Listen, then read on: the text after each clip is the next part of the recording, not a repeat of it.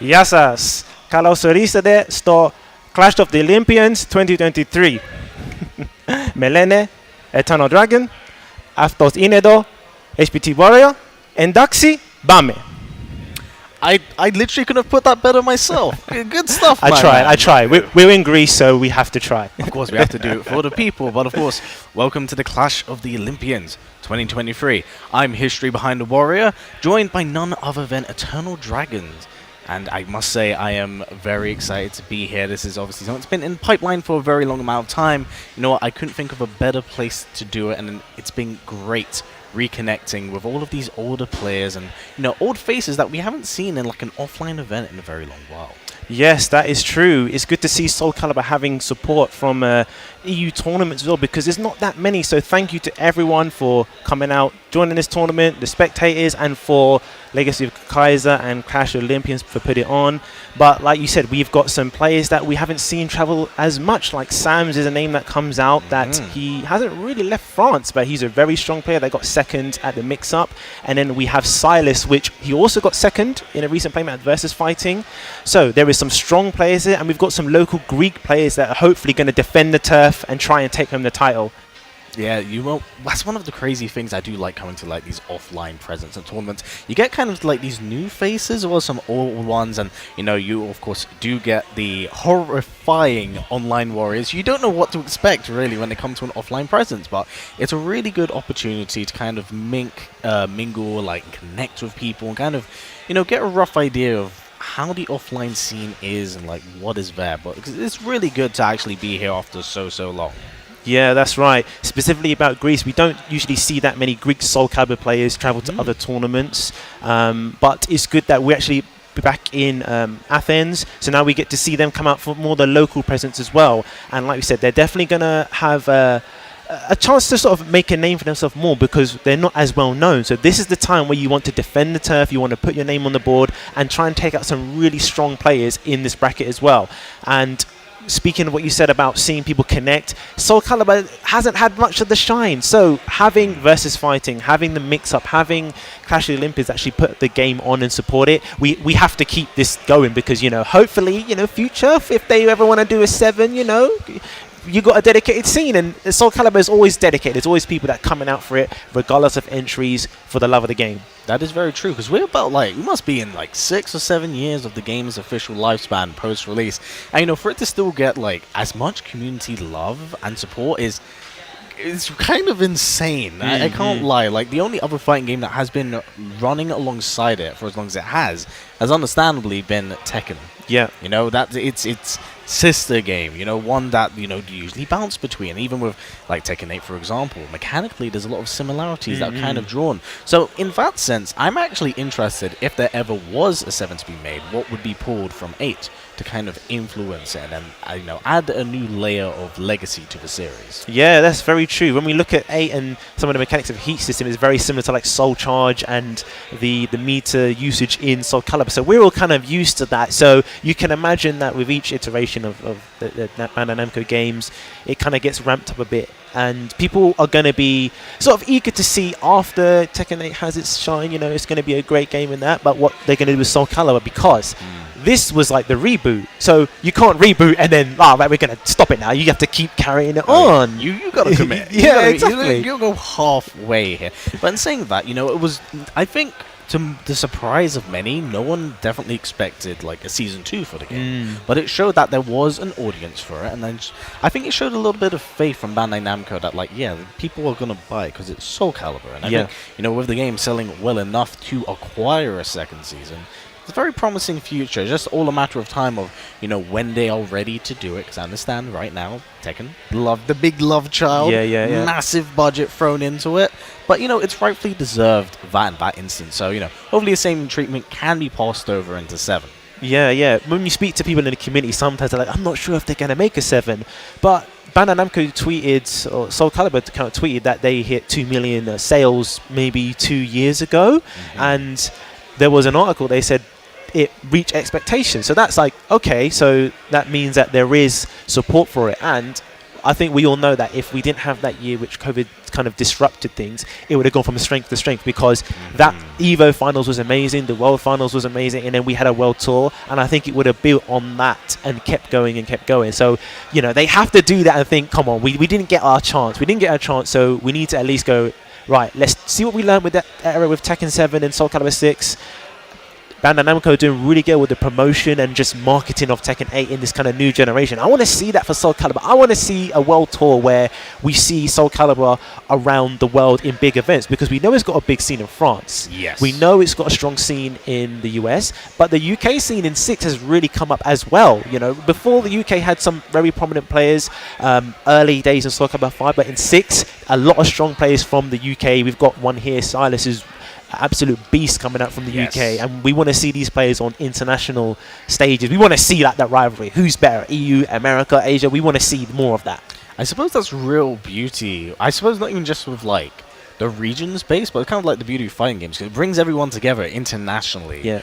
Right, because I still remember from the events that we played, we had players all the way from Japan, Korea, Europe, NA, and it was a great collaboration of like seeing these players who are only familiar with each other from playing against each other, having a lot of fun, to kind of come to this centerpiece to get to know each other in this way.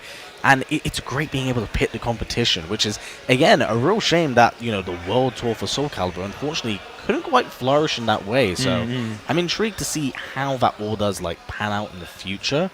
But even with saying that, us panning into the future, I believe we are getting our first game on stream set up. And speaking of Silas, yeah, we got Silas right here. I mean, what a way to start the first game for Clash of the Olympians. So we've got Silas from Scotland.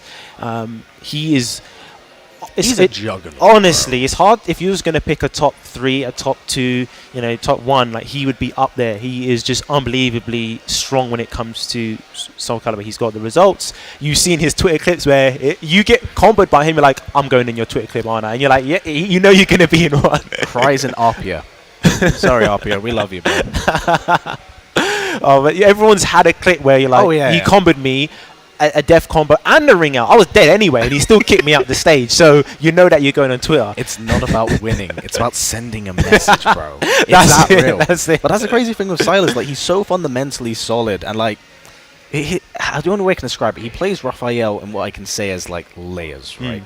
He'll check you. He'll do like knowledge checks throughout the game, and as you slowly start like bouncing off him, it's kind of like a dance in that sense. And you go from layer 1, it's like, oh, okay, I see that. Layer 2, layer 3, and then he'll bounce between layer 3s till you start being able to react to those, and then that's where, like, you know, the onion begins to peel and unfold, and it gets very scary when you play against him. Yeah, that's what Pappy is going to have to deal with. He is a player that's coming from France on the Cervantes. So we go first game. We got Silas on the Raphael.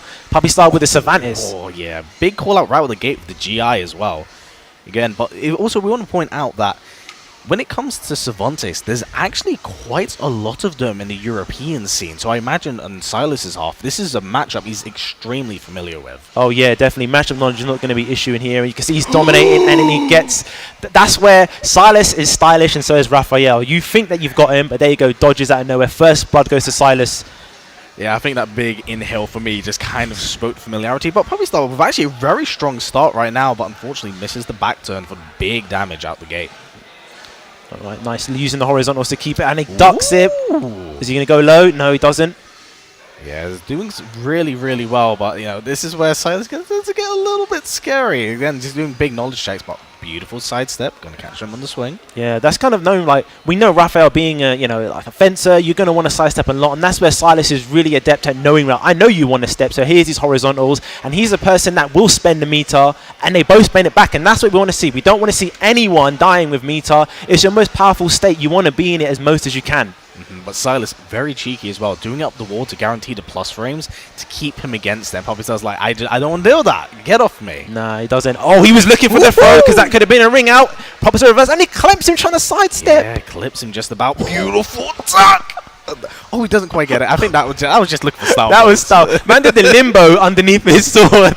He didn't need to do that, but he wanted to. I respect it. But quite a bit of a slow start at the very beginning, but knowledge tech right there from Silas, interrupting the break. Yeah. You see, Pappy Star wasn't ducking the prep high after it. Good, he ducks it there, and he's going to be probably looking for another wall position. Yeah. Oh no! Oh no! Oh, stop it. Stop it. I went for the back throw knowing that the forward throw would wall splat. Gonna get the soul charge to get off me. So the torpedo.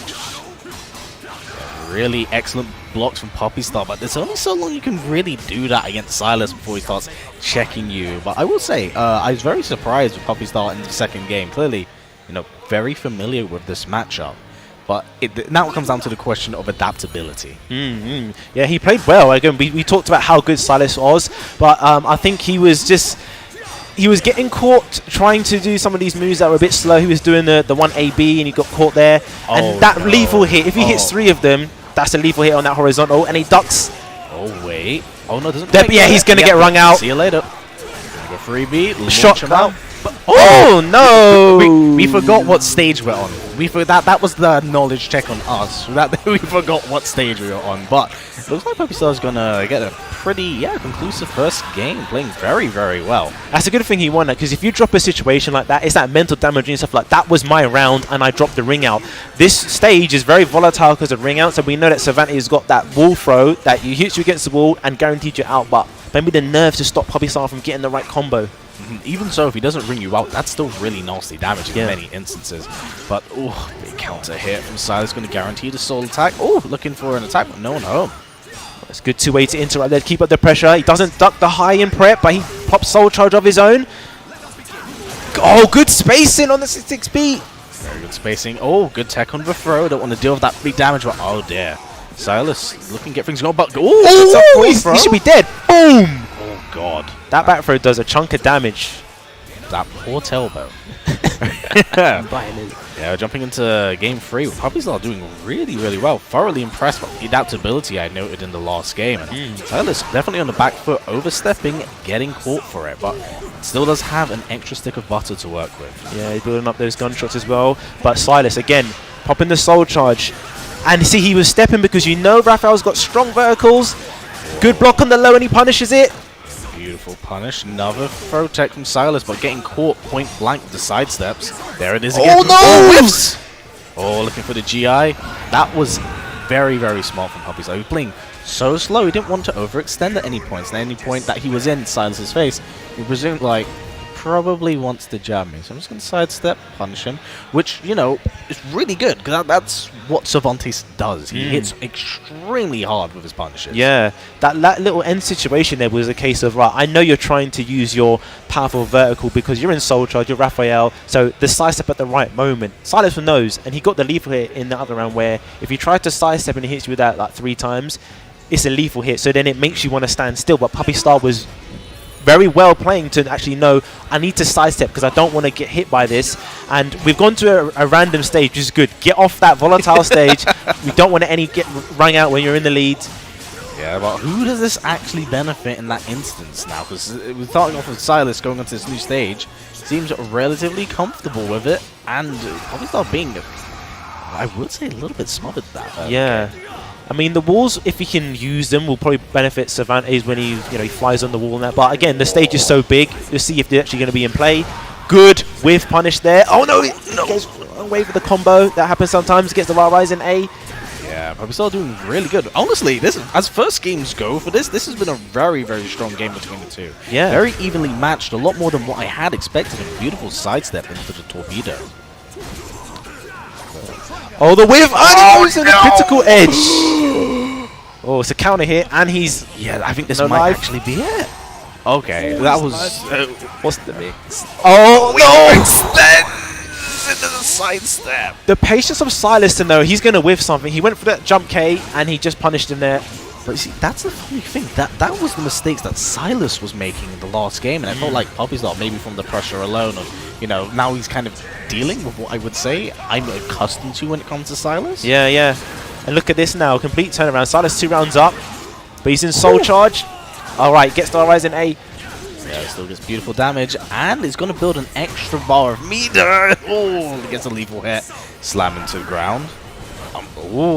I've been seeing a lot of that in the casual setup, so I imagine Silas knocks him out of the CE and then steps out the reversal edge. My God, Silas, stop it. Stop it. In saying that, Very, very well played from both of them. And I must say, very impressive Pappy style. I did not expect him to play as well as he did. Yeah. And adapt really, really well in that second game. There's certain players, like we know France is a very strong scene, so in a way you can, oh, he's from France, he must be good, but I'm not familiar with Pappy style, but after that, going toe-to-toe with Silas, that was impressive. And this is what we said, you can make a name for yourself when people don't know too much about you, but Pappy style definitely showed, look, I can hang with some of the best of the best, have that pressure.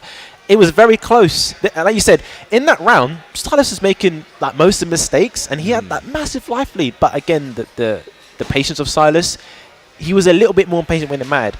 The last round, Pappy style went for that jump K because he thought he's going to run in to keep the momentum. Silas just waited and then whiff punished him with the low. So just those key moments which favoured Silas a bit more. But I mean, now you got this beast going down into the losers bracket. After seeing that, I think he's going to be able to do damage, and we fair could play to very him. well see a very, very strong losers run from him. Yeah, very, very well. But yeah, even in going back to the game of it, like as this first game, it was pretty back and forth. But Silas, when he's a momentum machine, that's kind of the nature of Raphael. Once he goes into prep, once he goes into it, he's going to try and smother you. If you don't catch him on it, that's it. Thanks, GG's.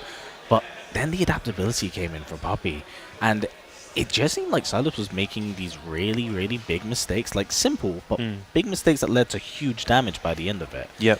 And then in the last game, it was like those roles were reversed, which is crazy to me. Again, it goes back to like the layers that he kind of has fundamentally, and how we can kind of like play around that. And you know what? Even get you to play that game, which is crazy to me. Yeah, exactly. And when you have a player that's like Silas, he's able to adapt very quickly on the fly. You have to make sure that you punish every opportunity you can. It might even be one scenario. So there was that move in prep where it goes mid-high. So if you duck that, you're able to get a really good punish. Now, I was getting bodied by that move ages, and Silas told me, oh, that's a high duck hit. Because then you make him have to use something else. But Pappy style wasn't ducking that specific move. That was just one of the instances I saw. If he ducked it, he could launch it, and it deters him from doing that. But if you don't, he's just going to carry on. And then that kind of thing with Raphael, that he's got strong verticals and he's going to lunge in.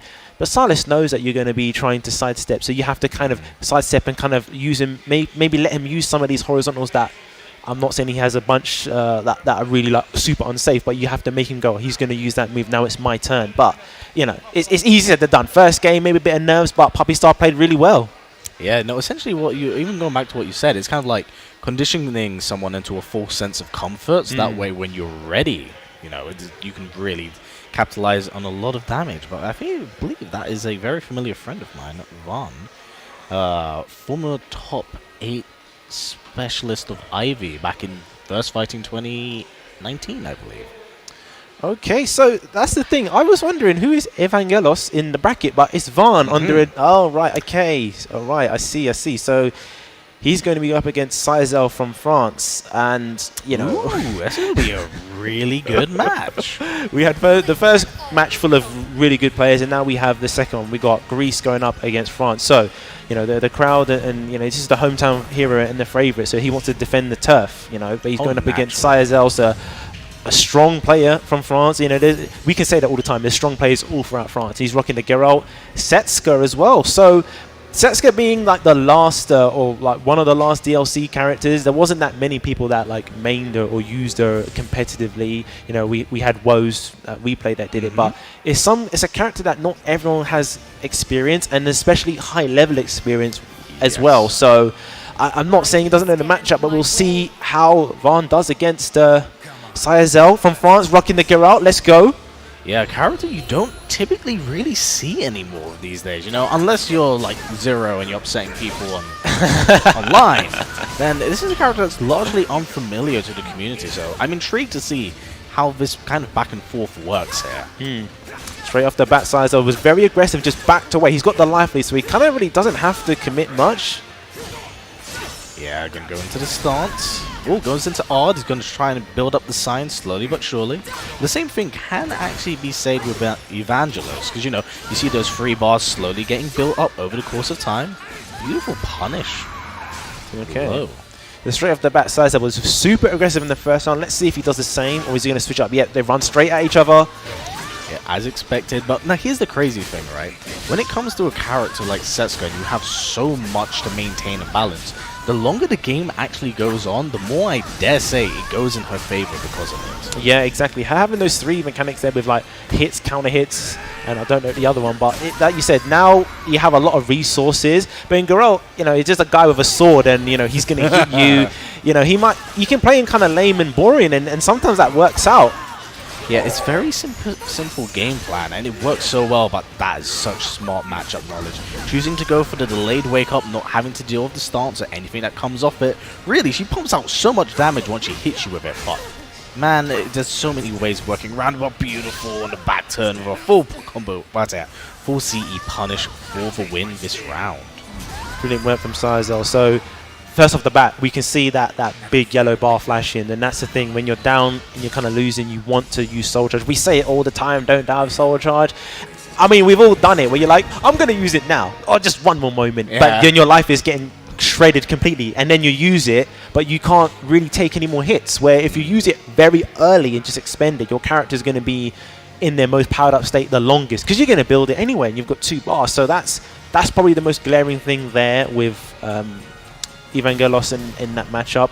And the other thing, it was all about Silas having that change in gears. So did Cizel. First round, run up, aggressive play, and then back off and just using 2 ace interrupts and just waiting for the whiff punish moment. So let's see how Van is going to adjust. Yeah, I definitely, you know, with his own prestige as a player, I definitely expect him to, you know, adapt. But, you know, when it comes to playing a game like this, because I do know about Evangelos, you know, he plays a plethora of different fighting games. I think he's playing 4 this weekend alone. Oh, damn. So he's got a lot to do, but going back to a character he's very familiar with, Ivy Valentine.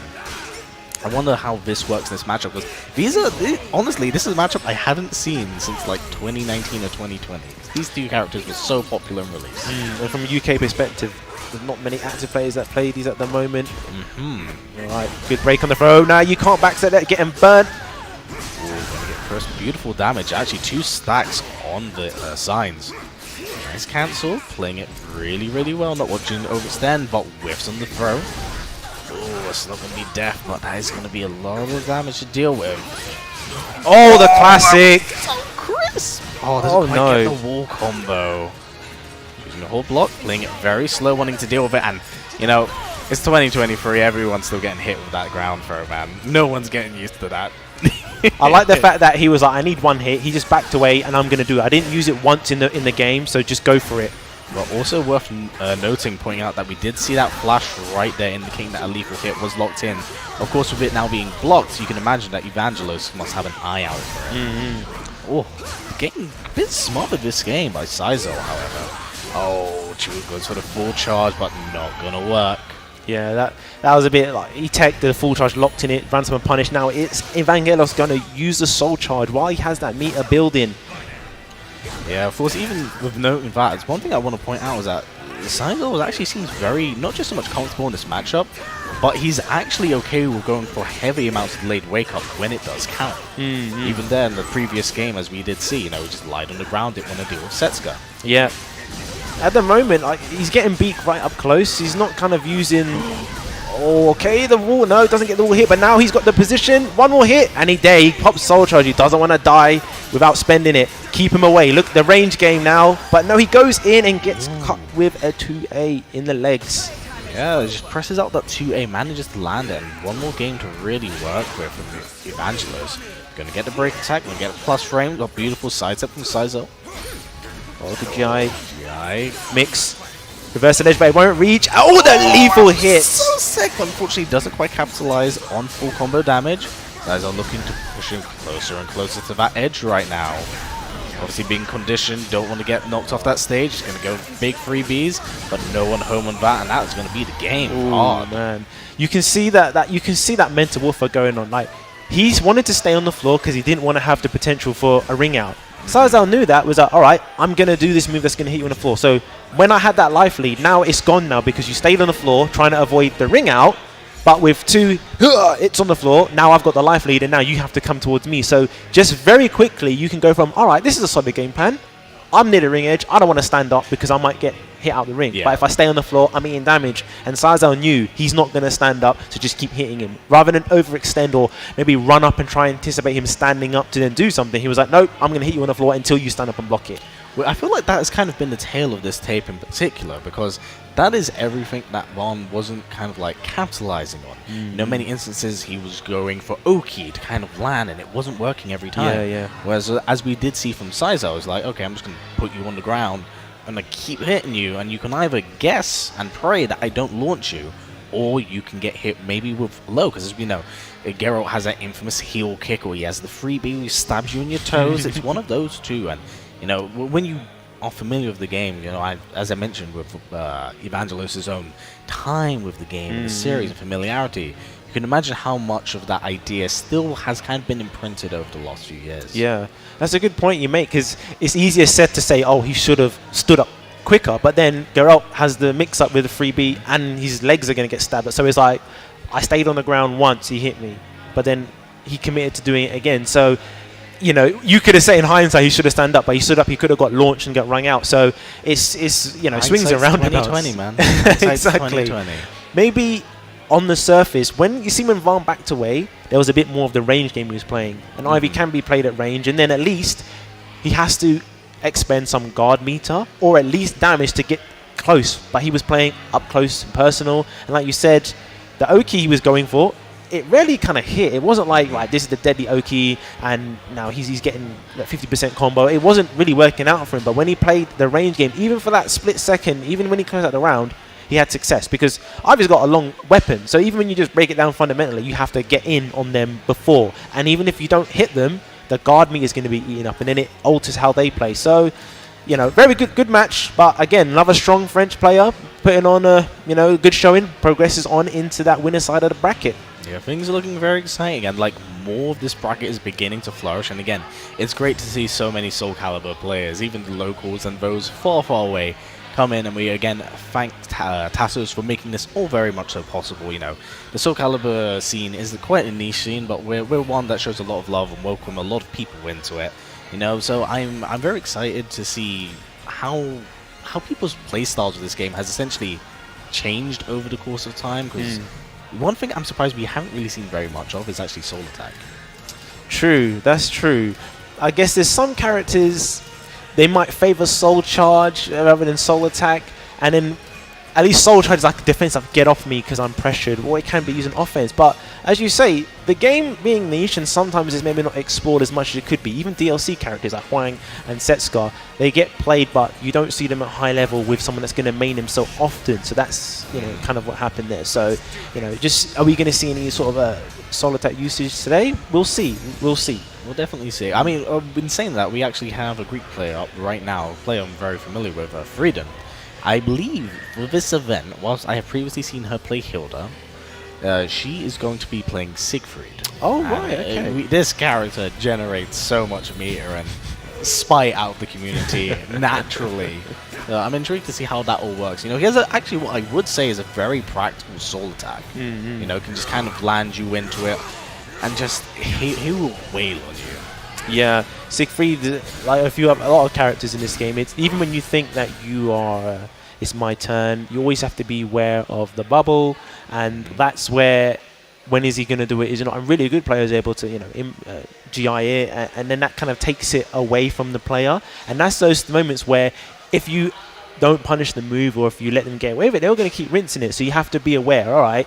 He looks like he's pressured. He's going to do it now. I need to be aware because that can stop all of your pressure. And it's so demoralizing when you're on the offense and it just, and then that's it. You're either dead or you stopped your pressure now and then it's his turn. I will say, it's very cute how we've only talked about that and not the utter devastation that 50-50 Dark Legacy has caused on people's like mentality here. Because, dear Lord, having to guess for your life and this stance character, not great. It's named appropriate, Dark Legacy. My God, it's so frustrating. And he hits hard. And like you said, dealing with that 50-50 and being aware of that. It's in Soulcalibur, you can go from being I'm in control to a couple hits and then you're dead, especially with the amount of meter the game throws at you. You know, I've seen a different approach when it comes to even what I've seen in other games. spend the meter straight away, because then you're going to build it again. Don't wait for it, because you wait for that moment and you're going to be dead before you even get to see it. But like you called it, Siegfried, and we got another Geralt. Geralt as well. Yeah. Oh, I believe we're still on winner side, so it is Cizel back again. Currently fighting Freeden. I believe this might be actually winners semi-finals, if I'm correct. But going for that big 3v, no one home, but Cizel putting in a lot of work and running a bit of a clinic. But the time for Dark Legacy. Are we ready to guess? Oh no, beautiful spacing from Cizel right now. But yes, it is winners semi-finals for these two. And what type of Soulcalibur game would it be if you don't yeet yourself off the That was, he just booted her in the back like, get off my stage. Oh, good little checks at the moment from Freeden. Not getting big damage, just kind of feeling it out. Oh, beautiful GI. Gonna spend some of the Igni. Gonna go for nice damage on the board. Oh, there it is. No punish, there we go. He can't lose. Flips him over. Yeah, trying to look for that. Oh my god. Oh, good block in that 2K. Those are the moments that we were saying where you think it's alright, it's my turn, but Siegfried, I forgot about them. We talk about Dark Legacy. I was that back turn move. Everyone to forget that. That move was annoying. That was for the highlight reel, and then gonna get back throw. Gonna have a bit of the wall to work. I say wall, the edge to work with. Oh, good side step. 2-2-A. I will say, Freeden spacing's actually been pretty good. Oh, there is beautiful awareness. Can you ring out? Oh, no! Doesn't quite get the full ender, but gonna go for the while rising beat. Oh, he's going for it again. Cizel's light flashed before his eyes. It was like, oh, not happening again. Not again. I'm just blocking. Oh, beautiful. Stun. Oh, oh wait. No, oh, no. Have enough meter. Oh, just runs up for the big kick. I like that. That running mix is not going to be a low kick, not going to be a slide. Have this boot to your midsection, and Freeden is up 2 rounds to 1. Yeah, beautiful call out on the sidestep. Cizel looking. Oh, again, as I mentioned, like I know Freeden hasn't had very much time to play this game, but our fundamentals are still extremely strong and just comfortably sidestepping. And just looking for this break damage. Want to crumple his guard. Oh my god, you're not even being hit, but about even on life now. Uh-oh, it's almost time. Oh, the tracking of the unblockable! Oh, wait, is this going to... Oh, no lethal hit. I was going to say, oh, interesting. Oh, not quite the trade, but the 10... was it? I-10, I believe? Odd? Really quick move, yeah. Yeah, but Freeden now with 2 bars of meter. And I feel like she's kind of woken up in the last game or something. Oh, gonna get that lethal hit. Oh my god, and hitting them in the back does so much more damage when you hit them in the front as well. Yeah, patience being shown by Cizel, looking for the unblockable, but again, delayed wake up. It's gonna be... that's gonna be a lot of damage as well. That was a gift. Oh, good step. Oh, that's it. The back throws do so much damage. Wow. Wow, that was actually a really aggressive back and forth game. That could have gone either way at any point. Yeah, that was really good. Freeden had some excellent manual sidestep, but also in the stance. Actually, we had to dodge some of the moves from Geralt. And I was going to mention about her meter usage, very quick to use it, but then again, dying with those 2 meters there. People might think, why do we keep saying that? Because it's free resources where someone's pressuring you so much, you at least give you a chance to get away. But very good back and forth match. Well, we must point out one thing that is actually kind of character specific. Geralt gets a number of different lethal hits once the opponent goes into a soul charge. So there's always that fear of that happening. So in this instance, maybe she was looking for an opportunity to capitalize with just CE, opposed to just going for that but here's the big bubble again. No, that's very true. That is very true. There's character-specific ones where you think, man, I don't want to give it to them. He's still in it. Doesn't finish the string. Oh, the right way. Oh, the counter here. That's twice that's been on deck. Twice that's been on deck. But Cizel's still playing really well. Honestly, he's been doing a really good job of kind of micromanaging using all of his signs. What was that? Igni, Yarden, right out the gate. The cycle, and he's already got 50% of the life lead. Oh, that's again! Swag, that's so clean. That's so much damage for no reason. Doesn't finish the string this time. Oh, launch! Oh no! Trying to be very swaggy. Gonna get flapjack. Oh, did he go into super? No. Oh, gonna have to hold back. That is a lethal hit locked in on his end, playing very simple. Oh, Reversal. He just reversed it. To be fair, he has not done that the entire game. Yeah. So Freeden definitely would not have been ready for that. I thought the single K, is that reverse edge safe? Like, sometimes a lot of those single Ks are, but maybe Freeden wasn't able to sidestep, but very close match. Very, very close. But big swings at the moment. Not really anyone capitalizing off it. Oh, interesting trade. Was that in Siegfried's favor? Uh-oh, just going to get caught with the raw BB. Raw B gets kicked in the heel again. Just Cizel, they can go for the big drop kick. But yeah, just running up. Spacing. Freeden is looking for bubble again, but goes for the load, knowing full well she'll go for it. And finishes the string this time. Yeah, good option to close that round, finish that string. They probably think, you're not going to finish it. Well, now I am. You're going to check with the 2-8. That spacing on the 2-8 is also like kind of ridiculous. I've seen Freeden is trying to do some run mix, he's running up to him and trying to force him to duck. Yeah, but currently being caught out. Get off me with the soul charge at the moment. Nice. Oh, running away. Again, just a bit of checking. Not huge damage at the moment. Oh my god. Gonna blow through the Quen. Freebie again. Oh, good patience from Freeden. There we go. You can see she's staggering her offense to go, I know he's either going to GI, use a parry, or do something. Reverse the ledge, and I don't want to lose to that again. Oh, good counter hit. Yeah, going to have an extra... Oh, that hit? Punish? Yep. Okay. Nice. I'm not even sure that was a punish. I actually think that was just her not holding block there. But good. Really strong offense being shown by Cizel at the moment.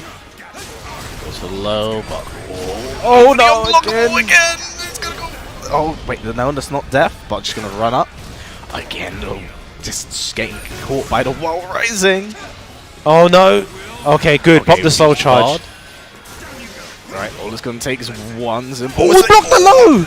Oh, it's break attack plus frames. Gonna go for it again. Oh, it's gonna take us one decision. Oh, again. No! Oh! Jesus Christ. Look at them, they're both terrifying. You can see that slide. Hand on my heart was pounding. Wow. That was a really good match. That was a really good match. I could have gone back and forth for like, I could watch that for like another few games. I'm not gonna lie, that was sick. That was sick.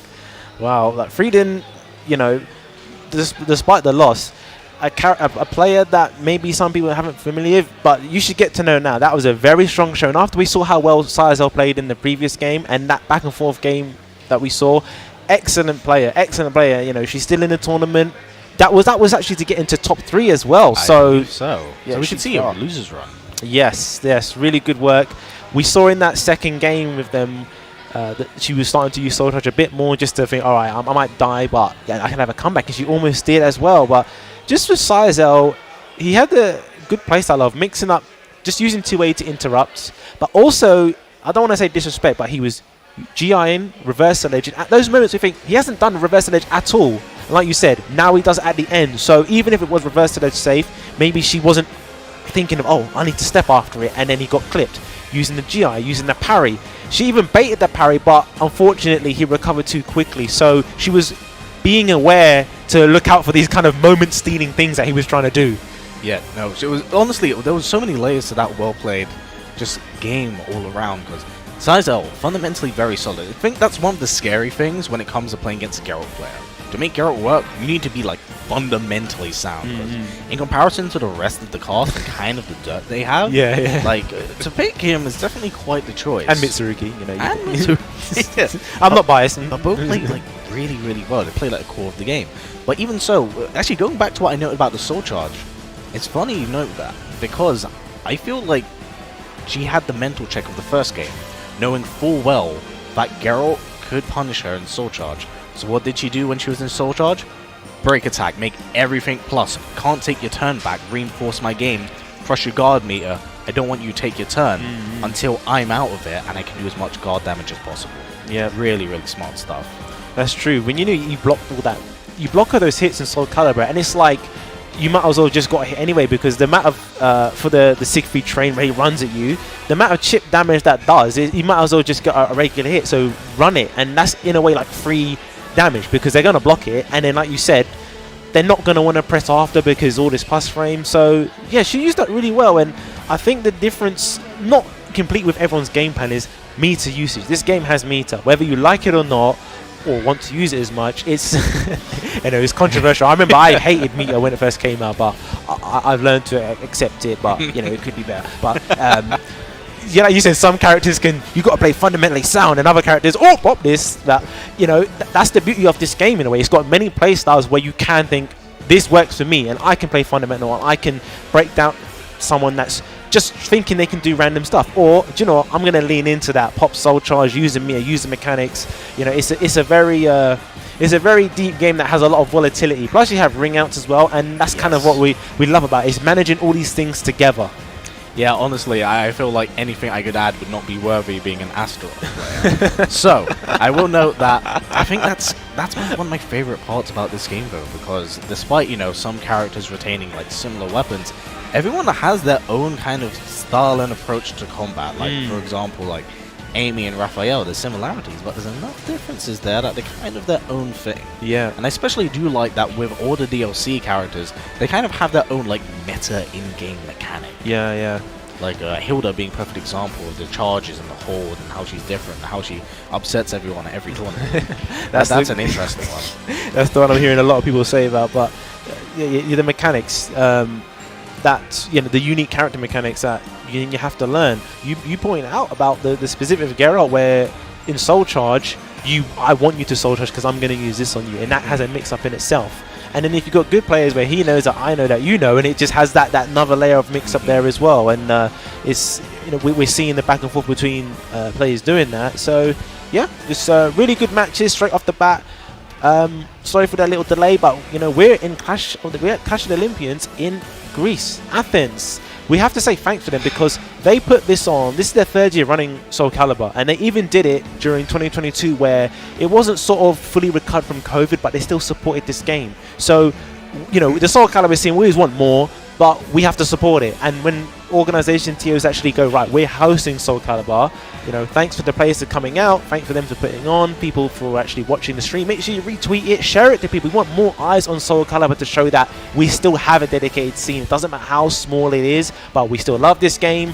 We saw the hype that came from like mix-up, versus fighting. There was still, versus fighting had, I think almost, 60 people that entered it as well. So that's really good for a game in that life cycle. I think we even, had more entrants from KOF actually, and that's a very new game with active support. And then we have even this. Some people might have thought, I didn't know there was a scene in Greece, but there's an active scene in Greece that plays Soulcalibur. And I don't think he's here today, but Head Cheese is one of the strongest players in Greece, and he's frequently winning the local. So yeah, if you didn't know anything about the Greek players, we've seen Freeden perform. You're going to see more today as well. We've seen Evangelos. So yeah.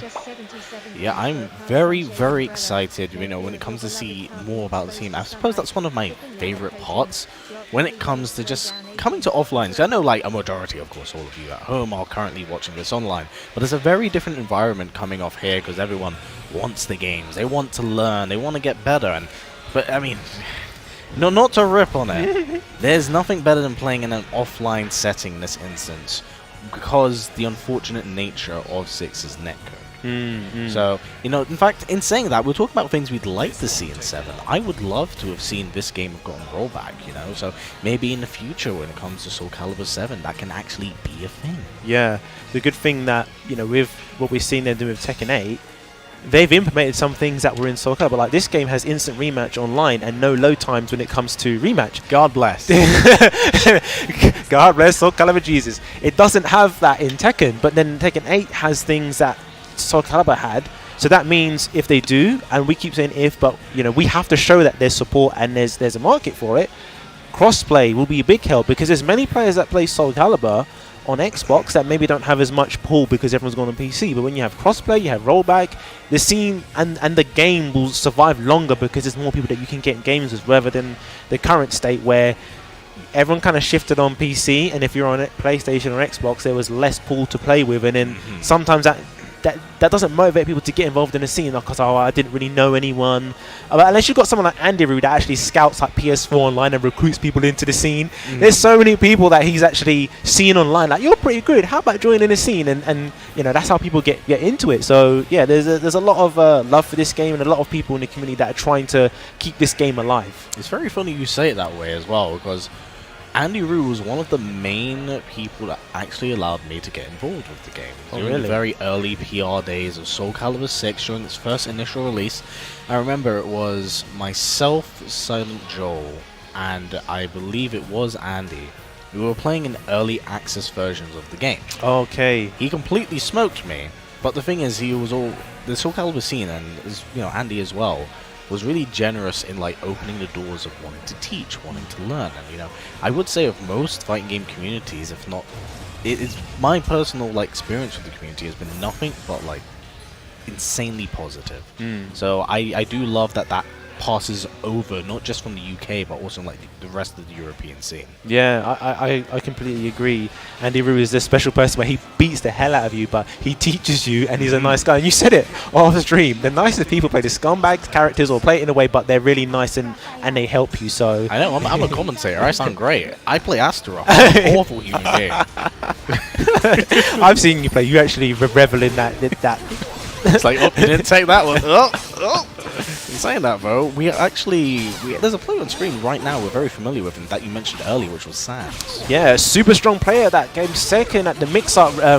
He only lost to Incendiate, which is arguably the best player in the world at Soulcalibur, and he's out here. I think his first international actually leaving France, so trying to make a win on the board. You got Arpeggiator from Sweden, a player that I've seen quite a bit in the online tournaments, always active in the scene, rocking the Raphael. So we got a law match and the 4AA from Amy, and he's already got 4 red roses as well. I was going to say, that was probably one of the scariest things I have seen right out the gate. Like, landing 4 roses in the first game, and the rest of the game is terrifying. But I believe there might be a controller issue. I'm not sure if Sam's is moving at the moment.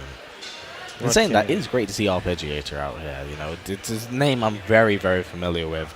Shout out to Nashley doing the OTS, setting up all the graphics for everything. But it's good to see like names like this just come to an offline, really kind of like prove their own worth and their mettle. Yeah, playing from Sweden, like sometimes people think about Soulcalibur and France is always in the conversation, is always there. But having a Swedish player here, there's a lot of players dotted around EU that might only be a couple in that region. We've seen the Greek players today are very good here from Sweden as well. So it's good to see other countries, even in a game that's kind of smaller and niche, coming out and playing. So yeah, before we get back into this match, you noted about Amy getting the 4 red roses super quick. Most Amy's now, it's been for a while, they only go for the 4 red roses. But I've seen Sam's try and go for the purple in a few times I've seen play. And you talked about Astaroth being scum. When you have this character, she's just unbelievable. But the kind of safe approach is just go for the red roses and just turn her into a literal walking 50-50 blender. Like, I'm not even joking. Like, verbally, she will just you guess. Just guess. I mean, in some instances, guess. Oh, I'm still safe. My turn. Keep going. Yeah, scary character. Yeah, resist impacts and it's just the fact that she's even in that kind of makes you hesitant to really want to do anything. So, yeah, very strong character, and we're gonna get back into this game. So we'll just see if they are gonna get back to 1 rounds on Sam's, or they're just gonna run it back. There might have been a controller issue, but we'll see. We'll get back into this law match. The second Raphael that we've seen of the day, and when it comes to these characters you mentioned. They have the similar weapons, but you could say the way they play isn't necessarily the same. The range is a bit different as well. Amy is a character you're playing against. I know when I'm playing against, it's like I want to keep her away until I have to fight her up close. And she does have some moves to close distance. That Admiral spin that got buffed as well. But you really want to keep a notice on the roses. When he has 2 or 3, those moves are going to start coming out that are going to guarantee the rose. So it kind of gives you an idea of, oh, he's going to do the low stab now because he wants to get the red rose. So it's kind of working in that mechanic as well. So yeah, we'll see what these players do. But Sam's a super strong player. Again, they're having a big result at the mix-up. You know, he was in France. Incendiate came over from the US, and like I said, he's been killing it. You know, Evo champion, winning so many tournaments, and Sam's got seconds in that event. So if you had to pick a favorite, you know, you would actually be thinking of who's going to win like Silas and Sam's. These two are probably the strongest people with results. Definitely and the like favorites. recent results as well. But I also want to go back to what you noted when it came to Amy and Raphael. She pointed out very, very similar weapons. However, I would say in this matchup in particular, a lot of people sometimes say and feel that Raphael can feel quite linear. Whereas when it comes to Amy, you know, the 50-50 variety and fluidity that comes, you know, when she lands those 2 roses, man, it's party time, because so many of her strings are forward advancing, engaging.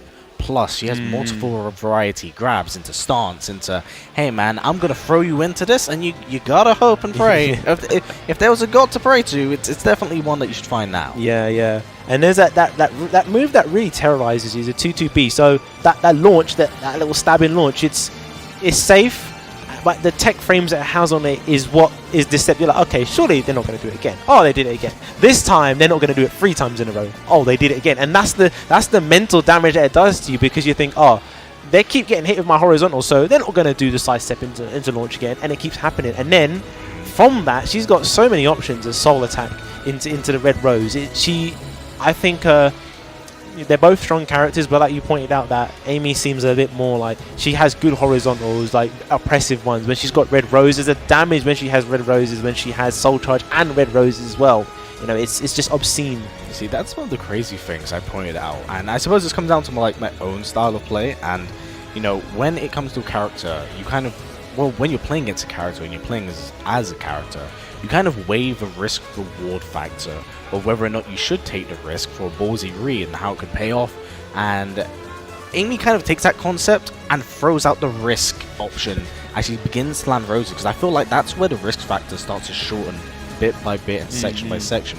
Once she lands all 4, it's just it's a single player game for the most part. Yeah, most players that when they're playing against Amy now, it's like, okay, she's got red roses, I'm gonna back away. But when someone's going for the red roses, there's certain moves that they might do, and that's where even the Amy player now starts to mix you up, because you think I'm gonna be doing this low, and I'm just gonna run up to you, I'm gonna freebie you, I'm gonna freebie you again, because you think I'm trying to get this final red rose. So it adds another layer of mix-ups where the person doesn't have to do anything, but because that mechanic that she has, and the person's trying to go for it, you know, it works in their favor. Both these characters also have like I8s and I10s as well. So when it comes to punishment, where other characters are able to be a bit more safe, they're both going to have those options when it comes to, oh, okay, I think this is a bit safe, but I can punish it. But then it's not even just getting hit; it's going into stance. They both have stance.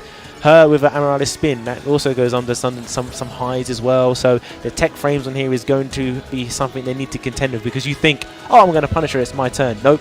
Getting hit with that 2-2-B, or where she does the spin. There's a few moves where I played Amy recently and I had to know, did she whiff? And if she's definitely whiffed, then I'll punish. If not, I'm probably a bit apprehensive. We're going to back away. I might play more the range game to let them come in, because when you frustrate a player, they try to get in using like raw, not neutral. They're just like, I'm going to jump in or use the stance move to get in, and then you can counter hit them and keep them at bay. So yeah, and that's a lot of our talk, and we're going to see it actually play out now. We were talking about what they're going to do here, what they're going to do, but they're running it back. Let's see if they put one round on the board for Sam's. I'm not sure. But even so, even with us mentioning this, it kind of lays down the foundation of what we could see. And when it's one of these things, this instance, like, it comes down to a case of how much of the player influences the character in comparison to how much the character influences the player. Because with the game having come out like for so long now, everyone kind of, I would say for the most part, has developed their own style of play. Yeah. Like, you will be very familiar with this. You played against, like, Brandstar, you played against myself, played against some of the other grapplers in the scene. None of us really play the same. It's simply similar tools, but different approach. And that's sometimes that can undo you. You think, oh, I played this character before, and we don't play the same. And regions don't play the same as well. That's one of the scary parts, but looks like we're just going to get the one round on the board of Sam's taking the 4 with red roses and doing CE damage. Oh man. Ooh. Good interrupt on Fortebot. The second hit whiff, so he's got another chance to try and do something. Good side step, but doesn't get a punish though, and he just clips the legs. Yeah, that could have been a really, really big punish, unfortunately. But again, when it comes to a character like Amy, you have 50 other things to look out for. It's very easy to get smothered by her offense. Yeah, he's using that kitty move from Amy, the 4AA in Red Rose, the low, very oppressive. Oh, he tried to use a GR, but now he gets all this counter hit. Oh, that's just unnecessary. Oh, try to go for the CE or Soul Charge? That's what knocks him out of it and just gonna end the game very decisively and very comfortably, might I add. Very quick match there from Sams. There was there wasn't much like spacing going there. Not saying it's a bad thing, but it was aggressive. Sams was in his face, where you want to be with Amy, and terrorizing him, using his lows, using the low, and then the fact that he already got Red Roses in the first game, she's already in a powered up state, and a lot of the enemies don't go for anything else because even in a Soul Charge she gets powered up, and you said she done CE damage off of that combo there as well, so it's very strong. Honestly, good patience there. Oh no, interesting trade. But as pointed out, when she gets like the 4 Red Roses, in many ways it could be seen as a perma state of Soul Charge. Just when she goes into Soul Charge, it makes her even better. Yeah. And just Sam's doing perfect work and damage here, just building up the roses as early as physically possible, and a 3-in-1 round goes into low. So he's got that situation now. He's got 3 roses, so what's he going to do going for the 4th one? There we go. That is the 1B, stabs him, and straight away get the 4 Red Roses. Good duck. Beautiful duck, but can't quite capitalize of it. Gonna get the clash, but no, the sidestep into a full combo punish. It's gonna hurt so much. Damn, man. Alright, 2 more touches, honestly, from Sams. But, that's that move, that 2-2B again. You think, oh, I'm not going to do it here. It's my turn. Nope. No, never was. Very decisive round, yet honestly, it's not even Arpeggiator like playing bad. It's just Sam's playing so fundamentally well and like micromanaging the 4 Red Roses so early right out the gate, so he can just bang and blast out through these games. Yeah, see 2 of those now. He's got like almost a third of his life, but he keeps the pressure by popping Soul Charge. He doesn't duck it, but doesn't get a big punish off of that. You're gonna get the low. A lot of really good checks, but when it comes to just playing against such a juggernaut like Amy, you have to deal with so much at the same time. You've got to keep your eye out for everything, and you know what? This character is just wacky. Oh no! Oh, the good lethal hit! Hold up! The double Shoryuken, that was sick.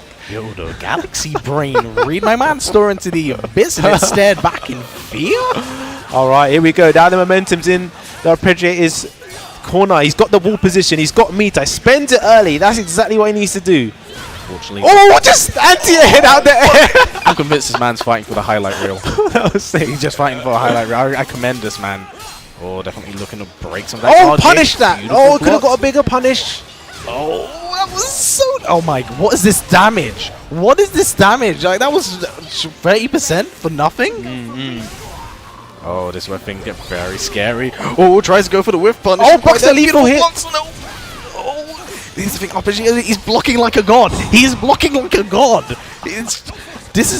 What is happening? That was stressful, man. You can see Sam's just throwing everything out. Break attacks, plus frames, in Soul Charge. Good comeback from Arpeggiator. But, oh man, this is scary. Sam has 2 bars of meter to work with. And checking him with a low, knowing that he's going for the lean. Oh, trying to catch him outside step. No throw. Oh, get off me. Gonna spend the bar. Oh, gonna spend the bar as well. Get off me. Oh, dear. Oh, doesn't get the full hit and doesn't duck the string. A lot of micro ducks going on, looking for the just frame. Hold against the wall. That guard gauge is looking very red right now. Oh, the system doesn't quite get it. Yep. Oh, yes. Nice. Good damage on the board. It's not going to be quite enough. We're going to check him with the low. Oh, my tree. Oh, my God. Again. Arpeggiator he just woke up that last game and went for like the biggest, ballsiest reads of the entire tournament. Landed them. Bro, if we didn't get like whatever happened in that first game, that would have been... I don't know, man. I feel like I could have gone either player's way if we didn't get the... I think a desync or whatever? Yeah. Bro. We talk about Silas and Sam's being favourites, right? And you can say it's still up. The first 2 matches, the people they played, very close, very strong. And that when he got that second win, right, it was like Amy in Soul Charge. She was using the 4AA. That low string was what was paying dividends for him. But he still survived that, and he came into the next round. But then Sam just got, okay, now it's mix-up time. Run up to him, low, low. And then he ran up and he did 3B. And then it's like, okay, after those 3 hits, you're basically almost got 50%. And then it's up to you to come back. But he nearly did it. He played so well. Yes. And even the mix-up, unfortunately, when he spiked down, he went for the mid. He ran up to Amy and he went mid. If he went low, he could have got it. But again, that's the swings and roundabouts. But he was that close, man. He was that close. It really, really was. That was a very, very strong game. Honestly, I wish that we could have gone for another game. That was really, really fun to watch and actually commentate on. But, you know, big shout out to Arpeggiator and just like playing really fundamentally solid. I can't wait for some of the rest of these games. And who do we have that confirmed on winner's side currently? So we'd have So Cizel we saw play against Freeden, and then he made it into top 4. We just saw Sam's make it into top 4. So now we're probably going to go down to the loser side. So just in the bracket we have in losers round 4, Brixbo against Pappy Star. Ooh. And I believe that's everything on winner's side now concluded, so it must be just the remaining losers game. wait, I thought my eyes deceived me. Silas lost 2-1 to the Arpeggiator. I was like, nah, this is a mistake. And then I looked and I was like, wait a minute. Damn. Alright, because I thought I saw Silas and lose. I was like, what's happening here? Like, this is real? Yeah, and that's not a knock on him, because I saw the Arpeggiator he's very streaming and actually preparing for this tournament.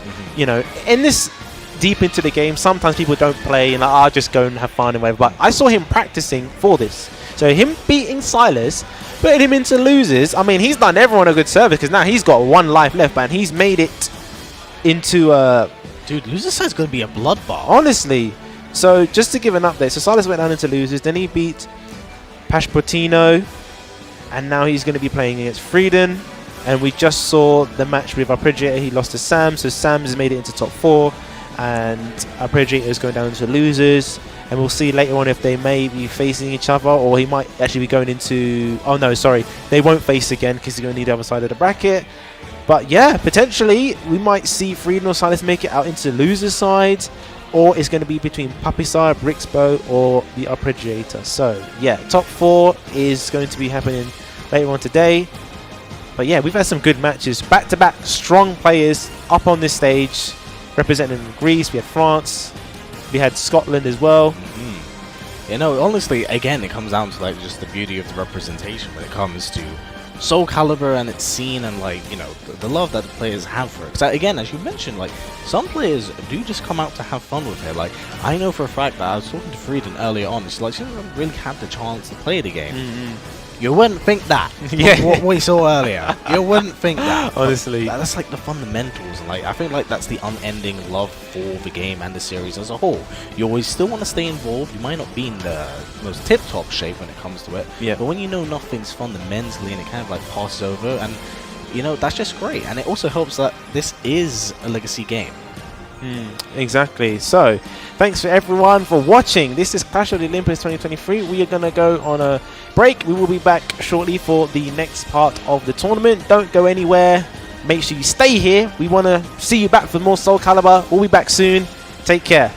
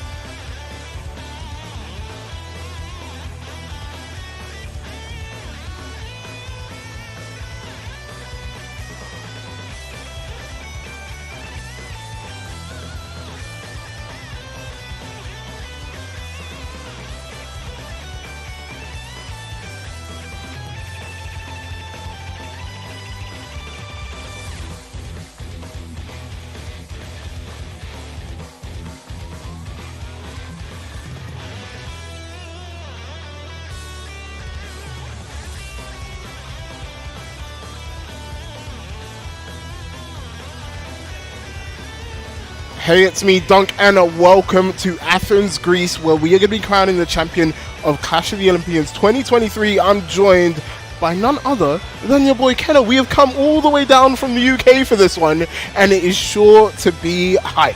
If they're getting us from the UK, you know it's going to be a smashing, absolutely smashing event. Yeah, we're out here. It's a 48-man bracket. It's a Tenkaichi event, so points are still on the line, people. There are people here who are going to be needing them to qualify for next year's, or start of next year's, finals event. And we've got a good bracket as well. Obviously, some of the French have come out today. They're like everywhere.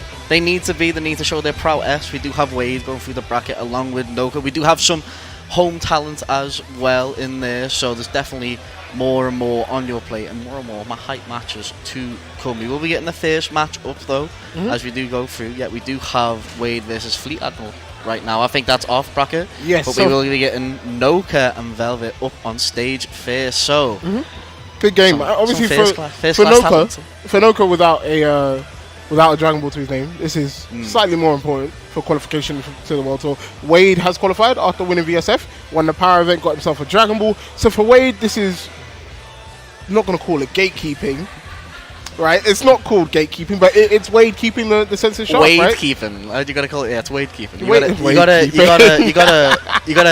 It's all about showing that prowess. You know what I mean? I'm going to come out to this event. Yeah. I'm going to take the money. Exactly. I'm going to take the points. Exactly, and that like, if you can't beat me, then that is just it. And that's absolutely fair, right? For that point, it needs to be that. That's absolutely fair, but I won't say this is a completely free bracket for Wade at all.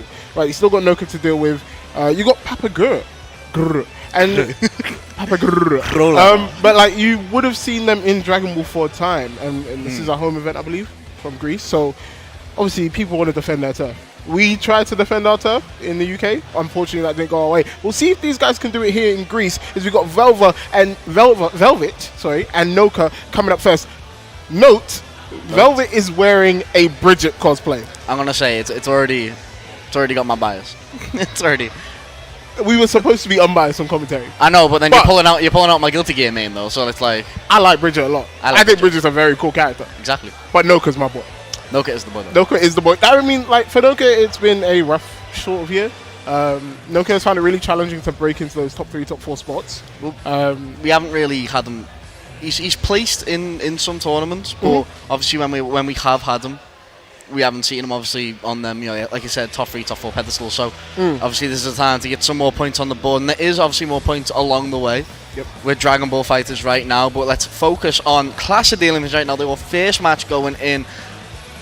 Rolling straight in, no button checks, no not making sure that we can get on into this. I'm liking that first team, the Goku Black. That's a nice team. Yeah, I've seen this team from Noka quite a bit now. I think the Goku Black changes have made Goku Black a lot easier to play, a lot more justifiable to add into that team. I think Gohan Beerus in general has been quite good, but Velvet will start off with the second hit of that auto combo connecting. Should be sliding knockdown, has an assist to work with. Oh, chooses not to get sliding knockdown. Maybe go for a reset here. Ultra's max damage. And Noka out the corner. Honestly, you take those and runs forward with the DP. We'll find that hit and probably look to bring that Beerus and get the set play going. Yeah, we should be able to get the Beerus tag in right there. Hard knockdown. We're going to be able to set up with the orbs, and this is mix you have to deal with. But if you can just hold your buttons and ignore all of it, never mind though. We're going straight in with the auto combos right there. Nice combo with the DP assist. Keep that going with the Beerus. I think we will be going back into it. No, never mind. Level 1, level. Ooh, with the level up, back first. Go for the mix.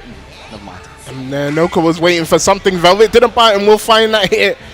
And now it's about what Velvet spends. Actually wants the DR, put Noka back into the corner, and that switches into that UI, connects with the flip into the L follow-up. Velvet finding hits on maybe the number 2 seed.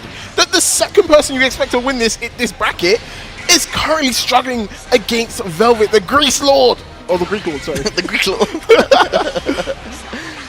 They are on the receiving end then, though. That's worked twice for them now. The UI is going off on the Beerus. Going to be switching in, save some of that blue health. That Lariat will be missing, unfortunately, though, and Bardock will be getting punished. I think there's enough bar to kill here, though. We're on 4 bars. Continue the combo, keep it going. We're sitting on 5. We should be able to do level 1, level 3.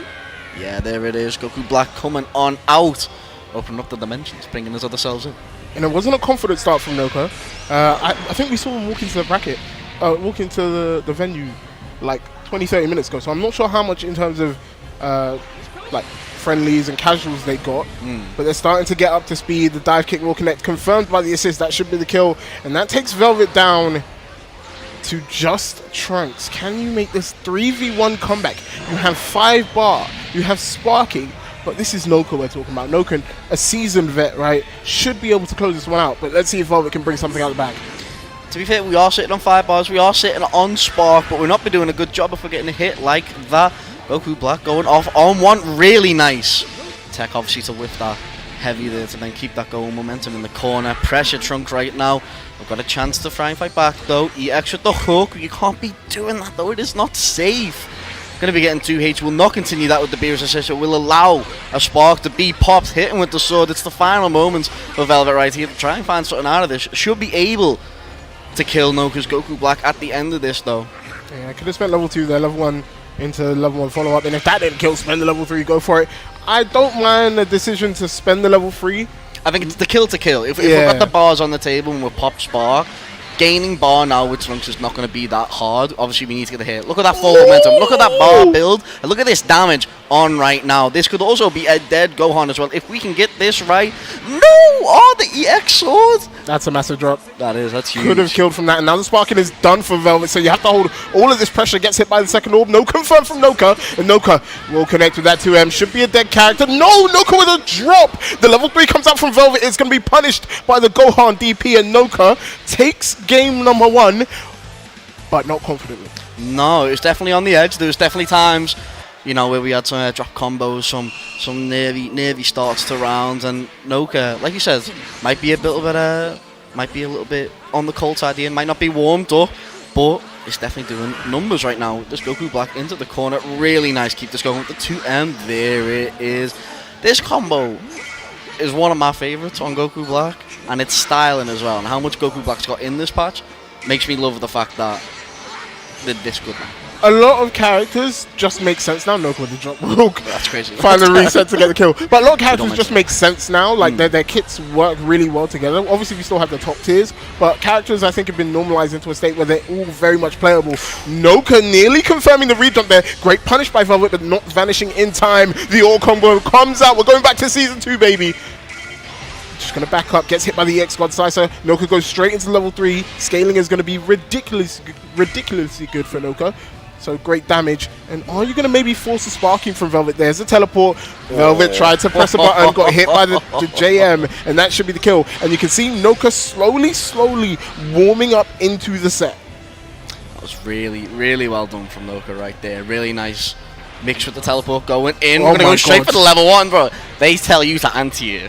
We anti-air with menace. we could have 2 hits. We're at level 1. Auto combo straight into it. That is huge from Velvet right there.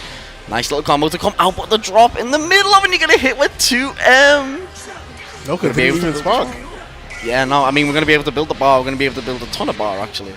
You know, straight into the orbs. We're going to spark straight off, though. Make sure we can get rid of that mix. No kitty litter around here, but it doesn't matter because Beerus is back on the board right now. Re-jumps in the corner. There's 4 bars on deck. There's all the assists in the wheel. It should be it, but never mind. We're going to go for the mix. Nice 2H, casually jumping, trying to avoid the orbs, and that should be all she wrote, barring a very Noka-esque drop.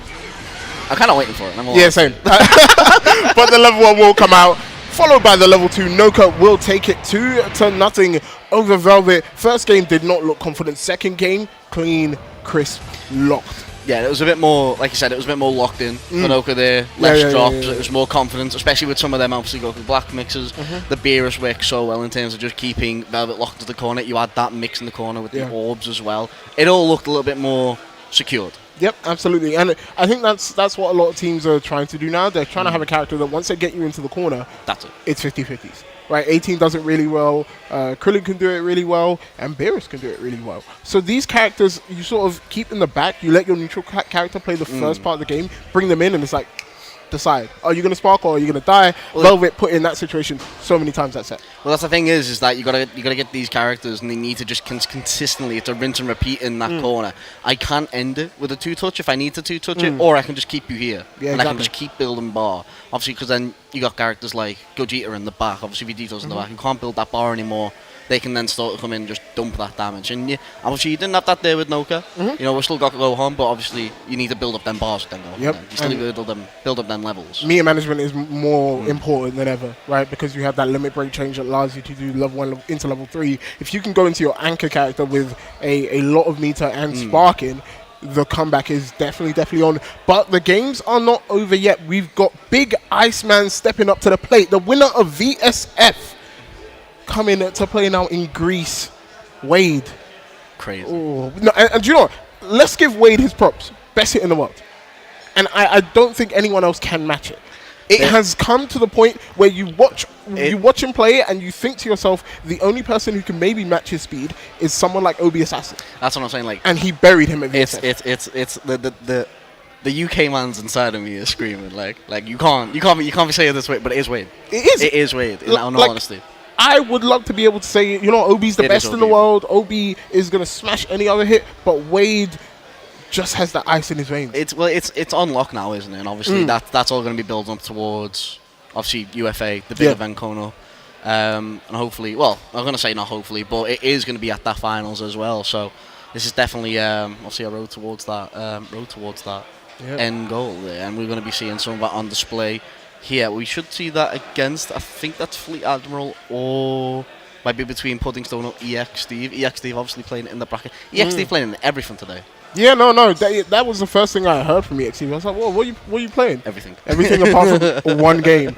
And honestly, the Greek scene has been great in terms of fighting games, right? Like these guys have come out in mass, to be honest, on a Friday. Shout out to those guys. You see them playing in the background. Venue, amazing, wonderful place, and it's great because even if you don't play fighting games, you can come and watch because the spectator passes are free. You just step in. The entire building itself, obviously, air conditioning. Thank you. Great. Thank you. I mean, if your event doesn't have air conditioning, it's not as good as this one. I'll tell you that now. It can't go above a 6.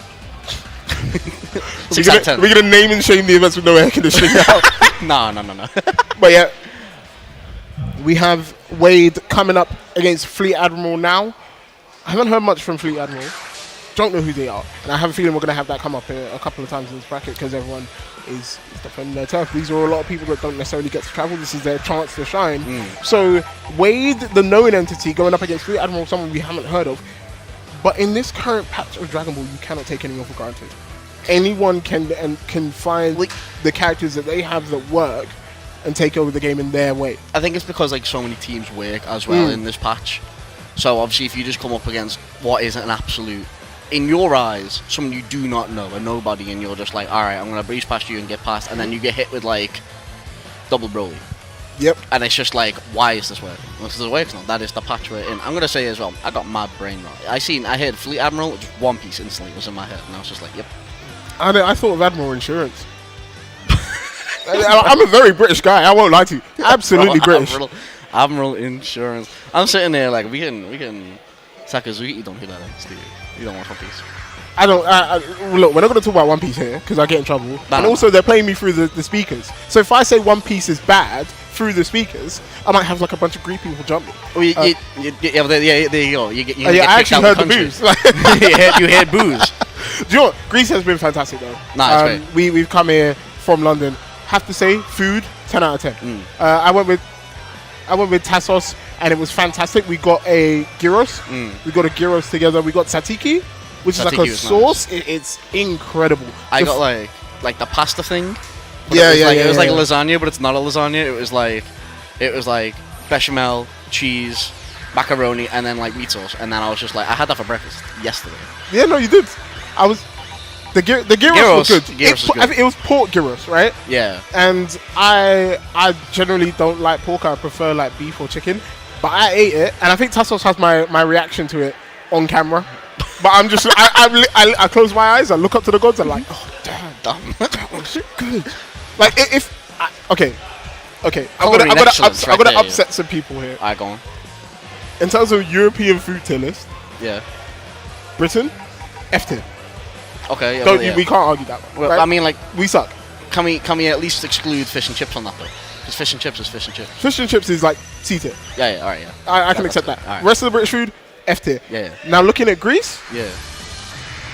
We'll tell you more about that later as we get to the game. Bro, that was a... Oh, yeah, I got the cliffhangers, bro. You hit him with the JoJo's to be continued. You hit him with them, bro. We'll tell you after the game. Someone in chat remind me. I'll tell you about the European food tier list because you will not know where Greece is. You will not expect it. But we are getting right into the games. Wade, the Iceman, going up against Fleet Admiral. Bro, look at the full Vegeta team coming out. My man said blue, yellow, and black on his team. They all hating Kakarot. A team of losers is still losers. That's crazy. That's... What? That is not... Name one fight Vegeta has won. Pui. One important fight that Vegeta has won. The Margin Bai in the Stop Margin talking. Wade versus Fleet Admiral starts right here, right now. And we see the patented 18 Kefla shell. I play this shell. I've been playing this shell for so long because it is so good. When you have the 2 defensive assists in the back to back up Kefla, it gives you free reign to move around the screen like no other character can. And Wade is showing exactly that. I like the choice as well to run the Destructo Disc as well, just to keep that going with. Ooh, coming out with the Ronaldinho soccer assist right there. Keeping it going with the Kefla. We're going to get the hard knockdown. Yes, we are. No super to go with that, though. We will give that jump heavy. Pressure in the corner. Catching low. Should be at there. Blue G at the end. Never mind. Dropped. Yeah, couldn't get the end of that. Fleet Admiral trying to fight his way back. Bringing in the golden here to try and find some way into this. Just trying to keep it secure, but unfortunately getting hit low. Conversion continue with the 18. And it is all Wade right now in terms of pressure, in terms of damage. Pressure in the corner. You've got to find a way out. Yeah, Wade doing the spin ball into the super dash. Will beat out that 2M from Fleet Admiral with the 5L. That should be a dead character. And you've seen how oppressive Kefla can be, especially on knockdown. The changes that allow her to super dash from her 236S means she can get really, really good mix if you try an up tech or if you forget to reflect.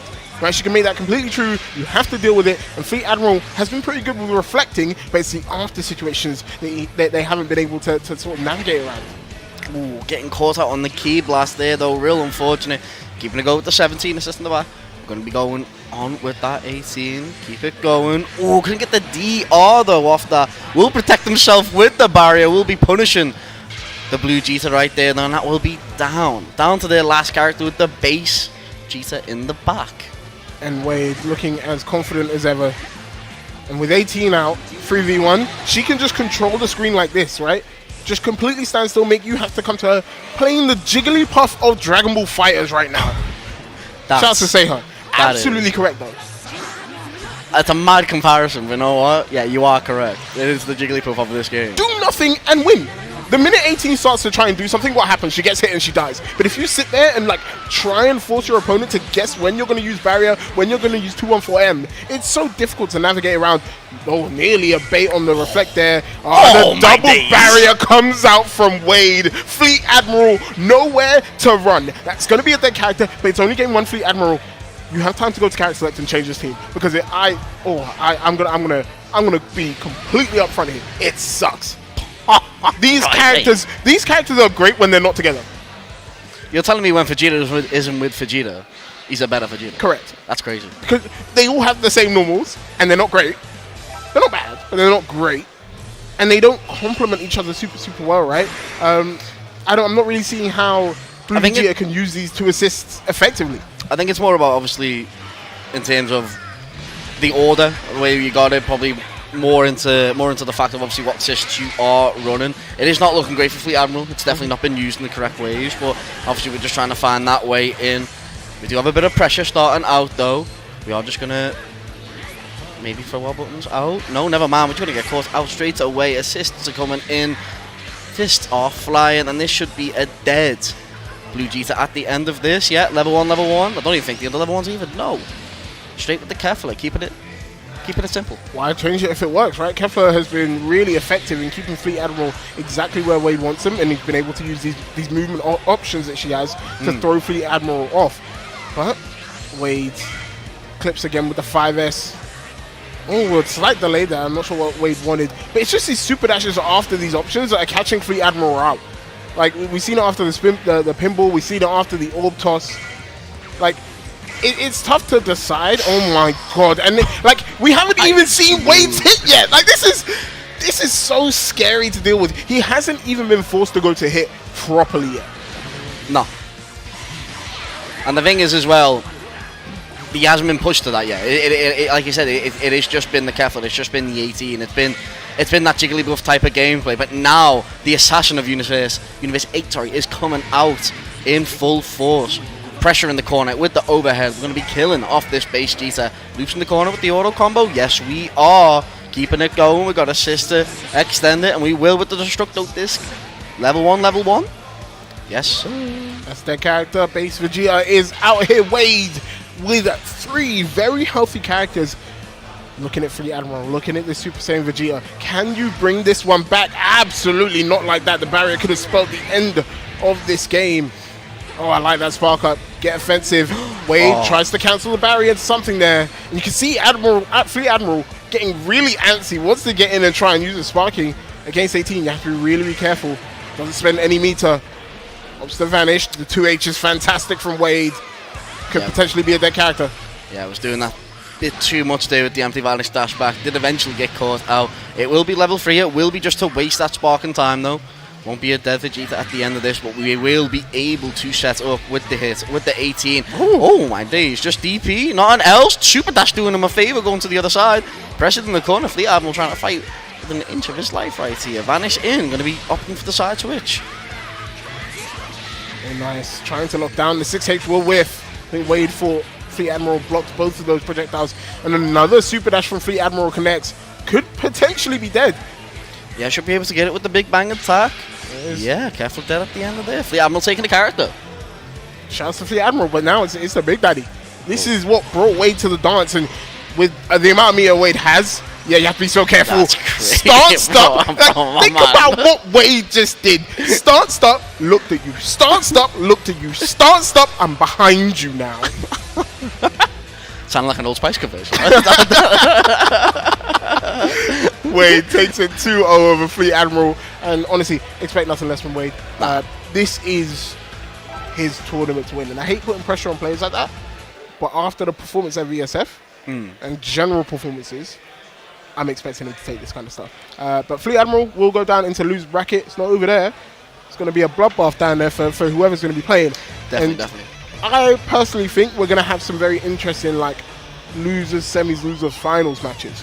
Because those players, I think, are potentially people who could go on to get into that grand finals. Yeah, that's. We'll have to see what comes up next, because we have another match coming up. It's going to be Greece versus Greece this time. We're going to be getting a lot of that, though, in regards to obviously going into these sets. But obviously, team kills are never nice. And like you were saying, it was a Pappy versus Enryu. That is obviously going to be our next game. But that losers bracket is going to be looking tasty in terms of team kills. It's going to be a lot of people down there. Of tasty, European food tier list. We're going back to that one, alright? Are we going back now? Going back. Like you said, UK F tier. Yeah. In C tier. Yeah. Belgium. Really? Yes, Belgium is great, wonderful place. People are nice, but they only have sources. I wouldn't. Yeah, so I won't put them in C. No, I put them in C tier because they're the lowest of the passable D countries. Who hurt you? The Belgians. Okay, my fault. So Belgium C, in B tier. France with an asterisk. That's crazy. That's crazy. France with an asterisk. France with an asterisk. And if you want to find out why, there's an asterisk there, go watch Wanted. Watch Wanted. Next time I'm on, you'll find out. If you don't know what Wanted is, that's great advertisement right there. Oh, if you don't know what Wanted is, Z Damascus, Twitch.tv/Z Damascus. Yep. Dragon Ball Fighters, new ladder. Yeah, new ladder in Wanted now, and it's quite interesting. Obviously, we're going to see a lot more people play, a lot more the general population of Dragon Ball Fighters play. You're getting new faces as well. Some returning faces. And you'll get us. You get not me, but you. No, but we will play the ladder at some point. Alrighty then. Make sure you tune in to Wanted every Wednesday. We've got Dragon Ball Fighters coming on there. But then at A tier, Spain. Yeah. Spain, 100%. Yeah, I can agree with that. At S tier, Greece. Greece is S tier. Where are you putting Germany?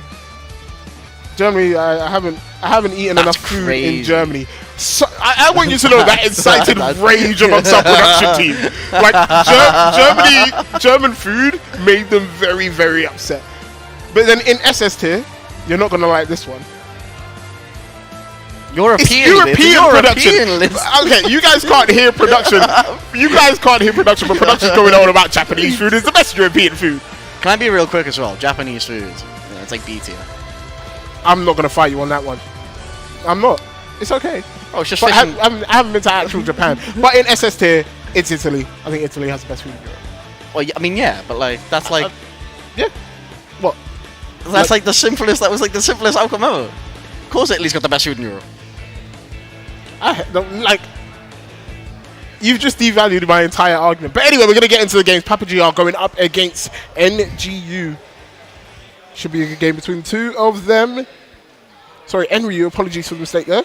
But these guys will be coming through into, I believe, losers quarter or winners quarter. Sorry.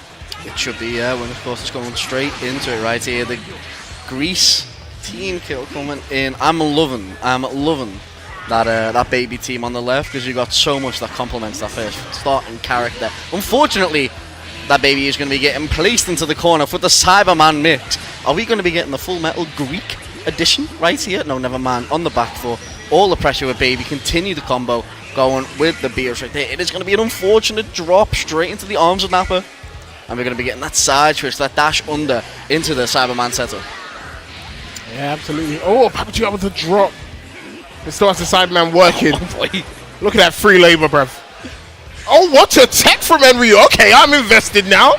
Hold on. Ooh, clashing with the super dash. EX dive down. I think, nah. We don't have any assist. I was going to say, we should be able to kill, but like we don't have any assist to keep this going. We do build so much bar off of that, though. Going to be setting up with the Key Blast as well. We'll be able to set up the pressure, forcing the spark out from Pappy, though. And it is going to be all the scrambles in the mid-screen right there. Bro, my man dashed up and knocked him on the head. Very fast overhead. Really hard to block, and Pappy in sparking. It was kind of guaranteed at that point. But Enryu still in this one. Now that you force the sparking from Pappy, it's kind of an even match to a degree.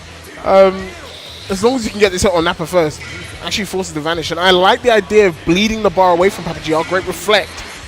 Just going to advance out the corner, jumps over the go test, but too scared to press any buttons, and Pappy will find another hit. And that should lead into Sideman Oki, right? And this, oh no, the drop again! And you're going to be punished this time. Enryu fighting back, goes straight into the Blaze of Judgment. That's going to combo and give the extra confirm. But another drop. They're dropping plates out here. Bro, they are dropping plates right here. It might be traditions in Greece, but it's certainly not traditions in Dragon Ball right here. Drop them. Key Blast actually going to be hitting round this time. Conversion with the C-type assist on the Go tanks, but not going to be getting the end of it there, though. Buttons coming out for Enryu, and it's, like I said, Drop City. These combos are not confirming. Bro, look at this Beyblade going. This child certainly does not have his parents' permission to be going the hog wild. Both parents? Both sets of parents? Oh, yeah. Who's the real mum? Who's the real dad? Me. What pronouns do you use? Shouts to Boobies, by the way, because that's like oh my god, the spin from Pappy. And you know this leads into a full combo for no great reason. You say no great reason, but this character is wild. And I absolutely hate this character, but I love watching it. Because look at this go. Ghost Oki into the corner, and you know for the fact as soon as they get a hit, this is going to be a dead kitty cat. Beer is going to be on the receiving end of these Beyblade. These re-jumps, these shout cancels. It is all Pappy right now. We haven't used the Jiren in the... Bro, we're just going to bring him in. Bringing him from the cameo? Level 1, that's going to kill. Pappy takes that first game against Enryu. A couple drops here and there. But generally, I'd say Pappy has the sort of... upper hand in the this upper game. hand in terms of neutral over Enryu. Which is really interesting considering the teams, right? Enryu's team looks like it would be better in neutral. You've got the Beer, Zamasu, and the Baby. Yeah. And the score right now, 1-0 to Pappy. We will continue that onslaught straight into the Sandman. Doesn't go for any real mix, but the 6-7 will connect, and everyone comes to confirm that one. Which maybe was bad. The drop comes through from Pappy, but we'll find the reset into the hit. Enryu, down a character already, only 20 seconds into this second game. Yeah, that baby was dispensed of quickly right there, straight into the flight. We do not want to be messing around, and like you said, this team's going to really play into that neutral now and really try and keep away from the Nappa, try and find them opportunities to really open up the character, but if Pappy can just try and get locked down, if Pappy can try and get Enryu onto the back foot, then it's going to be all over for them in the Zamasu play. Nice 5 hitch. And again, brings in that Jiren just for the cameo. And Jiren is another character that does really well, and I think it's all centralized around that great 2S, right? Which does stop you from doing anything. That was an amazing block on the 2M from Enryu. I'm not sure if it was reactions or like deer in the headlights just down back, but the cancel into the 2M, that was swift. Great block, but he's still dead. I know I was singing their praises, they just died though. That's crazy. Damn, that's crazy. No, but it's But no, Hey. 5M will connect for Pappy. Forces are sparking out from Enryu actually. And it's almost like I called it, Keno. The 2S is so good. It's armored, it's quick, it's massive. Like, it is one of the last true anti-airs in this game. What's on a great level 3 though is this one right here coming out. It will allow us to set up. We've got no assists on the side. We don't even get cornered. We get Beyblade mix though over onto the right hand side. Bro, we were winding up that fish just a little bit too much right there. Unfortunate for Pappy. Did you see him A-pose afterwards? Look at him like my man had the A-pose up. He didn't know what he was doing. Bro, I've just hit my button. What do I do? Where is this child going? He doesn't even have a permission slip to do that kind of mix. And Pappy will take it 2-0 over Enryu. They'll be going down into losers bracket. Pappy going to be going up against Noka, I believe, next. I think it's Noka the game. Yeah, it's going to be Noka on the next game. That child definitely, if that child got lost on a field trip, that definitely got no permission slip whatsoever. That is a lost child. If you found that child unattended, would you talk to them? No, exactly. You keep it moving. No, I'd just be like, I'd be right. If I seen that spinning in the woods. if a Gotenk spins in the woods but no one is there to hear it, does it still spin? Spin? That's a great question. You guys answer in chat whether or not you think that is true. They show a new riddle and another riddle to why we're talking about food tier lists. Chat, so it wasn't me. Like I love food. I just thought you were going off on chat. I was like, chat wanted to know about the gyros, and then I was like, you know what? Chat deserves a tier list. I mean, fighting game tier lists are done. They're old news, right? Well, it's all matchup charts now on your Twitter. That's the new like cool thing. Yeah. So if Greek food had to like match up against Spanish food, I think it's like a 7-3 to Greece. No, I think it's 7-3 Spain. Really, that's great. I think the value is just so much better. But we have a next game for you guys. We're going to be bringing up Wade back again in the Iceman, going up against someone with a very interesting name. The Pudding Stone? The Pudding Stone. Can we get some lore on the Pudding Stone when they eventually do come back out? Does anyone in chat know? Is it better? I mean, we're looking. Anyone in chat know who the Pudding Stone? The Pudding Stone? He'll come right in between. Yeah. Okay, don't move. Everyone just like wait for the Pudding Stone to show up. Wait, lean slightly to go to the left a little bit. Alright. Wait, no, Pudding Stone is already there. Already there? Alright, wait, don't make it bait, Like a shadow in the dark. Everyone, okay. On 3, we'll look together, okay? Ready? Yeah. 1, 2, 3.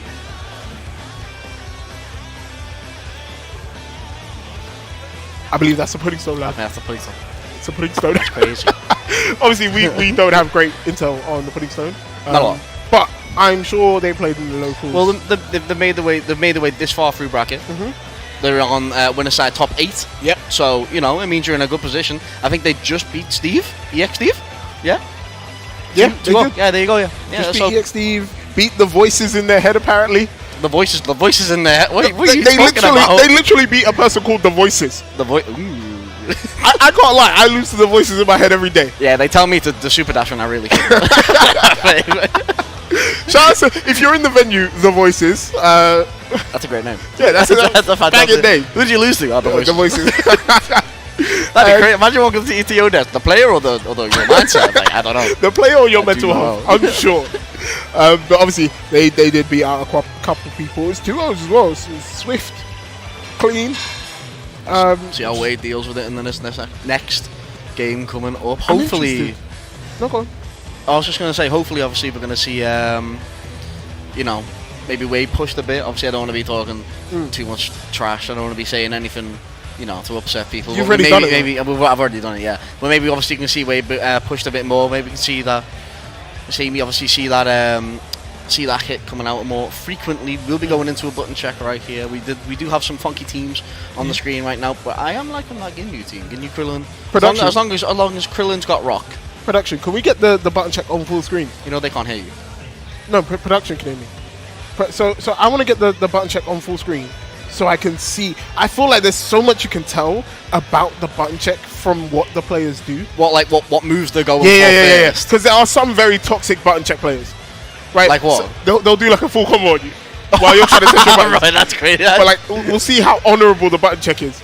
It's alright. It's looking good. Couple dash back, couple heavies. Oh yeah. No sparks though. We're not checking our spark button. I would check my spark. I check my spark button. If one of the players could hear me, I'd probably check my spark button. Key blasts. I really need to check that key blast button. Yeah, we do. Yeah. Well, to be fair, there's a lot on that key blast button, especially if you're playing, especially if you're playing UI, especially if you're playing Goku. All right, production, you can take it off. I thought we were gonna see something interesting. These guys are just too honourable. Oh, maybe not.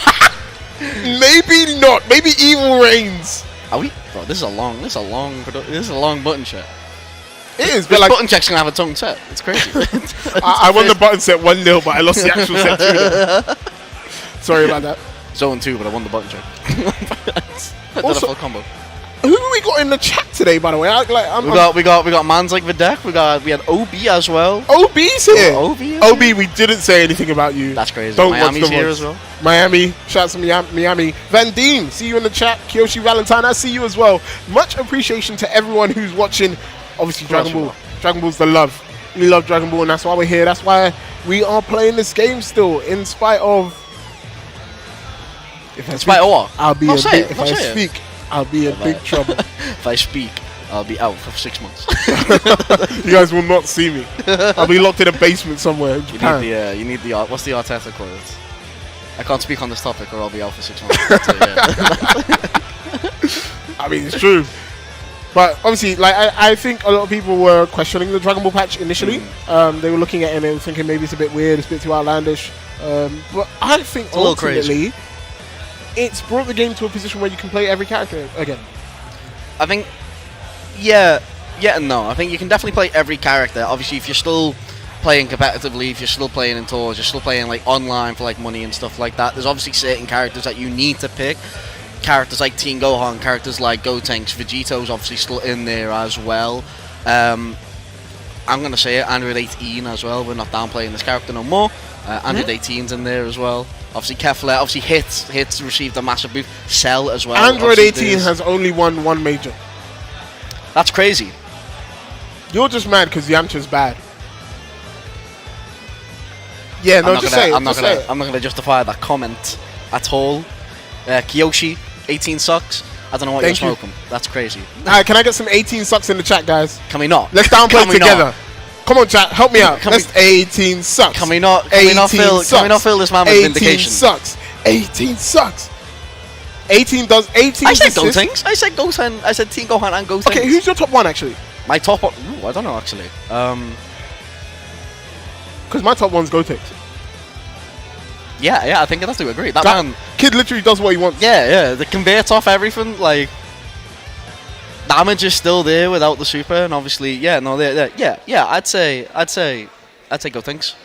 Yeah, I think Gotenks is the correct answer. I think character just works really, really well. And I think there's a couple of characters under the tier of him who are also still very good. Kefla. Yeah. Not 18. You are. Beerus. That's crazy. Beerus, I think, is also there.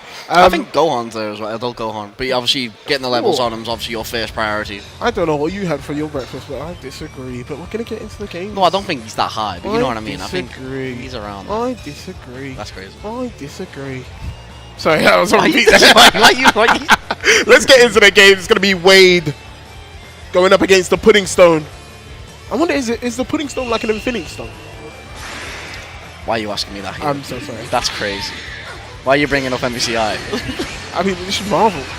Oh, that was nearly sick from Wade to jump, but punished accordingly by the Pudding Stone. Oh, this will come back. Won't be able to punish. I love that. The new Freezer orb is so cool. Like, you call out a slow orb, and you're like, okay, do something about it. And like, it makes sense. Like I said, these characters just make sense now. They got all the things that makes them a complete character. But still, Wade continuing the offense, forces the spark out of the pudding stone, and Forcing the the pudding spark out of stone. Wade. That's crazy. Ooh! Gildo coming in, bro. My man's doing stuff right here. We got Raccoon in the back shaking the stage. The pudding stone's moving right now. Ooh, the vanish in. Oh, the legs, but it cannot stop the Ginyu Force coming in and forcing you to submit. A nice reflect on the kick right there. Couldn't keep it going with the baby. Well, the pudding stone is out here, but Hit is finally going to get that hit in. And look at that damage coming off right now. Never mind. Keeping it. Oh my goodness gracious me! You didn't just do that, Wade! He went into the starts, gave it a second, and was like, actually, I'm just going to command grab you. Genius from the Iceman! And that should be that character. Pudding Stone loses the freezer that looked so good! That was disgusting. That was. Honestly, if you want to deploy him now, I wouldn't be surprised. We could just not see Wade. Look at what he's doing with this character! Okay, this character's fair. I don't feel this is bad. This is fine. Oh, my dude. We'll be getting hit though. The conversion off the key blast straight into the dive. We will be getting a full combo off of that right there. Baby is absolutely smoothing into this corner right now. And look at that bar getting built. Ginyu coming in. Dragon Rush in. And level 3, bringing the whole squad out. Reused assets! For you. Dance! Alright, what's the mix going to be? Calls Berta and Jace, both of them. Just goes for the overhead taps, and Wade just happy to block. Oh no! So the 2H may potentially have beat the guard cancel there, but Pudding actually tried to vanish and made a mess of their own punish. Yeah, that's crazy. Where are you going, Wade? What are you looking for? The ice steps to dodge out anything Pudding was doing. That's going to be a dead Ginyu. Wade, I genuinely think he's going to get this character banned. Banned. Right, this ain't 21. How do you compete? Look at the movement on this character. How do you catch them? And the answer, do you know what the answer is? You stand there and wait for him to come to you. Nah, you just play good things. Just play Blade over. Oh, that was sick. That was it. Taking care of the assist. This is the baby on their lonesome now. We do have the 6 sparks out, but no sparking right there. Conversion off the assist. Hit is going to be going all the way into the corner. Stancing up, watching him. With them buttons, the auto combo is going to be coming out, and it's going to be all in the corner. Command grab once again. Bro, it's not fair. It is, man, bro. And look at his face after he just did that. Just composed. Of course he is. Honestly, composed the entire time. Shouts to Pudding Stone, better person than I am. I would have slapped his controller out of his hand. How dare you? 6H will come out. Wade. That's you. And like so big problem now. Once Wade starts to feel himself. Good luck trying to stop him. Momentum based as hell. And you can see that in the offense. Not even thinking about it, just going off whatever they feel. The thing is, though, is that the Pudding Stone now does have that type of team to try and slow down Wade if they really need to. Level 1 for the safe switch, maybe? You can punish this. Yeah, should be able to. Yeah. But Pudding Stone definitely has that team to try and slow down Wade. We can start to play it slow if we really need to. But we're seeing that the option there is to go full pressure right now. The freezer coming out. We're going Destructo Discs. Yeah, we are coming on back. The barrier to try and block that hit will get hit. Freezer up coming out. It is going to be double trouble with the storm coming out. Ginyu still in the back. Not going to be 2H in that raw tag right there, but we will be able to just keep it safe. And the Pudding Stone just trying to slow that down, but will get caught out. The quick side switch over onto the other side. Wade's going to be punishing that freezer, and it is going to be pressured into the corner. You've got to try and find a way out now. Mix coming in, nice block onto low. That's a 50-50. Yeah, that's a 50-50, baby. You can do 2H and then go to the other side, call an assist, or do the low. Like, it's not actually 50-50, but it's a hard to block team. Keep it going, level 1s. Should be able to kill at the end of this. Level 3 to confirm. And it's all Wade right now, taking out the Space Lord right here. Absolutely, and now just down to 2 characters, no sparking, but does have a little bit of meter in the back to work with. They can maybe get a kill, get an assist on that baby. Could be good looks. What the?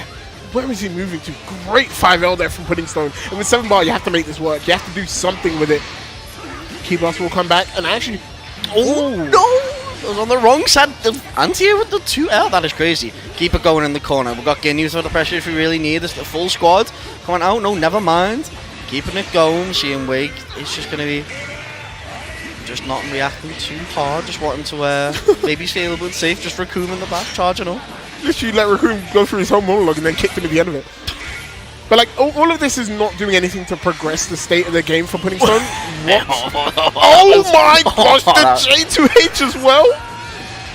Oh, nah, I was trying to obviously come up with the Jace there, unfortunately. We'll get the spin though, level 3, coming out, just get that damage in.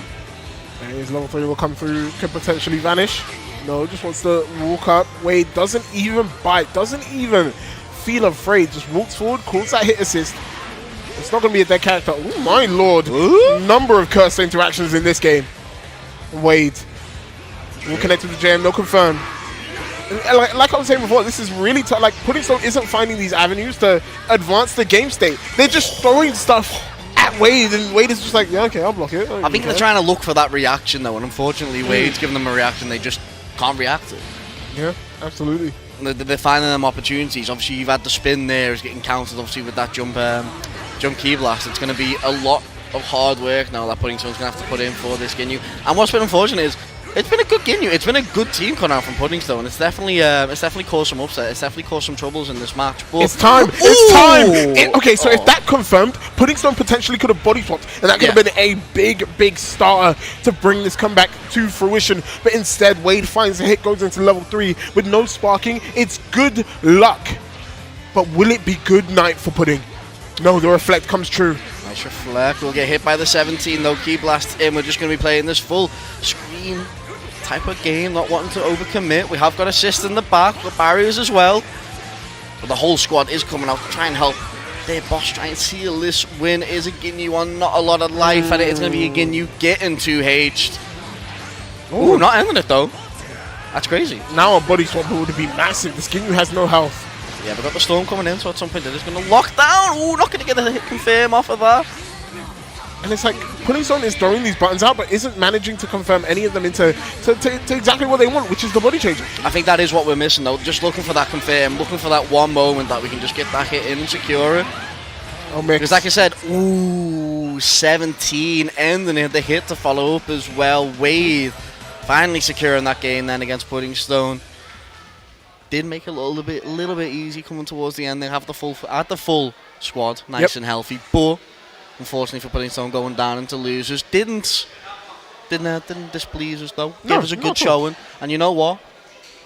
If a body change come in, could have upset everything. I would like, so body change is really weird because you almost don't want to hurt the character that you're wanting to swap into, and it got to a point where it was like, okay, if you body change, you're still in the same position that you were in before. But game was good. We have a new game coming up, a game that we've probably seen before, but in like season 1, season 2. It's Pappy going up against Noka. I remember seeing Pappy before I started commentating. I think I faced him in bracket at some point. Yeah, they beat me. I'm not mad about that. I'm not salty. I'm not mad. I'm not angry. You can let it out if you want. No, I can't. You can calm down. We're in Greece. We're in Greece. I'm on away turf. What? No, you're good. Nah, you're good. Anyway, we have Pappy you on away turf. Pappy going up against Noka. Panthenarkos. Is that how you say Panthenarkos. Is he saying it right, chat? Can we get confirmation? I think I am saying it right. I don't know. I might be saying it wrong. Can someone in the venue tell us? You got to realize I'm dyslexic. So there you go. What? Yeah, there you go. Yeah, exactly. How do I win that? You don't. Okay, fair enough. My favorite Greek team is Panathinaikos.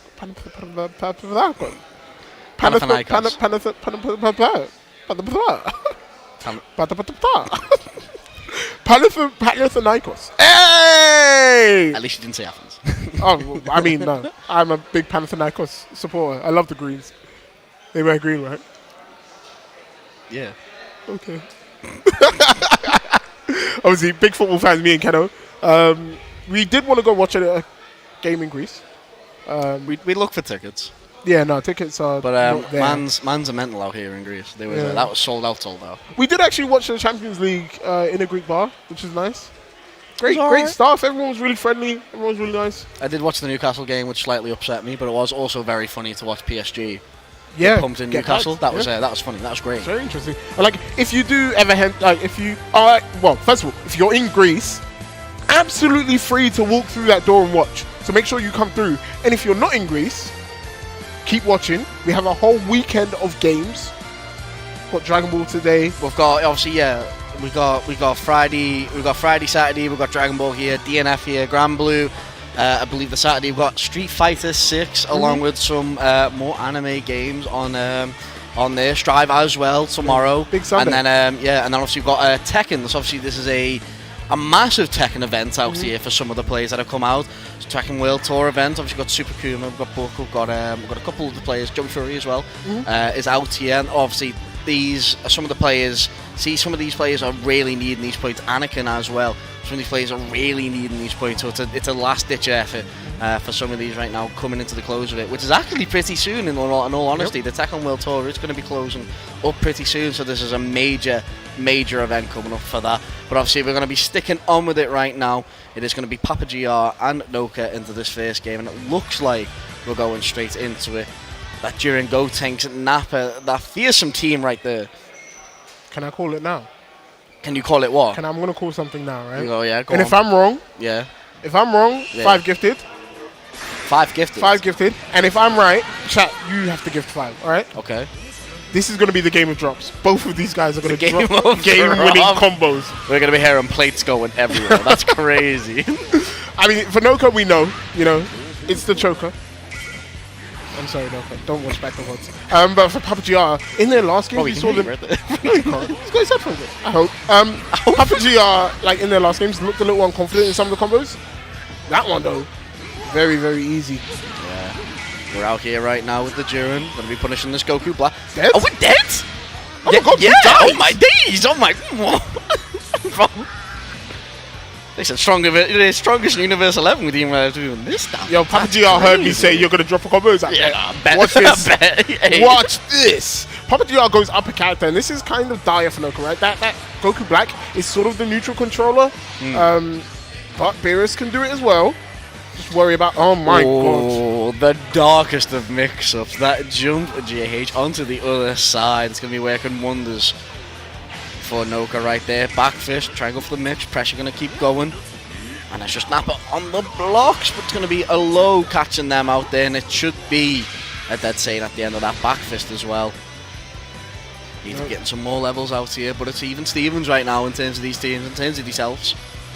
Jiren on the front foot though, a DP coming out and a full conversion off of that, but it is going to be dropped right there. Great block on the cross-up low there from Pappy. You have to be careful throwing projectiles against Jiren as well. 5S obviously like projectile invuln, has 236S as well. And their JS is just like, it eats projectiles for fun. So you have to be really careful. That was fantastic. Do you see him walk slightly in front of the Gotenks as well to cover that sort of option? Wonderful. And the confirm with the CSS leads into this level 3. It's not going to do great damage. But we saw the Beyblade mix earlier.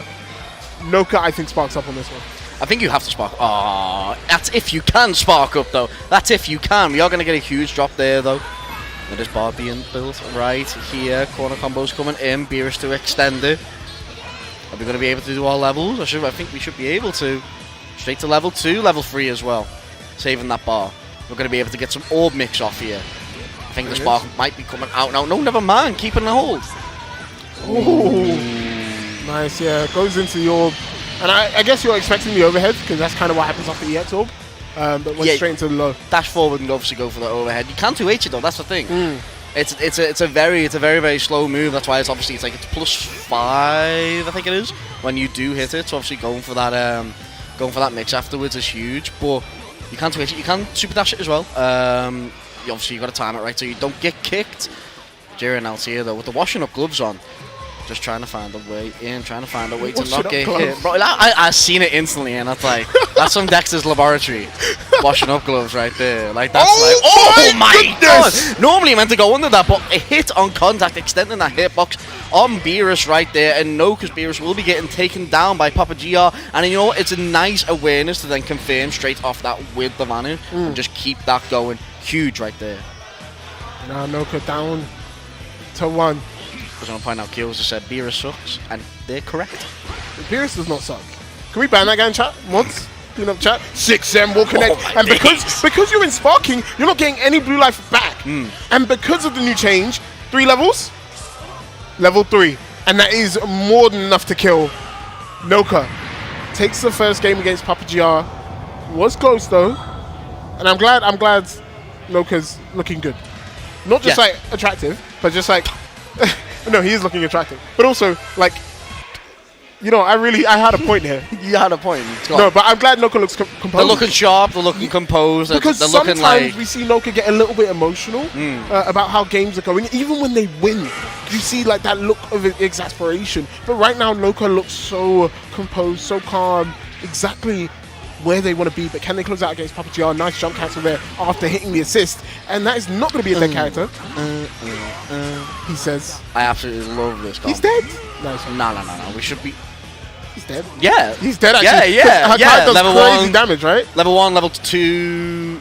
Yeah, that's dead, yeah. Because, level 2 at the end of this. Click the beat. Bang.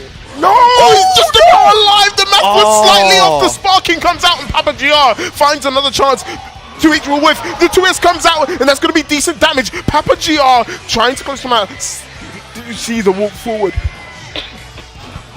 Walk forward's making you cough. It's crazy. It's affecting the whole stadium right now. You got people cheering on the Greek man. Watch out.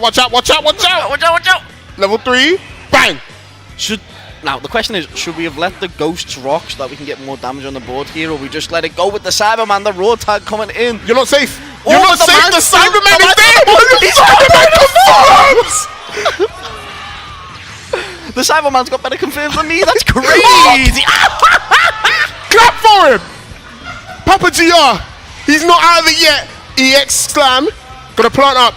Locks him down into the DR, and suddenly this game is nervy, and you can hear the Greek crowd. They're here for their boy. They want it. The thing, it all came from that level 1 situation with Beerus as well. If we'd let that go a little bit longer and then flick for the level 2, it would have been a dead Jiren at the end of the day. But now we're on the back foot. We've got an unhealthy Beerus right here. There is Spark on the table, and there's a full team you got to deal with. Beyblade, let it rip. That is crazy. It's going to get dropped there, though. Huge. So to pick that back up again, it is going to be Pappy on the front foot right now, trying to even up in these games. A Goku Black is going to be all for Noka at the end of this match. Having 4.5 hours, Spark on the table, trying to find a way in. These Ki Blasts need to work for him right now. He's currently just trying to work a way out of this corner. This Goku Black, the high vanish, going to be punished by that DR. Pappy looking to take this second game, bring it to a game number 3. Actually, I love the switch into Nappa. Plant up, and here comes the mix again. Just waits. Baits up the sparking from that range as well, and that means Noka's going to find it hard to start their offense. Super Dash will connect, goes for the auto combo to avoid the Cyberman. That was well played and well timed, and actually goes into level 3 to make sure that Cyberman is clear completely. We don't want to be messing around with the secondary workers out here. Nice mix coming in. It's going to be all Noka right now on that front foot. You're going to have to use the Sparking to the maximum now. Maximum efficiency to try and bring this game back. But it is in Pappy's hands right now to try and win this game. A full health Gotenks, so a bit, 90% health Gotenks is going to have to come in to save this man because Jiren is down at the end of that. Noka building back towards that win. Now Pappy has to show composure. The sparking is just about to fade, so there is some time. And the Beyblade will come out. That is massive. It's going to be very good damage. But no, the drop from Pappy. Shell cancel's not working. Blocking on them. And that gives a chance. Noka. No, Noka tries the 2H. That Beyblade, it will not work out. It's going to be great damage. It's going to be the kill. Pappy should be able to even this one up. Level 1, level 3. That should be the kill. And Greek crowd, are you here? Do you care? No, they don't. I don't. Is that? I think they're waiting to kill. It's dead. Yeah, come on now. Right. Yeah. Bro, you there we go. That's the Greek crowd. Hurry. I was waiting. They're on delay-based netcode right now. Aren't we all? We're on rollback. But now this is getting nervy. And now you see the face change for Noka. Now he's thinking to himself, what have I done wrong? How can I fix it? How can I make that change? But when you're in that mindset, you can start overthinking every decision you make. But right now, Noka gets that first hit. Pappy back against the wall. Just really got to stay on top of this team right now for Noka to try and get this win in. And it's a really nice start to the game right there. We do have to go on if you want to try and go and super dash over the command grab. No conversion on that 2H though. It is going to be back into Noka's hand. We should be able to kill this Jiren at the end of the day. A full combo coming out for the Goku Doppelganger right here. We're going to be getting level 1 from this, yeah. Holy Hand Grenade going in. And that should do a lot to steady the nerves from Noka. Right? You're in a very good position, taking down a character. You didn't use anything to get to that point. Can Noka close it out now?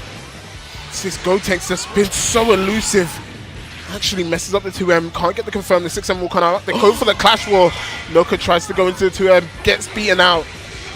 He's actually going to end it maybe level 3 here, maybe level 1, and try to bring in this Nappa. No, actually just wants to go pseudo knockdown, and that Noka takes advantage of it and actually forces that spend.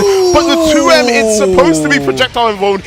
It didn't carry for the entire time, and that's why it got clipped at the very end. When it's when it clips at the end, it'll clash with the button. It's meant to go under Ki Blast, and it will go under beams, and it's really good for going under beams, but you need that beam to be gone by the time you've arrived. That is a very active beam. It's not like the basic one that's one hit. Ooh. Oh!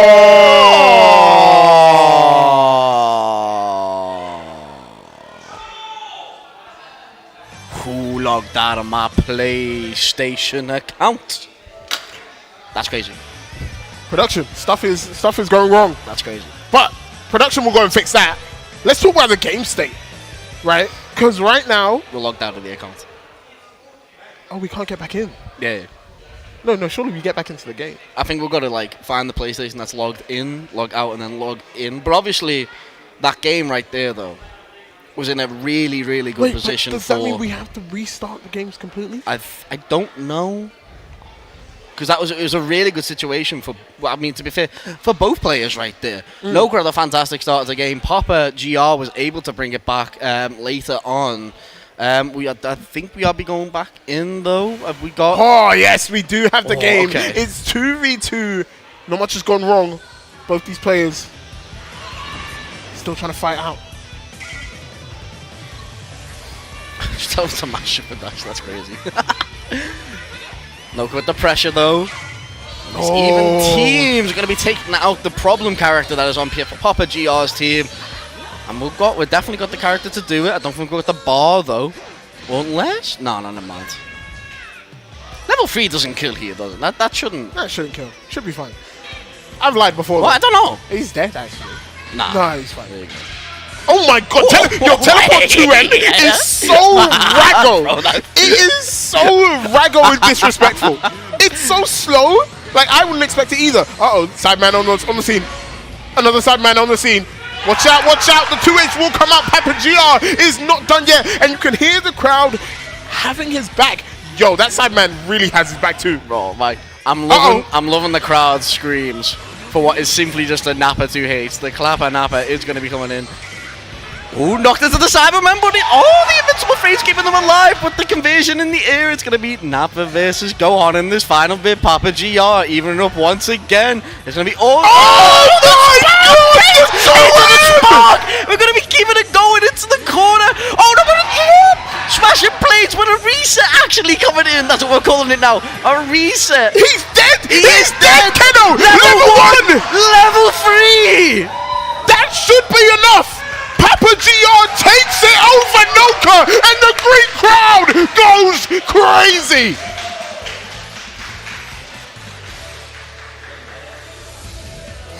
How'd you beat a Saiyan?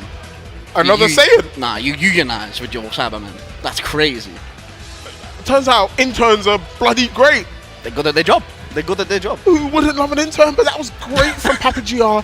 The pause in the game did not shake him at all. No. Went straight back into it, was offensive, lost the character, and then had the biggest spark bait to turn it completely around. Because I think if Noka gets that spark off, they turn that offensive situation around and they get their offense going and potentially take that game. But that spark bait changed everything. It's the fact that we just lost that Gotenks as well so quickly in the corner. Key character for Papa GR in that game. And then it was the fact that the Nappa's going to come in straight away. I'm going to get rid of your first character. It's going to be all Gohan right here. Exactly. And then, that spark bait was just... Noka stopped pushing the boulder. That spark bait was the boulder. And that boulder was rolling on down. And I think once the spark bait happened, Noka actually got another chance. But I think in this situation, in the moment, you're thinking to yourself, oh my god, I nearly died. Yeah. And then you're not thinking about the game in front of you. You're thinking about what had just happened. So he's gone back to it. Happened. And then, maybe it's a bit careless and neutral around the next phase of play. Pappy finds a hit, and because you're in sparking and he's in sparking, when you get that hit, he's not getting regen. Builds for a bar, that's sub 1 level 3. So many conditions come into play when you get into limit break that you can just die off any hit, and that's exactly what happened there. Pappy will take it. That's Noka in loser's bracket. So that's become a Scorpion's pit now. That is, yeah. That is God forgive anyone who managed to fall down into loser's bracket, because they're going to have to fight him, and he's not going to be happy at all. Oof. That is definitely, you are looking at that bracket now. If you're down in losers thinking, I do not want to verse Noka at this point. Angry Noka is scary as well. Yeah. Because that means Kid Buu could potentially come out. And when he brings out Kid Buu, I don't even think it as a character change. It's a mentality change. He becomes rage incarnate just like the character itself, and he will suddenly play against you like that. But we're going to get our next game coming up. We're actually going to get Arjin going up against RNGesus. RNG, yeah. Look, Greece, you've got great names. I have to say that. Pudding Stone, RNGesus, the voices. The voice, oh yeah, the voice. These are great names. Shout out to Greece, man. Honestly. We have got some good names in the bracket as well. Let's see. Also got some great talent coming in as well. To be fair, a lot of people in this bracket multi-game the hell out of this tournament, which is really nice to see. Obviously, keeping her up with the scene, keeping up with the tournament. If you are here, obviously in the venue, make sure obviously you go and check out some of the games in the back area. If not, stick with us on main stage. We're going to have another Greece team kill right here. Arjin versus RNGesus. Do you think they pray to the gacha lords a lot, RNGesus? Absolutely not. You don't think so, no? Why would RNGesus pray to the lords? He is the Lord. Oh, he is the Lord. He is the Lord. He doesn't pray to anyone. He just does it himself. Alright, fair enough. Like, you're asking God if he prays to himself. That's a strange question. But Jesus prays to God. Does he? I don't know. He's his dad. Jesus. He's his dad. I mean, Father, yep. Can I have 50 quid? My favorite line in the Bible. Hey, Dad, can I get 20 quid? Dad, can I get 20 quid? I need to go out. The market got the finest hams. I need £20. But also, guys, you know who the TO for this tournament is? Legacy Kazu, yeah. We have an ongoing disagreement. Disagreement. Okay. Kaiser wants me to watch One Piece. As you should be doing. No. Yeah. I have better things to do with my time. Like what? So anyway, Kaiser wants me to watch One Piece. Alright. I do not want to watch One Piece. Okay. And in the fighting game community, there's only one way we can solve this. You're getting told to watch One Piece. Shut up. You're getting told to watch One Piece. Listen, there's only one way we can solve this. By watching One Piece. There's only one way we can solve this. By watching One Piece. And it is fisticuffs. Nah, just watch One Piece. We are throwing hands. I don't know when we're throwing hands. But me and Kaiser will be throwing hands in a first to 10. It's crazy. In this game. We can be super passive about this, and we can just watch One Piece. I'm not going to watch One Piece. Unless he beats me. In Dragon Ball? Yeah. What about DNF? I'm playing that game. No one's playing that game. Shout out to Lazarus. Wherever you are, Lazarus. Shout out to you. We're not playing your game, mate. Alright, we're going to get ready. Get into our games. RNGesus going toe-to-toe. That's a Season 3 team if I've ever seen one on the left-hand side. That's a team you see online. That's I was carried and I don't know how to stop. That's quite me. Someone's picked me up and I don't know how to get that on. Straight into it though. RNGesus on the front foot right here. Arjin is going to be taken. Some nasty hits right in from the start right here though. Set up in the corner. We do have that Lariat coming in from Gogeta right there. Dragon Rush getting tech. It's going to be an opportunity for Beishi to try and get it out. Now both assists used on the sides of Arjin. Actually going to get hit by the Kamehameha right there though. And Beishi trying to open up with the mix. Overhead coming in. Arjin doing a fantastic job of starting this off right now. Yeah, I like Arjin's team as well. It's very anti-meta from the last meta we were in. They had a lot of 21 players.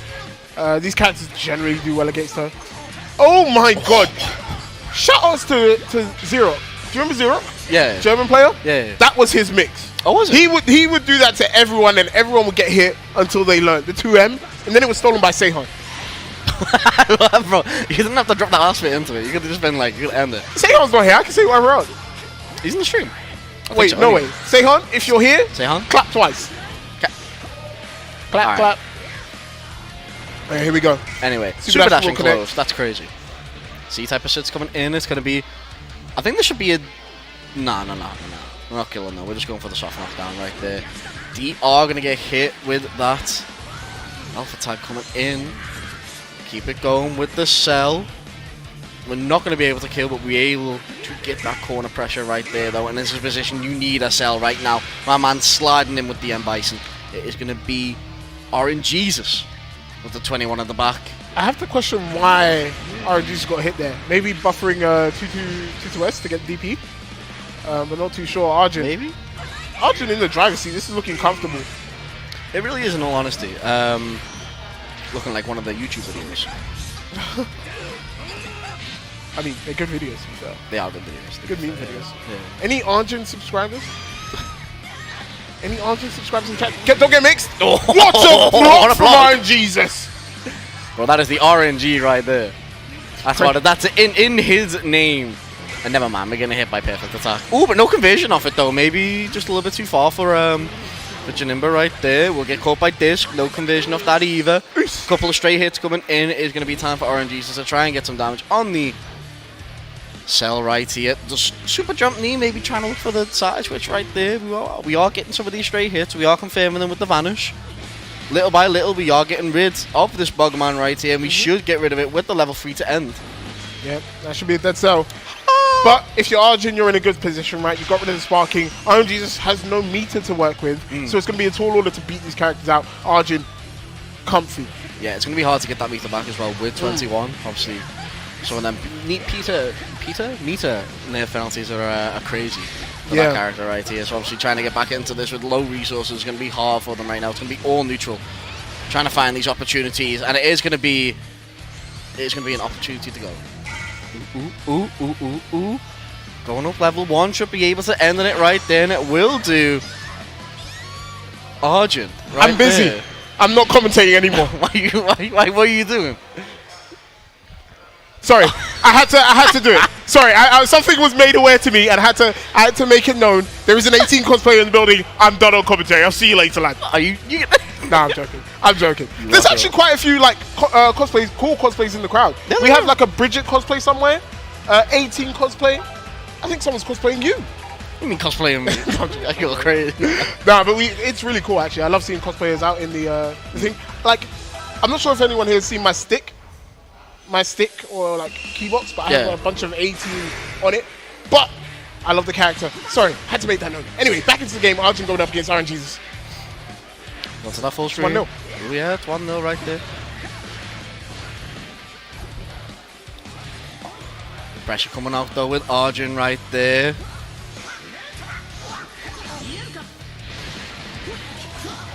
Ooh, nice conversion right there though. It's going to be all Arjin right now on the front foot. And do you know what I like about Arjin? Arjin keeps it very simple. Like, he's not doing any crazy combos, any crazy mix. It's just very simple Dragon Ball. 2H to super dashes, do the combos. Yeah. Simple as. I mean, it's what won them the last game. It's what obviously, it's what put them ahead right now. It's going to be just playing to that full screen though, not wanting to obviously overextend too much. We are going to get hit by that super dash though, and it is going to be a bit of damage on top of that Janimba right there. Miss with that jump heavy, which is unfortunate. Straight in with the base cheater though, no conversion off the key blast, but we will get a really nice combo starter with that Destructo disc right there. That's one of the moments where you do want to know the advanced combo though, because like the damage they got from that 2M, it would have been insane. Wasn't great.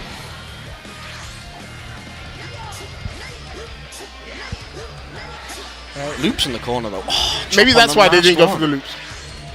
Yeah, maybe. Didn't have this aerial this morning. Definitely not Honey Oats, but pressure in the corner, keep it going with the Gogeta, and it is going to be keep going. It's just going to be Argon's opportunity to jump out though. Cell Lariat in Vegeta to end it. It's going to be a clash right now, and it's going to be RNGesus in that same position. A little bit more meter this time around. We'll actually get the hit on that roll tag right there with the super dash, and there is a spark on the table. Dragon Rush coming in. It's an opportunity now for RNGesus to try and get some damage on the board. It's going to be hard for them right now at the end of this bracket. 21, obviously, with some of the nerfs. It's not in a fantastic situation, especially in this game as well. Huge right now for Argon. RNGesus. like far behind in terms of the game state. No, no, yeah. Down 2 characters. Character is bleeding. Dies after this hit. Doesn't even get an opportunity to use Spark unless. J2M? That's crazy. And suddenly, very doable. If he can find a very quick hit on this cell, he can bring this one back. It's going to vanish in. Careful per attack. No, doesn't. Throws caution to the wind. We need to watch our Spark. Oh, hit him with the finger beam, and actually going to get the cell there right now. It's still going to be a hard one to really get into this. We still have, you know, look at Arjin's obviously resources. The Spark's up, 7 bars are up. This is a hard situation, but we've super dashed in. We're hitting the overhead. We've got 5 bars to use. This is dead, you know. Yeah. If you go for vanish, unfortunate, but definitely had an opportunity to kill. And with the sparking gone, it's going to be slightly scary to get involved in those tussles. The key blast from Arjin are confident but misplaced. And now RNG just finds a hit. Should be a dead character. Can go into the grab if necessary. Just goes to the ground. It's level 1. And like, you go to grab to get the health back if you really want it, but I can understand why they went and spin, and suddenly it's 1v1. Arjin still has sparking and 7 bar to work with, but will that be your demise and your doom? No, it won't be. The JL will connect. That should be a dead character. Level 1, level 3 to close it. Arjin takes it 2-0 over RNGesus. I don't think this. No, it was alright. I thought he did it too slow. I got like at least a C in math. Yeah. My math is pretty good. No? Alright, yeah. I mean, yeah, sure. I don't know why that was a point of topic, but like, yeah, sure. You're good at maths. Because health is numbers. Oh no, I thought he dropped it. No. Level 1 to level 3, I thought he dropped it because it was just a bit too fast. I promise you that is like hard, like impossible to drop. The game gives you so much time to confirm it. Like, if you drop it, like, in fact, I don't think you can drop it. You just don't get it. You just don't get it. You just don't get it if you miss the time. Or you get raw level 3. I mean, if you get raw level 3, good night. Have a good time. Yeah. Have a good time. Yeah, it still sucks. Have a good time. But that will be Arjin going forward. Just going to bring up the bracket, see who else is ready to play. I think we do have the rest of top 8 to go on winner's side. We do have obviously Wade up there, Papa GR is on the other side. We are waiting for Papa GR. I think actually that was Papa GR's game. I think Arjun's actually going to play Papa GR. Is that correct? And then I think Wade, I don't know who is Wade. Wade is going to be playing against Vidar. Vidar beat out Nako 2-0, Yosha 2-0, Anderson 2-0, Evangelos 2-0. So he's not lost a single game in this bracket yet. Maybe you can keep that going up against Wade. And then, like I said, on the other side, it's going to be Arjin going up against Papa GR. And in the loser side, we have someone called Unknown 673.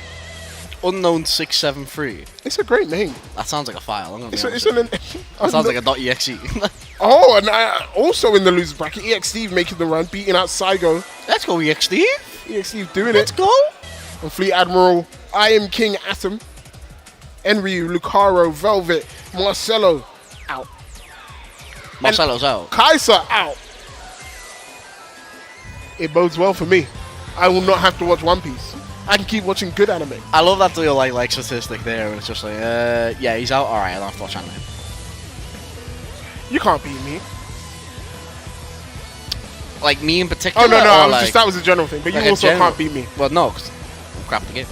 Oh, that didn't make me feel bad. You know, like I popped off, I pumped out my chest, and you just like, yeah, no, it's cool. You can hurt my ego. It's fine. I don't mind. It's like kicking a dog. Like, you know, it's like. Well, hello. It's like hello. Yellow card. Yeah, take the cameras off us. We got Wade going up against Vidar. Gonna go for a button check very first, but Wade obviously been very composed this entire time. Wade has looked very calm. I haven't seen them stressed at all. I'm gonna say, look at the camera, look at my man. I love Wade, man. Like Wade just before he gets into battle mode, it's like he's just chilling, listening to music. Very, very calm stuff. But Vidar, first time seeing Vidar, but looked fantastic, I guess, in the bracket. It has on a single game. That could all end here. Depends on how this game goes between the two. I think what it's going to be down for Vidar is how well can they deal with that Kefla straight away, and how quickly can we move on to that hit, right? Because I feel like if we can try and dispense of that Kefla and try and get, you know, Wade down to that hit, to that 18 situation straight away, like as soon as we can get rid of that shell, I think it turns out to be just a much better situation. It's not a fantastic situation, but it's a much better situation than what you are starting off with. The thing is, if you get rid of the Kefla, it doesn't stop Hit from doing what he wants to do anyway. But like, it still means you don't have to deal with Kefla double defensive assist, which is like actually a pain. It's definitely going to be a hard one for Vidar to try and get into this. I like the team though. Base Sheeta, Beerus, and 21. Margin 21. Yeah. I honestly, very old school team. That is very season 2-ish. Yeah, that's definitely. Yeah, I would say season 2. Yeah. Right, here we go, getting ready for the game. Wade going up against Vidar. One of these guys has to lose the game eventually. That is, I mean, well. You're not going to say they're going to draw 5 games in a row and then we have to both give them winner's side. Like, what? On a technicality, I mean, like, yeah, sure. But, like, no, one of these guys is going to lose at some point. Going straight into it, though. We've got the Kefla on Wade's side. We've got the Base Shooter on Vidar's side. And it is going to be starting off with that Tech Dragon Rush right there. Key Blast coming in, playing that far game, not wanting to overcommit. 21 coming in, but it's just going to be that J-Hate that's going to be starting the damage on the side for Wade. Beerus keep it going. Knee drop coming in, trying to go to the left-hand side for Mix, but we'll be jumping out of it. 2H straight into the spin ball right there. Reflect on the overhead and dodging the hit coming out. Couldn't confirm with the Beerus right there, and it's been a game with straight hits so far. It's no real conversions coming out except for that orb coming out from Kefla right there. The knockdown with the hit, and this is the pressure that we're talking about right here, that you cannot be allowing Wade get away with. Yeah, exactly. Auto combo loops into the corner, and this isn't going to be a dead base cheater at the end of this, but it will be a command grab from that stance grab, and it will be a dead base cheater now. The dart down to these two characters, Beerus and 21 coming out now. And I feel like Beerus from behind isn't as good as people think it is, because you have to like force a lot in neutral, and there's still projectiles at the end, or key blasts at the end of the day. So like you have to be so careful people super dashing at you, or just doing this, throwing projectiles for when you land, and that's going to be mixed. Great block on the cross-up low from Vidar. Not reacting to the 17 barrier as well, really nice, but will get caught out there though. In the mess of characters that was. Back to that 17 barrier, playing that sort of float away game, that non-interactive game right there with 18, trying to find them moments in, and we have found that moment there. DR going in, we will set up the pillar right there with the 17 barrier to absorb that key blast. Ooh, unfortunate drops right there. Won't be able to get the 2H. You can see Wade just happy to play slow. Throw out the key blast, and then when you're trying to advance, call that barrier. He almost gambled on the destructo disc there, and there it is, the barrier confirmed with the assist. Might be dead if you can confirm it to hit. Yeah, we should be able to. Yeah, 2M to convert it. Looking really nice from Wade right there. It should be a dead god at the end of the day, and it will with a level 1. Yeah, now all down to margin 21. She's going to have 6.5 bar, or 6 3/4. We've not seen the 21 come out as well yet, and that's the thing. It's been... It was a sort of a scurried start between these two. It's just been all Wade at the end of that then. And it is going to be a fantastic momentum into this corner right now. We are going to do the level 1 mix with the Hell Zone. High-low, never mind. Trying to vanish out. We'll get followed though. I love that from Wade, right? Because he acknowledges that he has no bar to vanish on vanish. If Vidar does Guard Cancel Vanish, keeps the string very short, has the mix at the very start, doesn't give them the opportunity to do any sort of Guard Cancel shenanigans, and that's actually going to be the kill. Wade takes game number 1.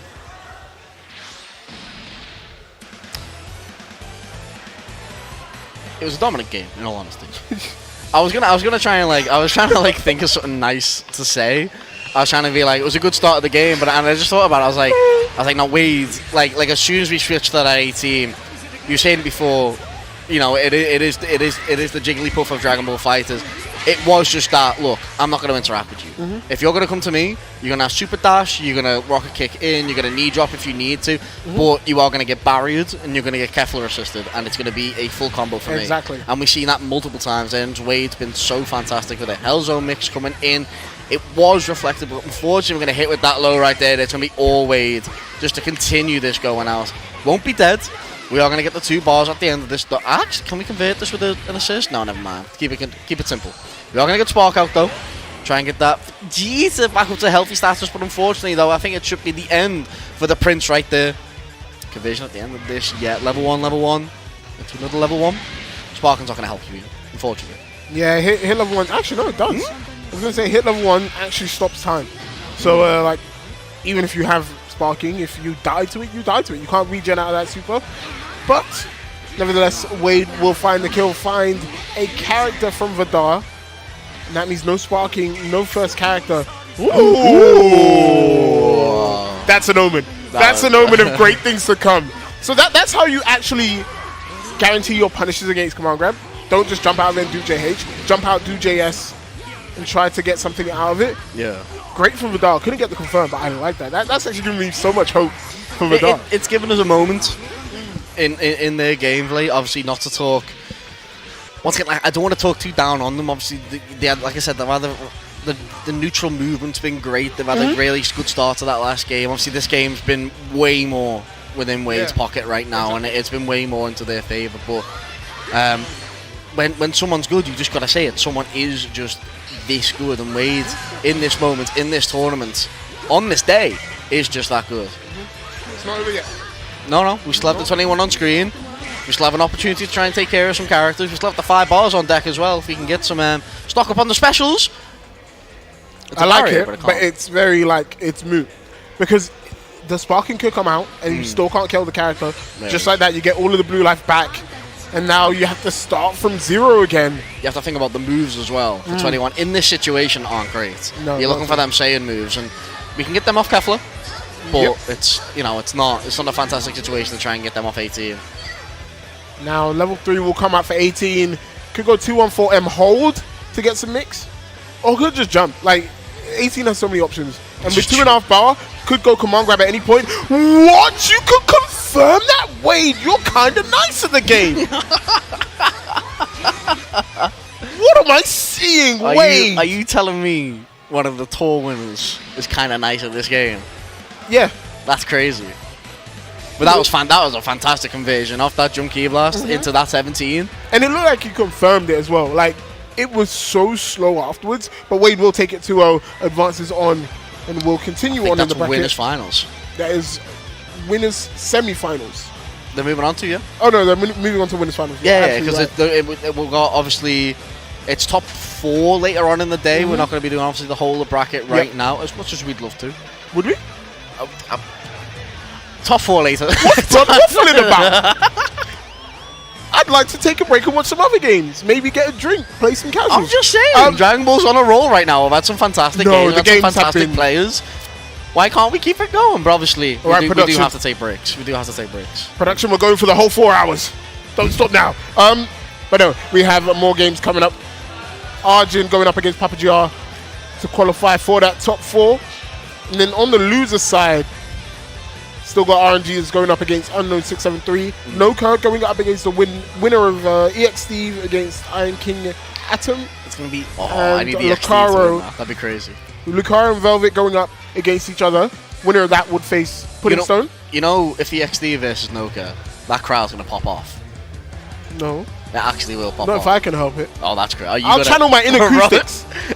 Like, take the headset off, get in the crowd yourself. Get in the crowd, like, you guys want to pop off? Like, you're going to bring the production mic with you, but like... Acoustics has the voice of 1,000 armies. Yeah. Acoustics, I'm taking your energy temporarily if I have to. He's got his hands in the air right now. Thank you, Acoustics. Spirit orb above you. Can we acknowledge the fact that they asked for energy to save the world and they were like, no. Well, yeah, but I mean, like, if someone's in your head asking you for energy, the voices, if the voices is in your head asking you for energy, you'd be thinking like, I need to go see the doctors. No, I'd probably give them the energy. I wouldn't think twice. You would think twice. You'd be like, alright. Especially if they sounded real mad. Like, Vegeta sounded pissed. So he's like, yeah, give me your dumb energy. I'd be like, what happens if like the equivalent to Hercule ask you though? So like John Cena. I'd probably say no to John Cena. That's crazy, because I'd be like, oh yeah, I'm just remembering WWE. But if a voice I've never heard starts talking to me, I'd be like, yo, what the hell? Asking for energy? Yeah. I wouldn't. But also, how did everyone know how to give energy? Because he asked. He says, put your arms in the air. Okay, but like... And it just happens. But wait, did animals also give energy? Yeah. Plants gave energy as well. But they didn't put their hands up in the air. So clearly there's a lie going on. I mean, like, it's like, maybe it's like just subconscious for like animals to just give energy. Anyway, Dragon Ball Fighters. I mean, that is Dragon Ball Fighters. Like, it makes as much sense as that. But guys, we have great games coming up for you now. Pappy with a big game. Big game. I mean, it's over obviously Noka. it's another Greece kill. It's an unfortunate another Greece kill. It is going to be a massive game between these two right now. Two really well-known names within Greece. Obviously, Pappy, massive Arjin, the YouTube content creator, also a fantastic player as well. Yep. I think they're live on their channel tomorrow as well. We've got some games on the Arjin channel tomorrow. I don't think it's that many though. I think DNF mentioned. That's crazy. We don't say that name out here. We do say live. Yo, mods. Anyone who says DNF in chat, get rid of him. You're gonna get Jonesy coming up now with just DNF. Jonesy. Jonesy. No, honestly, like I don't do this a lot. Shout outs to the Wanted crew, all of the Wanted commentators at home. Some of them are commentating this online. We've just had Just Dave doing BlazBlue this morning. Obviously, we came on after. We did have Eternal Dragon and HB doing Soulcalibur just before us. I think that was the entirety of the Soul. No, actually, no. It might have been Soulcalibur pools like ours. Yeah, but shout out to those guys because, like, honestly, great commentators, great people. If you want to catch them, you know where to catch us. You see Damascus all day of the week, right? We are playing anything and everything at this point. We have all the fighting games. Street Fighter Monday, Dragon Ball Wednesday, Guilty Gear on a Friday. If it comes back, Melty Blood on a Thursday. FIFA at some random point. At random points. And CSGO just the other night, actually. We ended up missing out on CSGO. I'm kind of mad about that. It was a good laugh, but it's like, I'm watching that like, oh, I need to jump in. But yeah, catch us there. We'll have more content for you guys. But right now, Arjin going up against Pappy. I think this is going to be kind of rough for Arjin because Pappy is playing a team that does not allow you to make mistakes. I was going to say, like, obviously, Arjin did really well in their last game. There was a couple of drop opportunities, though, dropping a combo, go straight back into it, and it was good from Arjin. But yeah, if you're not careful in this game, Pappy, it's going to punish you, and it's going to be a meaty punish. It's going to be like an 80-90% punish that's going to come out. And the thing is, it's with the go things, it's with the Durin. You know it's going to hit at the end of the day. So just like that. 2M start, not going to be able to keep it going with the flurry of fists there, but we're back to this neutral screen, we're back to where we need to be. Both assists are back up. Strangers of connections on the super dash right there, couldn't keep it going. Ooh, red hand stop. You have to be careful with these projectiles as well, because at any point Durin could throw out that stop sign and get a punish. That is the second time that situation has arisen. Right, Arjin has gone for some mix, Pappy has reflected and then gone immediately into 2S. Oh no, you are getting mixed, good sir. Vegeta nearly getting unionized there by Nappa and his workforce, but it's going to be Cell on the receiving end of these Cybermen's. Planting once more, hard knockdown, going to be able to jump out, but you're stuck in the mix once more. Low going in, conversion with the overhead, keep it going on the Cell, and this should be a dead bug at the end of this round. Yep, easy combo to finish. Even more than necessary. Cuts the meter spend from 2 bar to 1 as well with that extra part of the combo. And that's going to be... that was really well. Takes the character from Arjin in this first game. I love the charge up as well on the overhead. my man really raises his fist. My man shouts, here comes a giant fist and bonks you right on the head. Oh my god, that's going to be big damage. 2M will connect. Arjin though sneaks out of the combo somehow. Another overhead and Arjin has struggled to block those. Imagine hitting your boss with overheads. That's crazy. I don't want to. My boss is a great guy. Well, Nappa's clearly isn't. Tossing him away. He's going to be getting his revenge. Do you remember the nightmare is going to be on the receiving end of the saying right here. Nice side twitch there. Ooh! Tried to go for the reset there into the 2M. You can Not see sure it, if you noticed, but that was dirty from Pappy.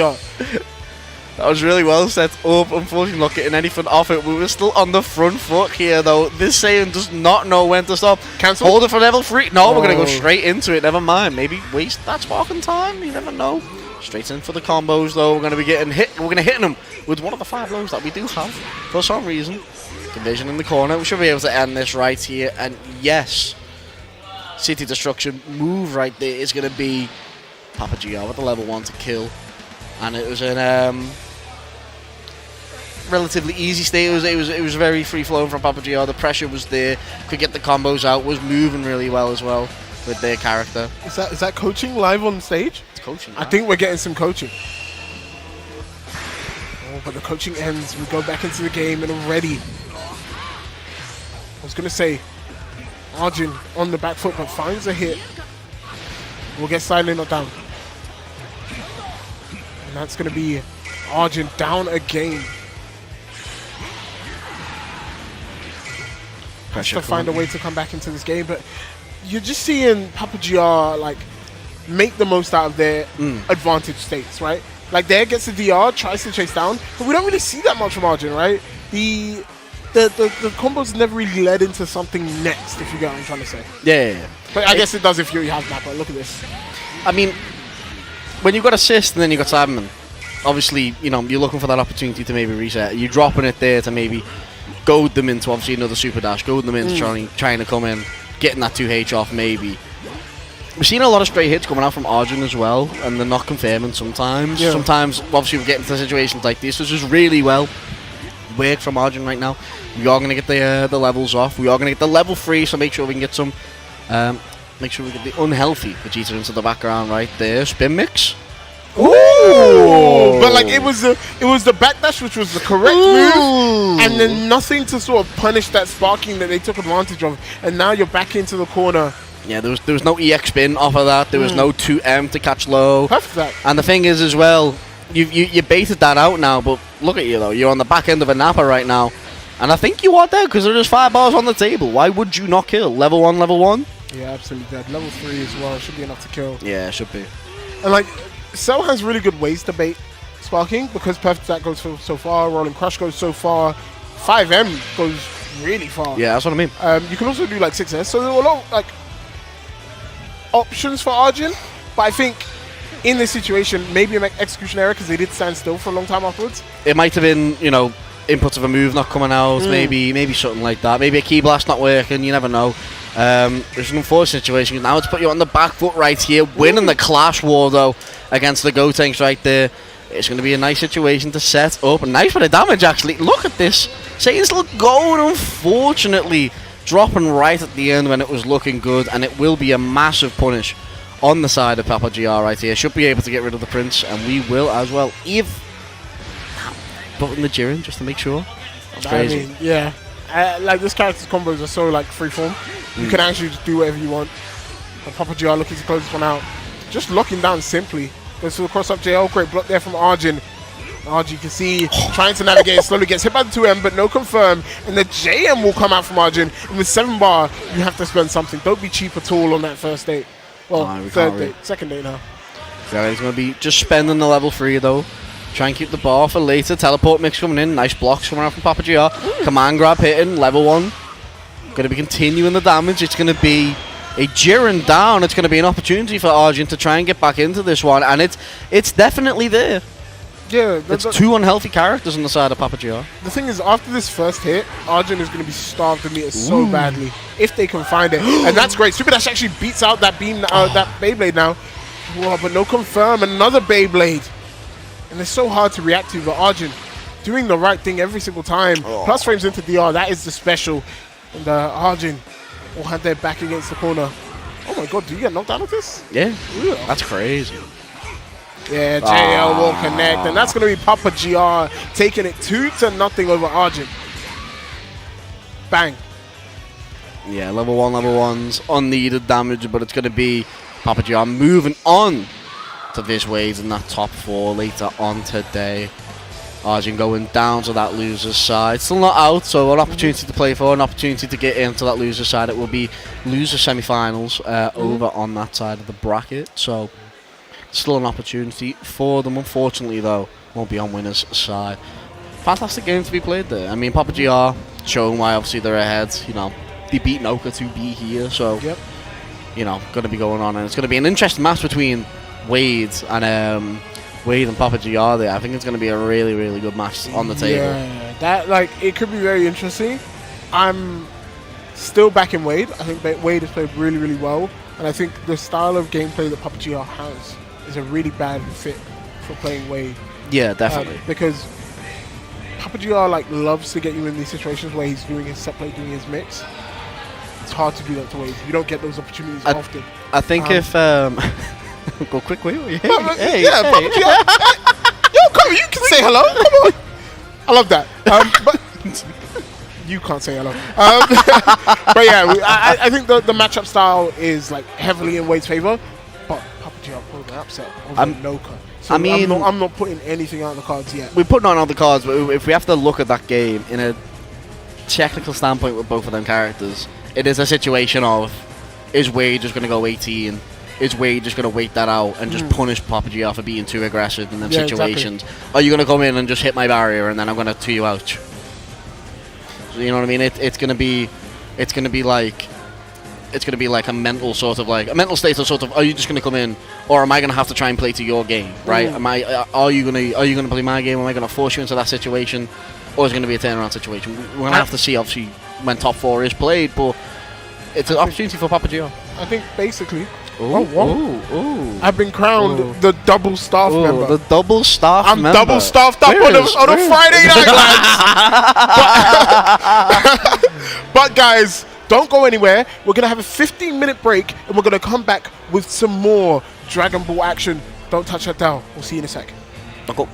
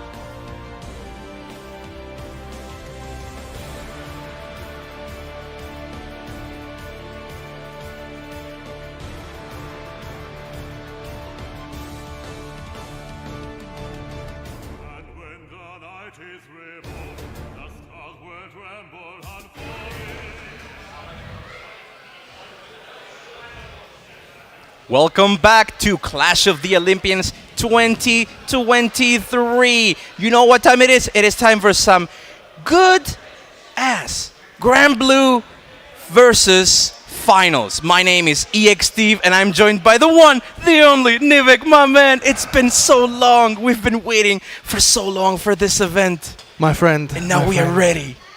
It's amazing. Let's clear some things up. We're in a different spot right now. We're in the center of Athens.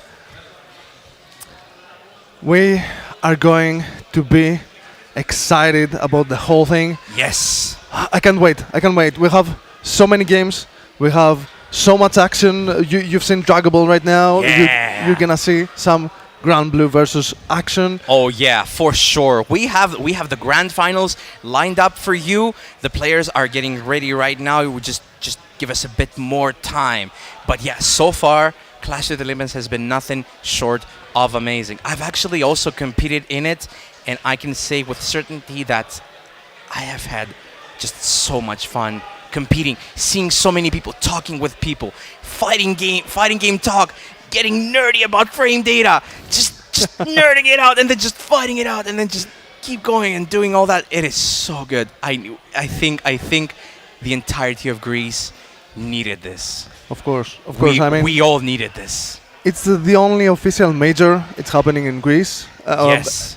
We need this. We must have this every year. Tassos, can you hear me? We need this every year. Yes, Tassos, please. Never I need stop. more of this. Never stop. It is not. It is only the first day, and I need more. I just need more. Exactly. And it's just the first day, right? It's just the first day. Just the first day. And the action has been so packed.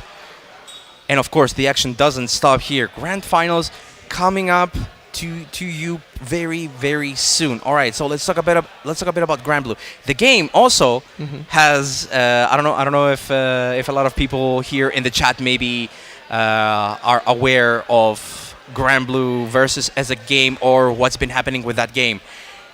This game is about to have a very small, how do I call it, like revival, renaissance. There's a new version. I've seen it. Yes. I've seen the new version. Looks hype. And it's gonna be it's gonna be coming up. I think in November. Yes, Pretty soon. I think in November. Yeah. We're also gonna have a beta for that game. I am another beta for that one. I think it's also gonna be a PC. Not sure at the moment. But either way, I am so incredibly excited about the future of that game. Everything just looks too good to pass up. I think I've seen some moments, some highlights from Evo as well. Yes. It was really most good. Definitely. It was absolutely insane. And the variety of whoever wants to like just pick the game and pick a character and go ham. There are so many characters that are viable in this game. The viability is actually off the rails. That's good. That's good for every game. Every fighting game must have variety. Otherwise, it can end up like MKX Tanya, MKX Justice Scorpion, and stuff like that. You don't want to see the five same characters in the top 8 or mirroring grand finals. You want to see variety. You want to see different game styles. You want to see even different nationalities from the players. Most definitely. That's hype as well. Most definitely. All right. Well, we're gonna get into the grand finals pretty soon. Yes. I would like to talk about the plays. As you can see over here, fight your own battle. Yes. We're not battling yet. That's why it's not. There we go. Light on. Not yet. But pretty soon. Yeah. But still, we're in a new spot in the middle of Athens, in the center. Yes. It's even bigger. It has its own arena, which is like super hype. You can just stand. It's like you're in a bar, having your drink, eating your club sandwich, and you're enjoying fighting games. I mean, come on. If that's not hype, I don't know what it is. I don't know if it gets any better than that, honestly.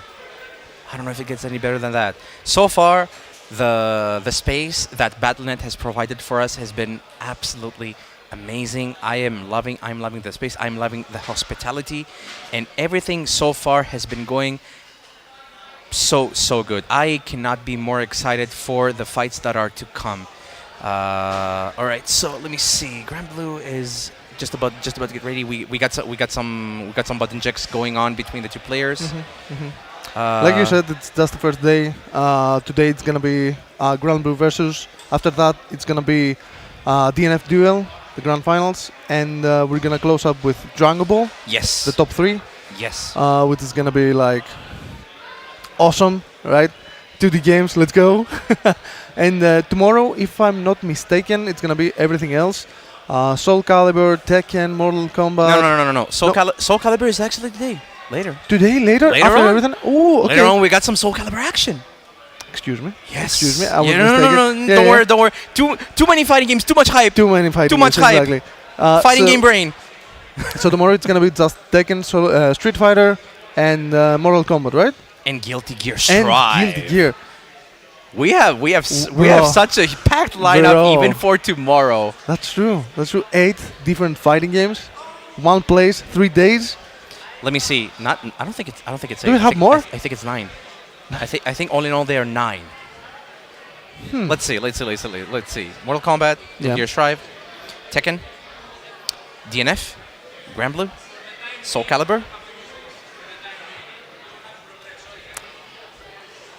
Sorry about that. Yeah, we're having some technical difficulties. Yeah. Don't worry. We got some technical difficulties, but don't worry about it. The production. We'll have this fixed in a jiffy, and then we can get to our grand finals. Don't go anywhere.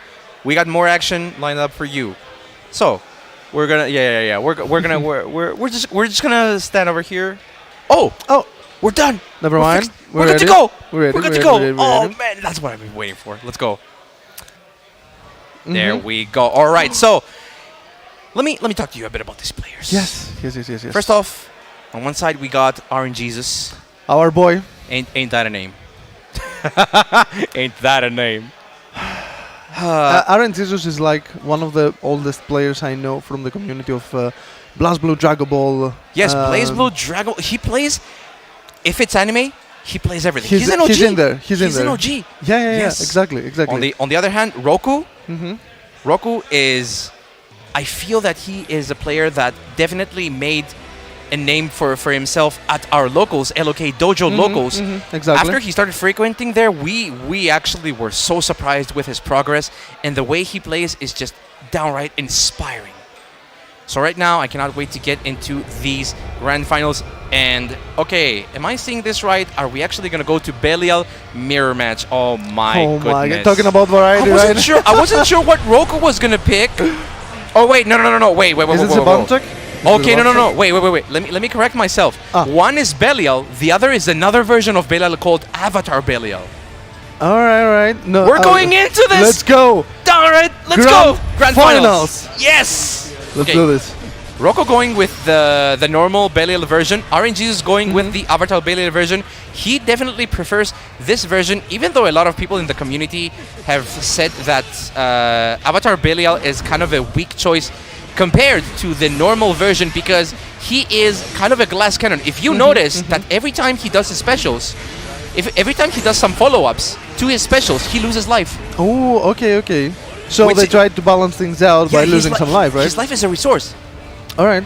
I see you. But the thing is, does it matter? We've seen Akuma with less life and characters being very strong. Exactly. When RNGesus catches you with a single combo, it is going to hurt. Roku, though, keeping it solid over here.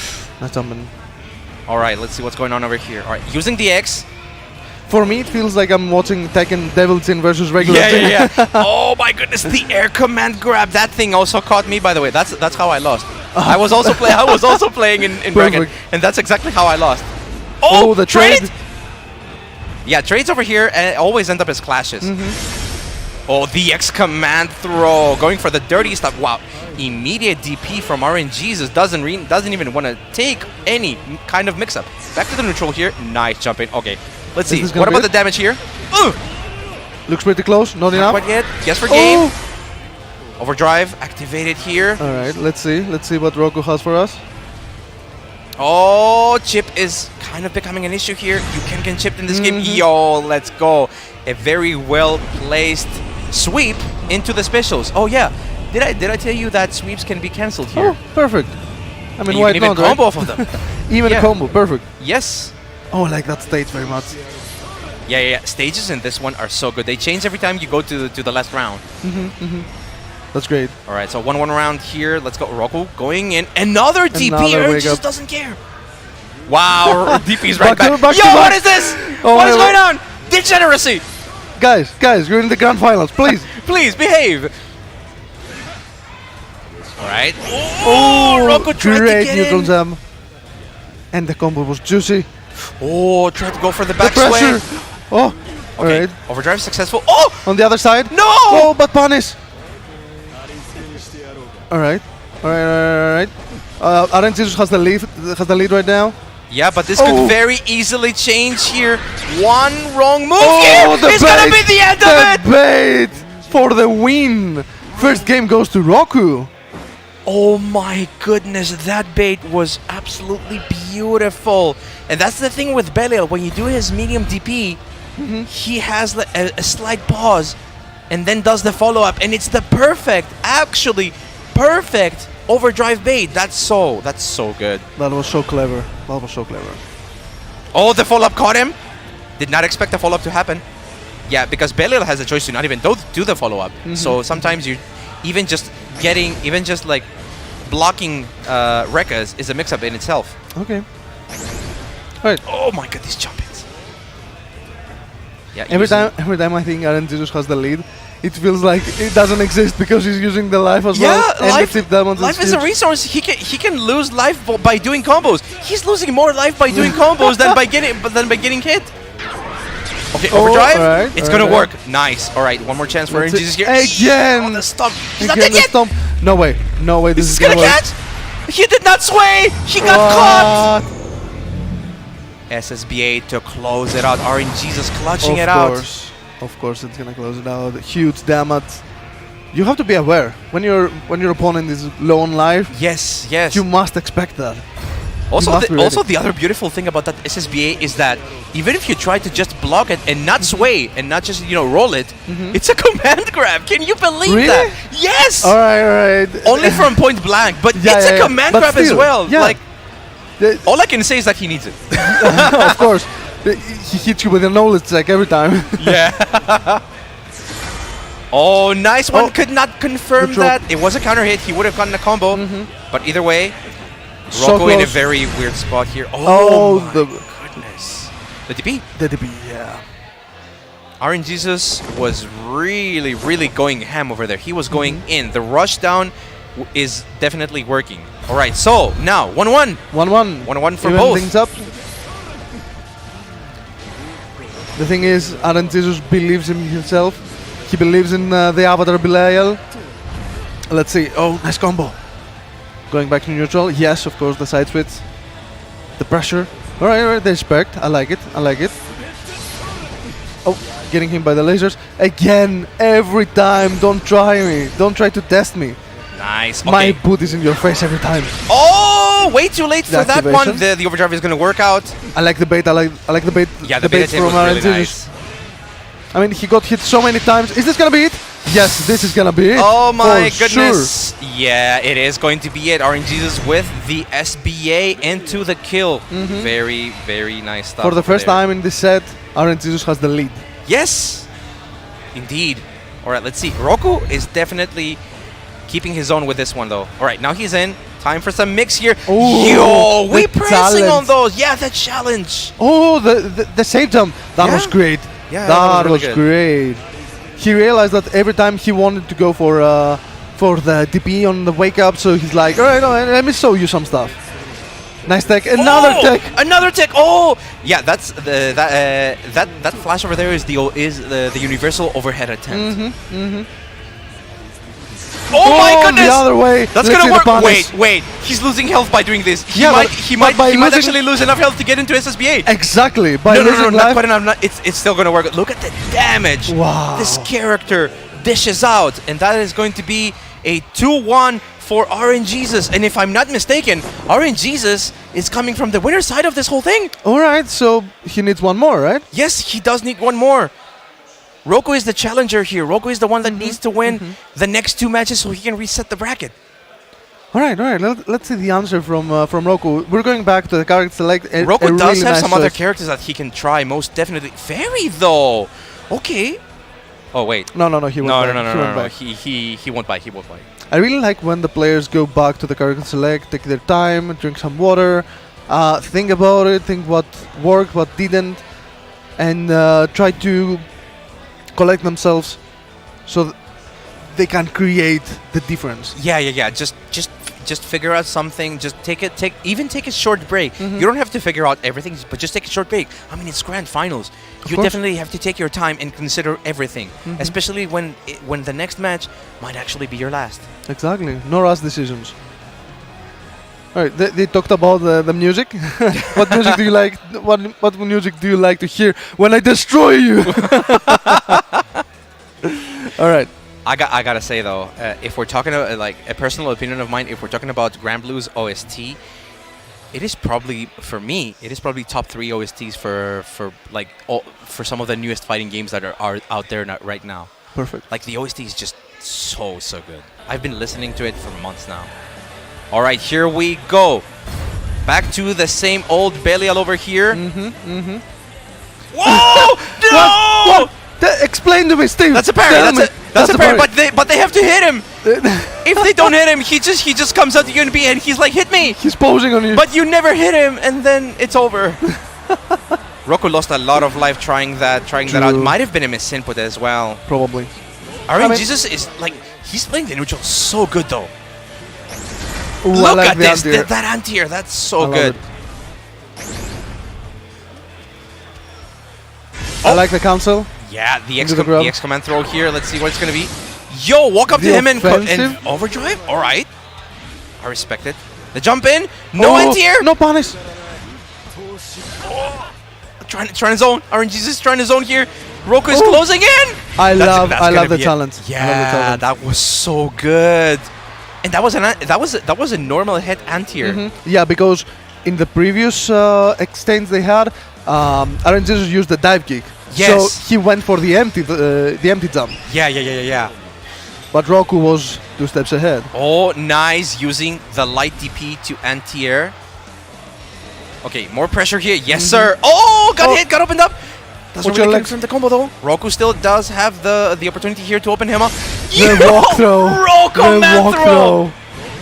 Yeah, this command throw has a walk incorporated into it. Oh, really? So he basically just did raw command throw. That's what's so nutty about that. Wow. Still though, they're pretty same on the live art. Nice tech. Yeah. The life bars are pretty much the same. If RNGesus does one more follow-up from his specials, he'll be at the blue range. Oh, the command throw! Using the follow-up to get into blue health range. SSBA is up on the board. What's it gonna be? Roku does not have his own SBA. Overdrive. Chip is an issue! Again! The stomp, the yes! And the wake-up DP! Championship point for RNGesus. EXTP, he actually did it! He could have gotten swayed on and then punished. Oh my god, but RNGesus believes, and now RNGesus is on tournament point. Roku is fighting for his tournament life here. Plus frames, yeah, if you block that follow-up from the medium DP, it's plus frames. I love the pressure right now from Roku. He wants to equalize everything. Nice block on the overhead. EXTP? Oh my god, he's in his head. He's in his head right now. Is this gonna be? No, this is not it. No. Wait a minute. Perfect. Oh my god, Roku brings it back to 2-2. He needs one more game to reset the brackets, but still, RNGesus is one game away to take everything. Yeah, Roku though is definitely fighting right now. He came out here to fight. That was so good right now. All right, let's see. Look that offense from RNGesus now, though. Yeah, he's actually trying a bit of a rush down game. It is working. That is death. That is death. And the thing is, he got so much damage out of the anti-air. Have you seen it? Yes. So much damage. Yeah. Again, championship point for RNGesus. Yes, it is championship point for RNGesus. And that's exactly what we said about this character. Avatar Belial might be a glass cannon, but cannon is the word. We need to show some emphasis to that word. If they don't touch you, doesn't matter. Nice anti-air. I think that was a command throw as well. Oh yeah, this is unblockable by the way if he does the follow-up. If you block the projectiles in the air, the follow-up is there unblockable. Oh no! This might be it! He's gonna get SBA! This is Super! gonna be it with a super, and Yes! your champion is Arjin Jesus. Woo! Congratulations to Arjin Jesus. He is your Clash of the Olympians 2023 Grand Blue Fantasy versus champion. Oh my goodness. Okay, you have no idea how happy I am because Arjin Jesus, or Neptune as we like to call him, he's the homie. Yes. He's the homie, and he's finally gotten a grand win. We used to travel a lot back in the day with him, so it feels so heartwarming. Yes, Really. we've gone abroad with this man to train and compete, and now he's out here in his homeland, just enjoying the fruits of his labor. Being the champion of the Grand Blue, right? Yeah, in yeah. Class of the Olympians. The last Grand Blue. The last? The last Grand Oh, Blue yeah. championship before the new version. Exactly. Undisputed in the entirety of Greece. He is the best Grand Blue Fantasy versus old version champion. Well, And I'm pretty sure he's gonna go on to absolutely dominate in Grand Blue versus Rising as we call it. Of course. Also, oh yeah. Yeah. Perfect. So, all Yes. right. All right. Let's take a look at the final bracket as we are getting ready to award Ceremony. our fighters, the people who joined up to play this amazing game. But first off, let's take a small look at how the brackets kind of went. Pretty soon. There we go. As you can see, by the way, I'm there. Don't look. It's embarrassing. Don't look What there. are you doing there? I don't know what are I'm you doing doing there. Listen, I tried. I actually I got to lose their semis. Wow, damn. All right, so Top four. No. Nice. yeah, Good stuff. okay. I'll take it.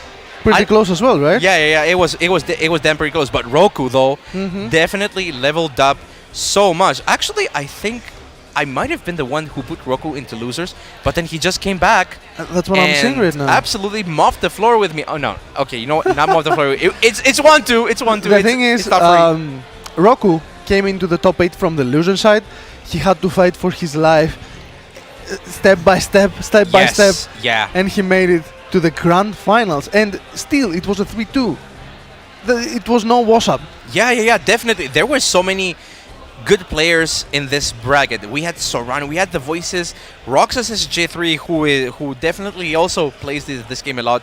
We also had Delito, but more notably, I want to talk a bit about Vidar as well. Vidar is also a new face that we have been enjoying having in our LOK locals. Of course. He just came up one day, a young lad, and he's like, I want to play, and he dominated every game. So,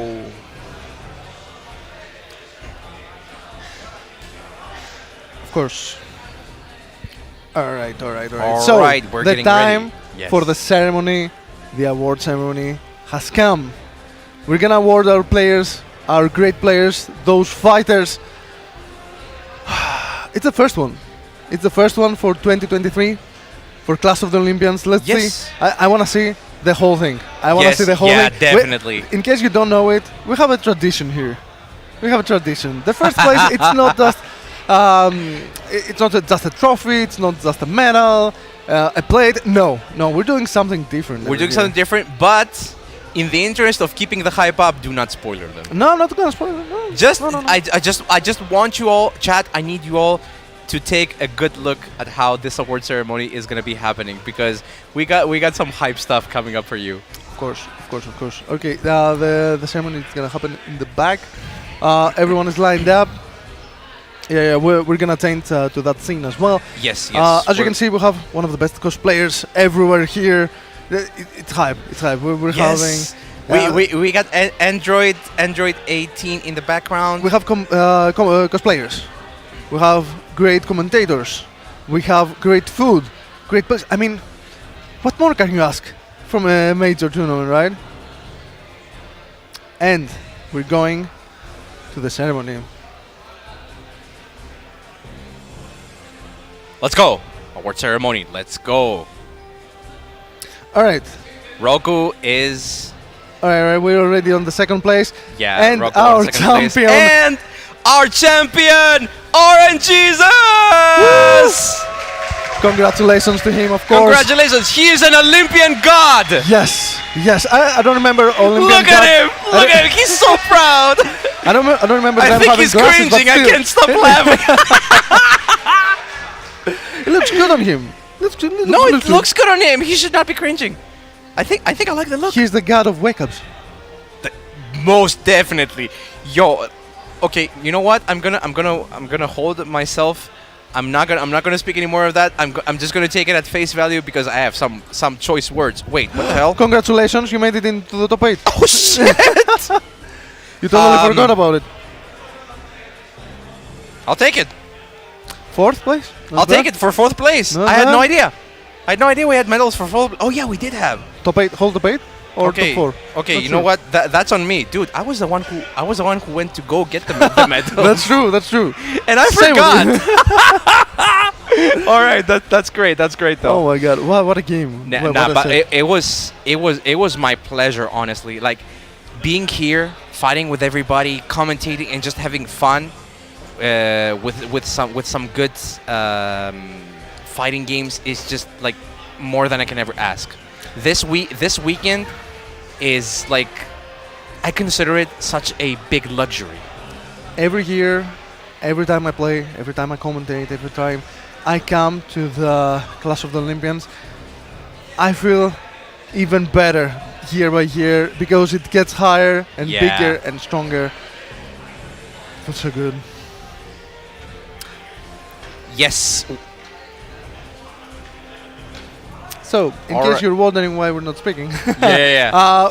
we're gonna have the grand finals Voices from for voices. We're gonna have the grand finals for DNF. DNF Duel. But before that, a 5-minute break. Yes, the action doesn't stop. Don't go anywhere. Don't go anywhere. Stay here. Be sure to tell everyone Clash of the Olympians is happening. Bring everyone here.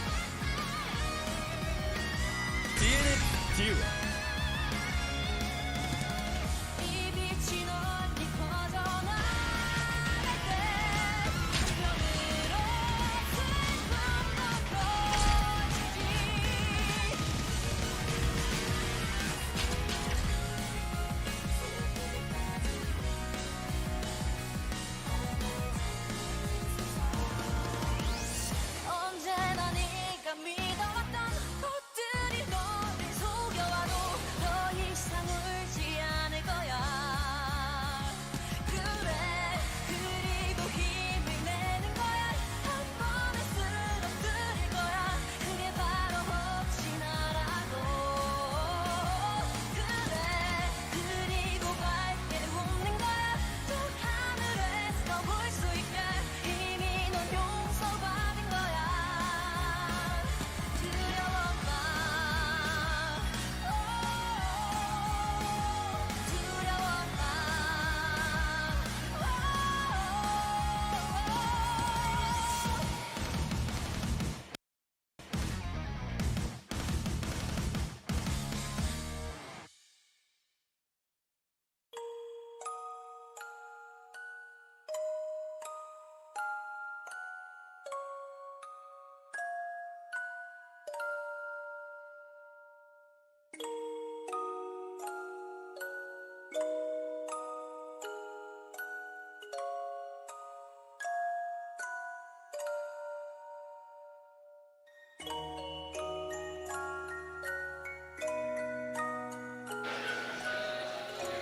Welcome back to Clash of the Olympians 2023.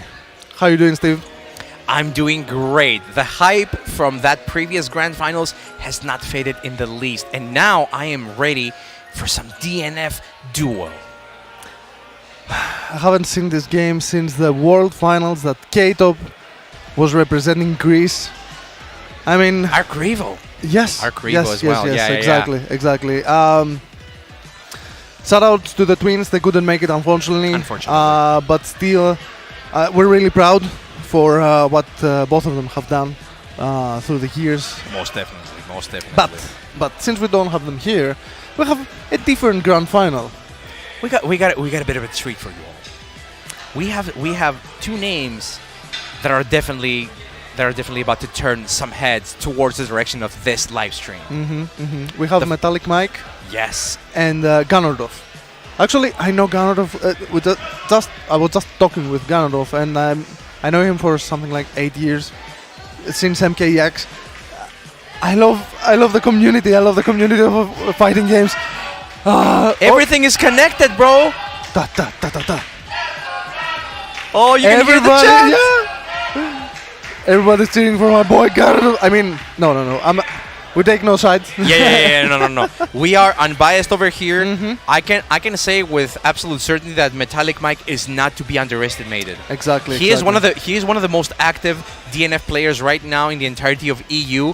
He has been so loyal and so like he's like very close to a professor at this game at this point. But so is Ganondorf, of course. Ganondorf is like if there was a master at this game, I would say Ganondorf would be him. Definitely. I've seen the loser finals of the bracket. I was behind them versus Hetake. And all right.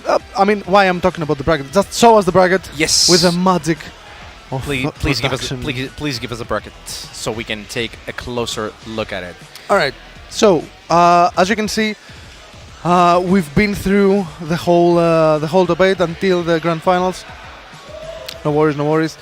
Okay. Did they start? Grand finals definitely started. We had no idea that they were going to start so soon. Okay. No, we had no signal. It's okay. So all right, we're gonna fix the names as well. Don't worry about it. No worries about it. No worries. This is still the first round. No round has been won just yet.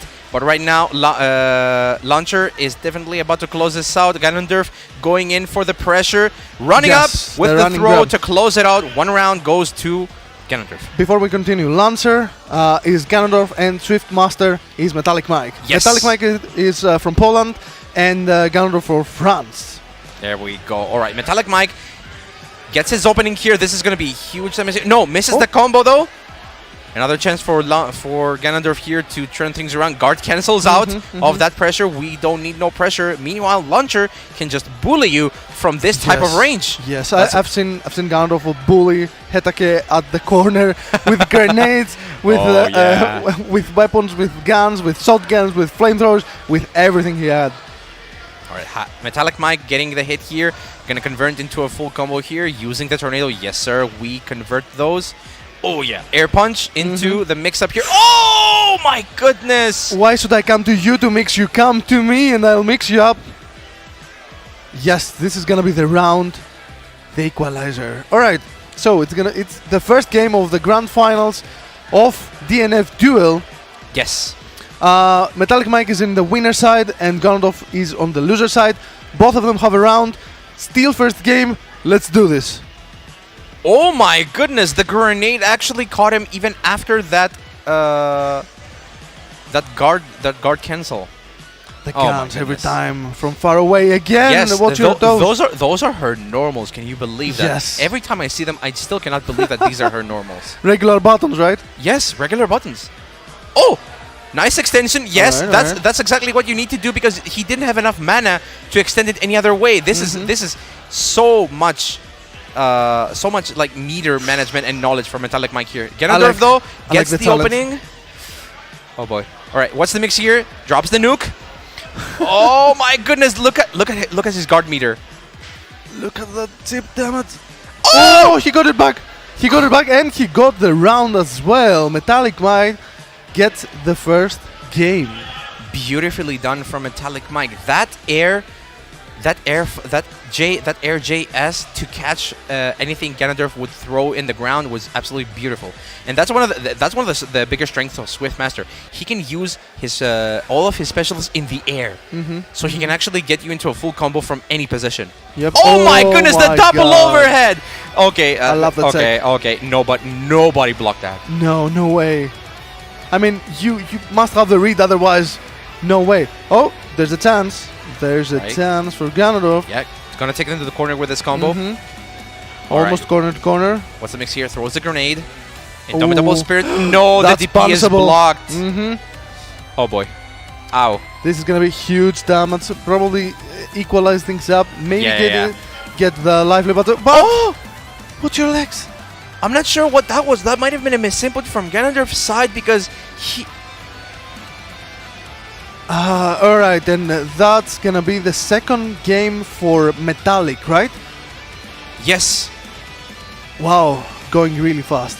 No, that was the round. That's never mind. That's the round. Oh, you said game. I didn't hear. Yeah. Alright, so the first game went to Metallic Mike and he got the round. Yeah, that's it. Apologies. Don't get hyped. Don't worry. Yeah. It's not over. Ganondorf still has one more round. Why are you getting up for? Oh my god, the pressure, the cancels, the lows. The pressure from Metallic Mike looks amazing, looks so strong. It looks oppressive. Oh, misses the ender though. But that's gonna be flawless. 5B though. Perfect. And that's another thing about this. Oh my goodness, these drops though. Metallic Mike though definitely making it work regardless. Ganondorf looks a little bit shaky. I don't want to see him go straight to retry, not gonna lie. I would like him to chill. I talked to him beforehand, and I was like, "How do you feel about the grand finals?" He's like, "I played against him. He sent me to the losers. He's really strong. I have to fight. I have to try."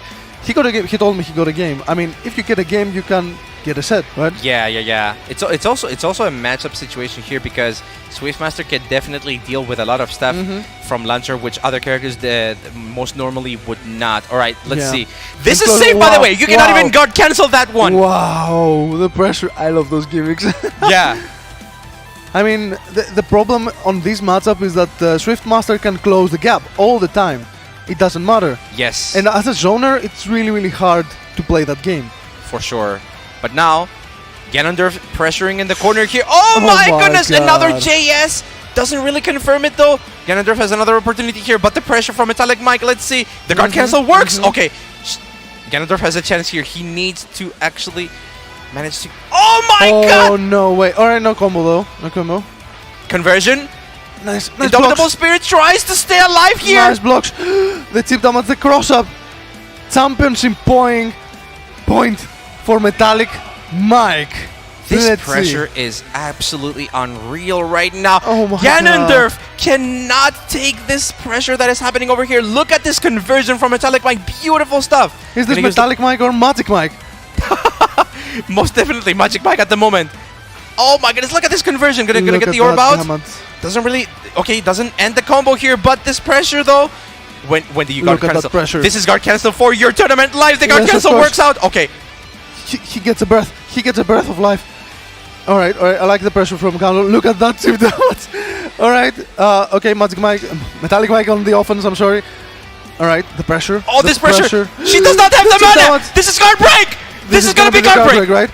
Oh no! This is gonna be it. Yes! No! guard break. And with a guard break, Metallic Mike with an absolutely insane performance gets the 3-0 into being the Clash of the Olympians 2023 champion. What a performance! Metallic Mike absolutely dominating this entire tournament. Congratulations to Metallic Mike. I mean, if that's not the performance, if that's not hype, I mean, he pretty much Against Ganondorf? Ganondorf as well. Against Ganondorf? Are you serious? Oh my God, what a show off. My What a goodness. show. Congratulations to him. Of course, um, big congratulations. I have nothing Yeah. but respect for this man right now. Like, bro, the mastery of Swift Master, and even after the nerfs, by the way. I know what some of you in the chat are gonna say about Swift Master, that he's broken that, this and that. He did get nerfed though. He did get nerfed though. But see what happens over here. That's devotion. It doesn't matter. You can nerf the character, but you cannot nerf the player. But let's see what happened in the top 8. Yes, let's take another short look at the bracket while we are getting ready for our awards ceremony, because I need more of those award ceremonies. Yes. If I'm going to be honest with let's you. talk about our top 8. What Yes. happened here? So, Metallic was taking everyone out. the only player that got a game from him was Ganondorf, as you can see. We had also people from Sweden as well. The Arpeggiator, Yes, right? yeah. Also, you can see another like 3 or even 4 names of Greek talents again trying to make a difference over here. It was basically me, Vidar, Jesus, and Roku, and 5 people, and it was also Hatake, who actually managed to get really far in DNF Duel with his brawler. Oh wait, no, not brawler. He was what playing it? brawler. No, not brawler. Brawler is another one. Grappler? Grappler. Yes, Yeah. yes, The I've seen him. grappler Exactly. gameplay from Hatake is actually what cost me my tournament life. I wasn't able to take him, and at some point, like the reset game was like out of control. Even after I understood how to counter it, I was just not fast enough to react to it, and then of course I lost. But either way, good stuff to everybody that joined this tournament. Wait a minute. Yeah. Are you top 4 again No. in this tournament? Are you gonna get another one? No. Bro, stop doing this. No. What are you doing? Dude, I didn't Are you collecting metals or something? Oh my goodness. All right, this is okay. No, this is not about me. This is True. Well, we're This talking is about not the about top me. 8. This is It's not about, about me. you as well. We're talking about the top 8. We're talking about the players. Yes, We're it's talking about the fights. it's about the love of DNF Duel, because can I be real with everyone right here right now? Like these past days, I was here at the venue. People were talking to me, and they were coming up to me and seeing me train a bit of DNF Duel, and all I said to them was that don't say anything about this game. I love this game. All right, we're back to the ceremony. Let's go! Award ceremony. Ganondorf in second place, Ganondorf. and of course, on first place we have Metallic Mike. Congratulations, my man. Congratulations, big congratulations. Woo. He is your Koto 2023 DNF Duel champion. Big round of applause. 100% deserved. Exactly. I mean, it was a 3-0. It was he was dominant the whole way. Yes, he was.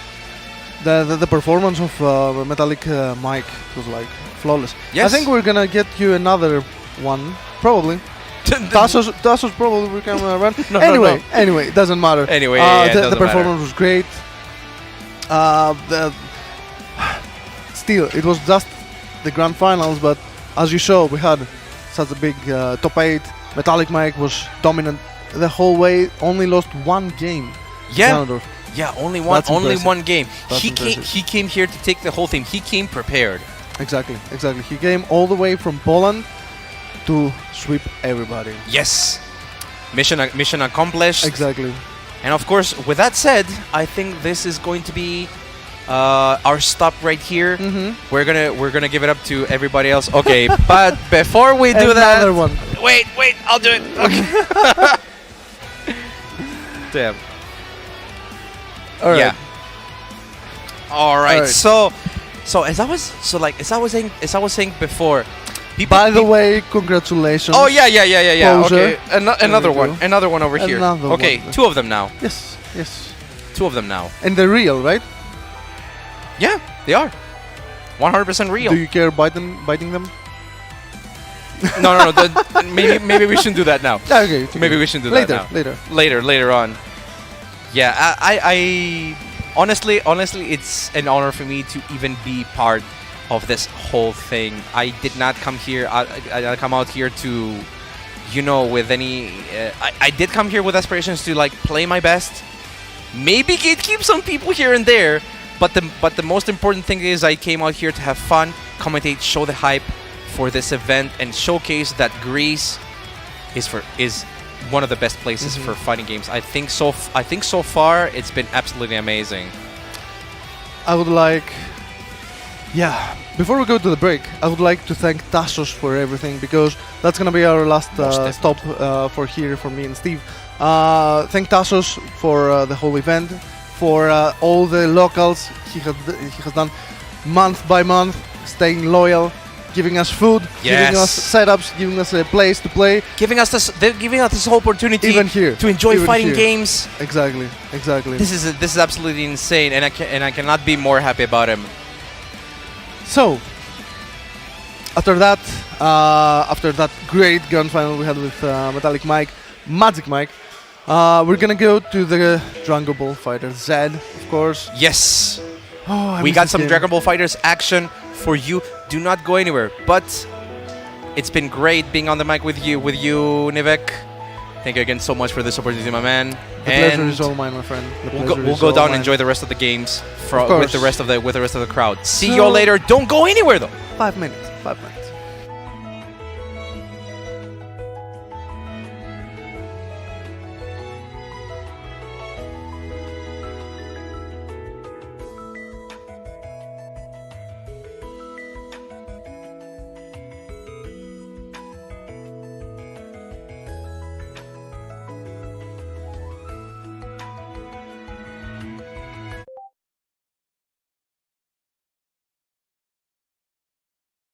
Dragon Ball FighterZ soundtrack.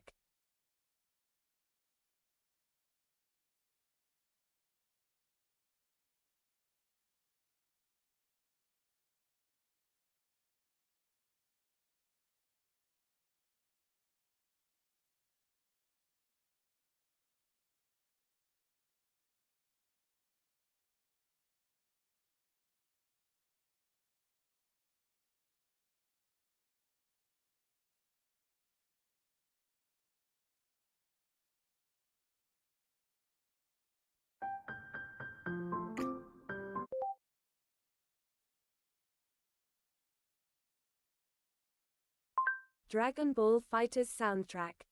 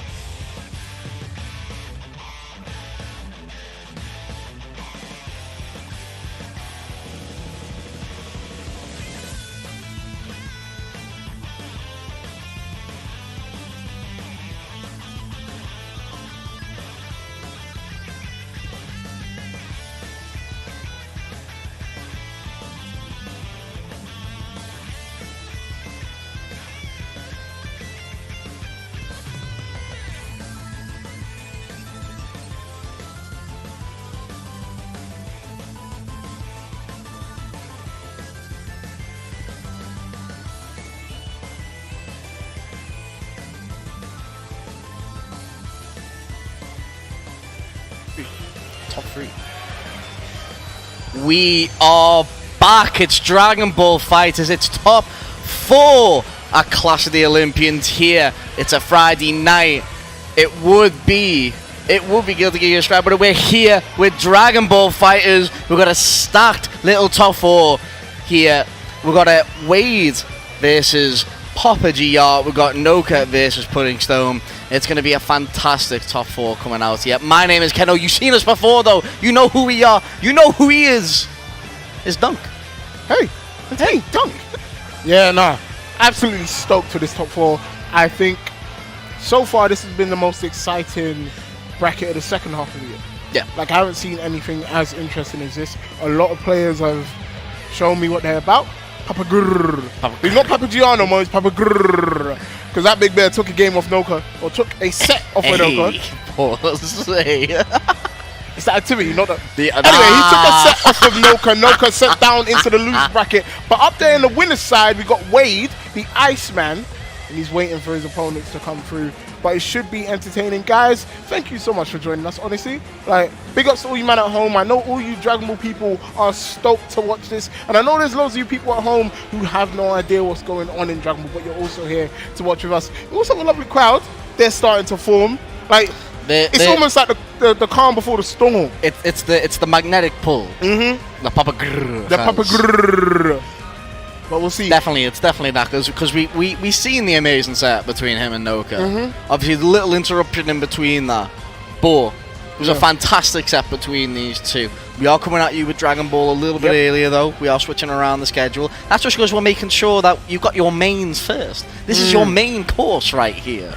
Your Soulcalibur, your BlazBlue, they're sweet. They're your dessert. But right here, this is filling. Don't save no space for nothing. No space for nothing. Don't save any space.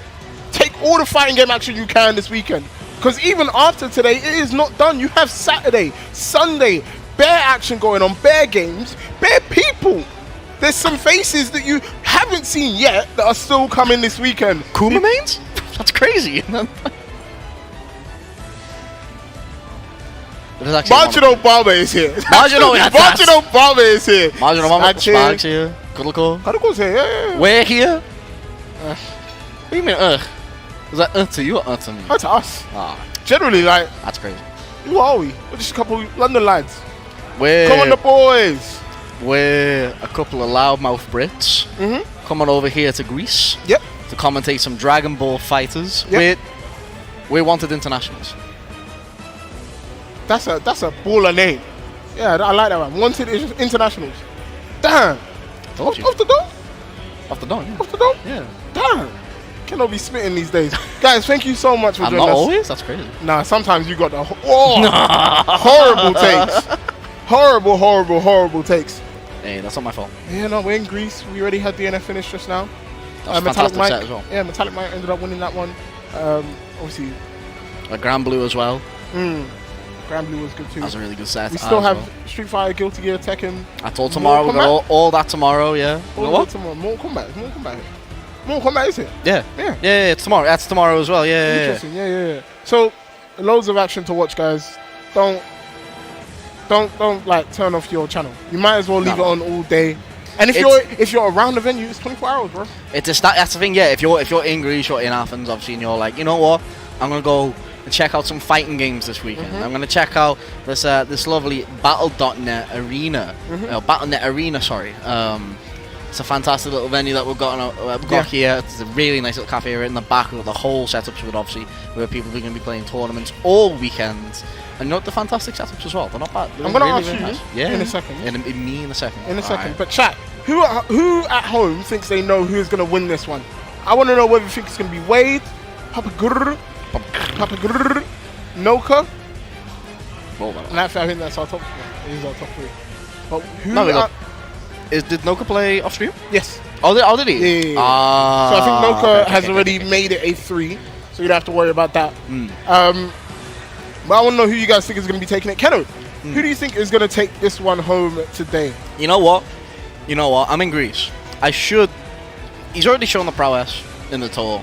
He's already shown the prowess today. I should be saying, wait, the Iceman, Mr. Freeze, if you will. But like, look at that crowd behind us, right? Take a peeky at that. Should we let them see? Should we move out the way? Look at them. Look at them slowly gathering. They're slowly gathering. You can't see the ones at the back as well. Yeah, there we go. Thank you, production. They're slowly gathering, making a storm. And because this crowd's here, I have to sit here and say, Pappy, I think Pappy. With enough momentum and enough pressure on top of Wade, you never know. You never know what could happen. I'm disappointed in you. But Wade is Mr. Freeze. He is the Iceman. Look, I have learned a very good lesson. Don't And call it Wade. is do not bet against Wade. I'm going to be the villain here. I'm going to say Greece is out after the first 2 games. That's crazy. That's real. Oh, well, 3 games. But basically, Wade, Noka, grand finals. That's my call. That's your call? And I'm going to say 3-1, Wade, second set. After Second, a you're reset. saying there's a reset. I'm saying there's a coming in. reset. What if I ever lied to you? Alright. Look at the zoom in. Oh, my mind Oh, is this playing. man's getting his ass beat. Oh, hey, This man's hey, getting his ass beat. Hey. Coming out with the, Why are you commentating it? I don't know. We're not here to commentate bloody Street Fighter. We're here. My man's exhausted out though. But yeah, they noticed. But before Yeah, we we'll- go to the game, guys, we're gonna go to have a quick look at the bracket, see who's still left and fighting. And I may have lied to you earlier on because we still have Wade versus Pappy, and in the bottom side of the bracket, Vidar That's what it losing was. out I to said- Noka 2-0. So those are the last 3 left standing. It's 2 Frenchmen, 1 Greek player.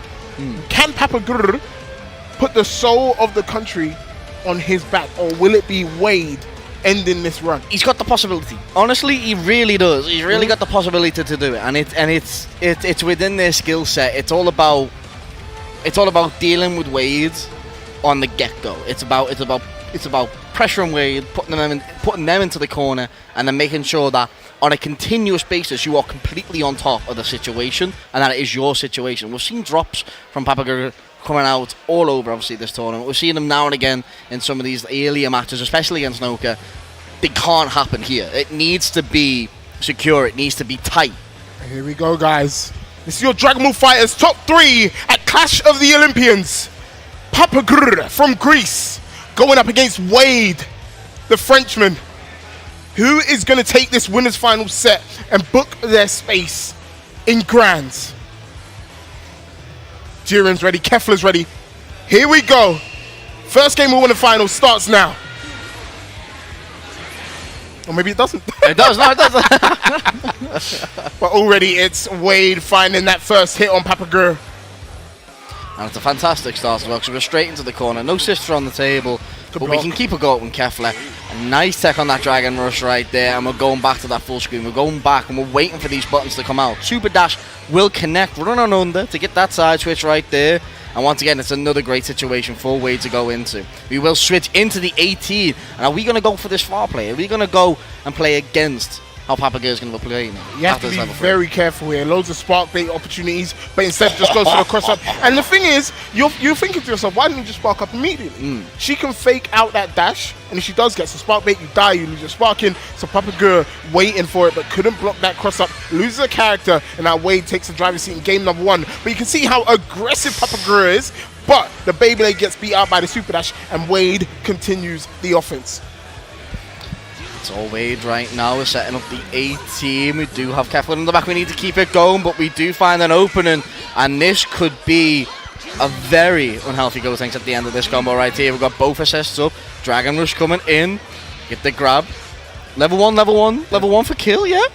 That's dead. Level 1. And then Kefler level 1 should be enough. Yeah, should be. Ooh, no, never mind. You've just lost some points on will it kill, but the low will be catching there. And it is a secured kill going out from Wade right there. Having on their last character, doing it for the Napa Nation. Trying to unionize against this French force right now and catching with the key blast right there. Auto combo coming in, hard knockdown. Not getting anything off it, but recatches in the air, and it's a fantastic situation to go straight into what is setting up some Cybermen. EX Cybermen set out, clashing with the low straight away though. Not messing about and getting out of this situation straight away. Wade on top of it. And that's what we've seen a lot of Pappy doing. Like, gets to the snap. Oh my god! He just wasn't real! The voices, they're back! Pappy, he's trying to fight smoke and mirrors right now. Wade phasing out reality. And these auto combo loops are going to take so much sparking time. Not to speak of this block string that's coming next, because he could stagger out. There's the M stance, goes behind him. I cannot believe that connected. And this is what I was going to say. Pappy, once he gets into that Nappa phase where he can bring out the sideman, is where he starts shining. The walk up too well, cow hit Wade, thought something else was coming. I heard one Greek person in the crowd scream there. One person that believes, but maybe that's all Papa requires. One character left, Wade, still has sparking, still has this very defensive shell to play. This is the problem that we have to deal with Pappy right now. If you're trying to reflect, you're trying to get in, it's all about counter hit situations, and that's what Wade is going to be doing right here. They should be dead at the end of this. Level 1, level 3, no worries. Right here, a little bit of a scare losing that character there. The key blast catching out, but Wade securing it up. And Wade is comfortable with losing characters because he can play all of these characters really, really well. I'd say before, I think the 18 was a bit missing. It wasn't complete. Given that time, I think he really understands the character now, understands how to play her, understands what like sort of cycles of aggression and defensive play he has to go through.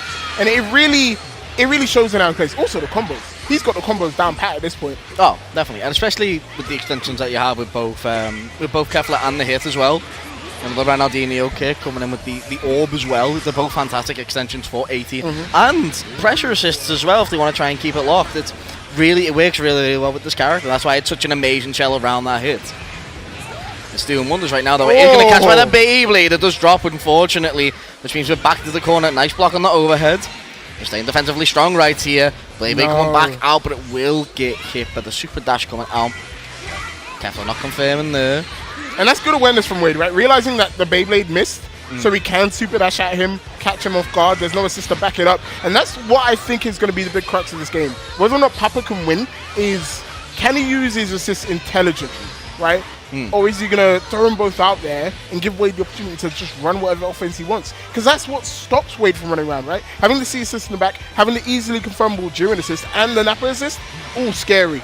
Ooh, nice jump. Ooh, unfortunately though, couldn't get onto the other side to punish. Rod jumping back, watching out for the command grab. Really nice from Pappy there. Finally hitting with that Beyblade though. We're going to be able to bring the Jiren in, get that blue life back on the side of Gotenks right there. Hitting with the... That was a raw. That was... That was a... I said it before. That block on the 2M was great. This time Wade gets opened up by it, and that could potentially be dead. With the C assist, can build that fourth bar, and suddenly in game number 2, Papa has hope. It's definitely on the table for them right now. Papa right there with a huge kill on the side of the Kefla. And this is what I was saying. If Papa is able to get them clamped down in the corner, if Papa is able to keep that pressure going, this team pumps out damage. We're talking like huge combos, 70-80% to get rid of a character. We've got the spark, we've got the meter to always do it as well, because this team is always building meter. Yeah, That's Wade the spark out. We're not knew. dealing with that. Wade knew that the reset was coming, but Papa did not see that 2M. It's going to be decent damage, not great, and he could go into level 3 here. Level 1, calls out 18, actually wants to side swap, gets it out of the corner, and now Papa has to think about whether you spark for this first character. Keep your team whole, or do you just save it for later? What's the mix here, Wade? Roll 17. Roll 17 into no proper conversion. ER coming in. Not on it though. Once again, we're just throwing them assist though. Trying to check if 18's coming in. Nice blocks on this hit right there. Sparking up though. We want to keep this Nappa in front. We like the momentum that we're on right now. Nice blocks coming out from Wade. Barrier up, double barrier, super dash in though. It's all blocks right now, and this is the pressure that Pappy needs. And it's gonna be hitting. We're opening up the 18, and we're like a steam train. We're gonna keep on going. Loops in the corner, planting the sab on. Here's Don't the mix. get reset. Don't get reset. Hey. Oh, he misses actually. Oh no! And Wade Opens up. still locked down, locked up, and locked out of this 18 if this combo is completed. And now we're gonna see him go down to just hit and potentially lose his first game of the tournament. It's massive. This could be massive for Pappy right now. And you know what? It all come from that spark as well. That decision to spark with Nappa and keep him in front. He knew he had the pressure to keep on going. This is what we need from Pappy right now. If he wants to win this, he needs to be on top. Try and find an opening on this hit right now. Nice awareness around these kicks here. We're not messing around with this stance. We're not messing around with this man's right now. He's an assassin for a reason. Did you see where he was? Because I had no idea. Bro. Gets the sliding knockdown. I hit the sound effect and I was like, he's gone somewhere. Nice block on the overhead, goes into command grab, great jump. And Papa has been jumping great out of everything. Wade has not. The command grab connects, and that should be a dead character. Level 1, level 3. This is not going to be a rollover. No. Papa is not going down without a fight, and shows that they are on this stage for very good reason. 1-1 Wade Papa. Damn. Amazing, an absolutely amazing game. Well, my mind got hit by the Spider-Verse. Hey. Grabs the hell out of you. Bro, it was crazy. But the thing is, though, there was so much pressure on top of that as well. It's put Papa into a fantastic position. Can we keep going with this momentum, though? We definitely need it. Not like that, though. Getting hit by the hit assist. That's going to be a fantastic situation for Wade right here. Set it up into the corner. Do we hell zone? No, we don't. But we set up a spin ball right there. Gonna tag out. And it's... Ooh. That's not great. And you could be looking at the barrel of a gun of a 18 level 3 potentially. No, obviously suspend, no meter. Has assist, so can do super dash mix, and that is exactly why it's so scary. You can do the spin ball. Oh no, the drop from Wade! That was uncharismatically not like Wade. Yeah, no, Wade usually is never dropping anything. So maybe feeling the pressure, feeling the away day. Well, this is the away days right here. He's not home, like this is all hostile energy for him. Oh my god! So bad! Oh no! Oh, that was nearly a really bad situation, but we're still gonna get a ton of damage off on the 18. Quick change out. Make sure that blue life is healed back on both of them, but that was a scary situation coming out for Wade right there. And if it was anyone but Wade, I'd say that shook him for the game. Yeah, but definitely. Wade is very good at keeping his mentality in check and is going to get this level 3. Has both assists up, so could be really ingenious with mix. And actually just waits, doesn't want to deal with the counter. I like that though, I like that option. A little bit safe. Oh, plus frames into DR, the classic. And Papa loses that Jiren. It's 2v3 now. We've seen him in this position before, and I'm looking at that Nappa. That could be the saving grace. I love it's the smirk in the back as well. My man knows. My man knows. Yeah, he knows. I'm about to mix some. I'm coming in. I've got 2 interns and 2 hands. Why is he American? God knows. I feel like Nappa's American. You look at Nappa, Nappa's definitely American. You don't unionize workers like that on your team. Oh my goodness! Second hit of the auto combo will connect Wade. Gonna do decent damage, not gonna get the kill. Or maybe I've spoken too soon. I don't know. He's going to bring an 18. That's 18, DR, level 1 should be able to kill at the end of this. It was the second hit of that auto combo. So the scaling's a little bit goofy, and it is with that combo ending right there. Able to take out the Gotenks. Papa Gur on the last character right now. We've been here before, mate. But this time. This time. The comeback is going to be slightly bigger. He's got 6 bars. Surely you spend some of it. Bring out the intern. It's time to mix. It's time to mix. Oh no! The back. Oh, it's 2 hits! And he got away! It's the great awareness there from Wade. Realizes the sideman is behind him. He has to get out of dodge. Goes straight into the 2H. Doesn't opt to do anything else. Gets out. Will finish the combo. That's 2-1 to Wade. Potentially ending this one. He's on set point. Grand finals of Clash of the Olympians. That was another scary situation though for Wade. They get the hit there, but like you said, really nice awareness.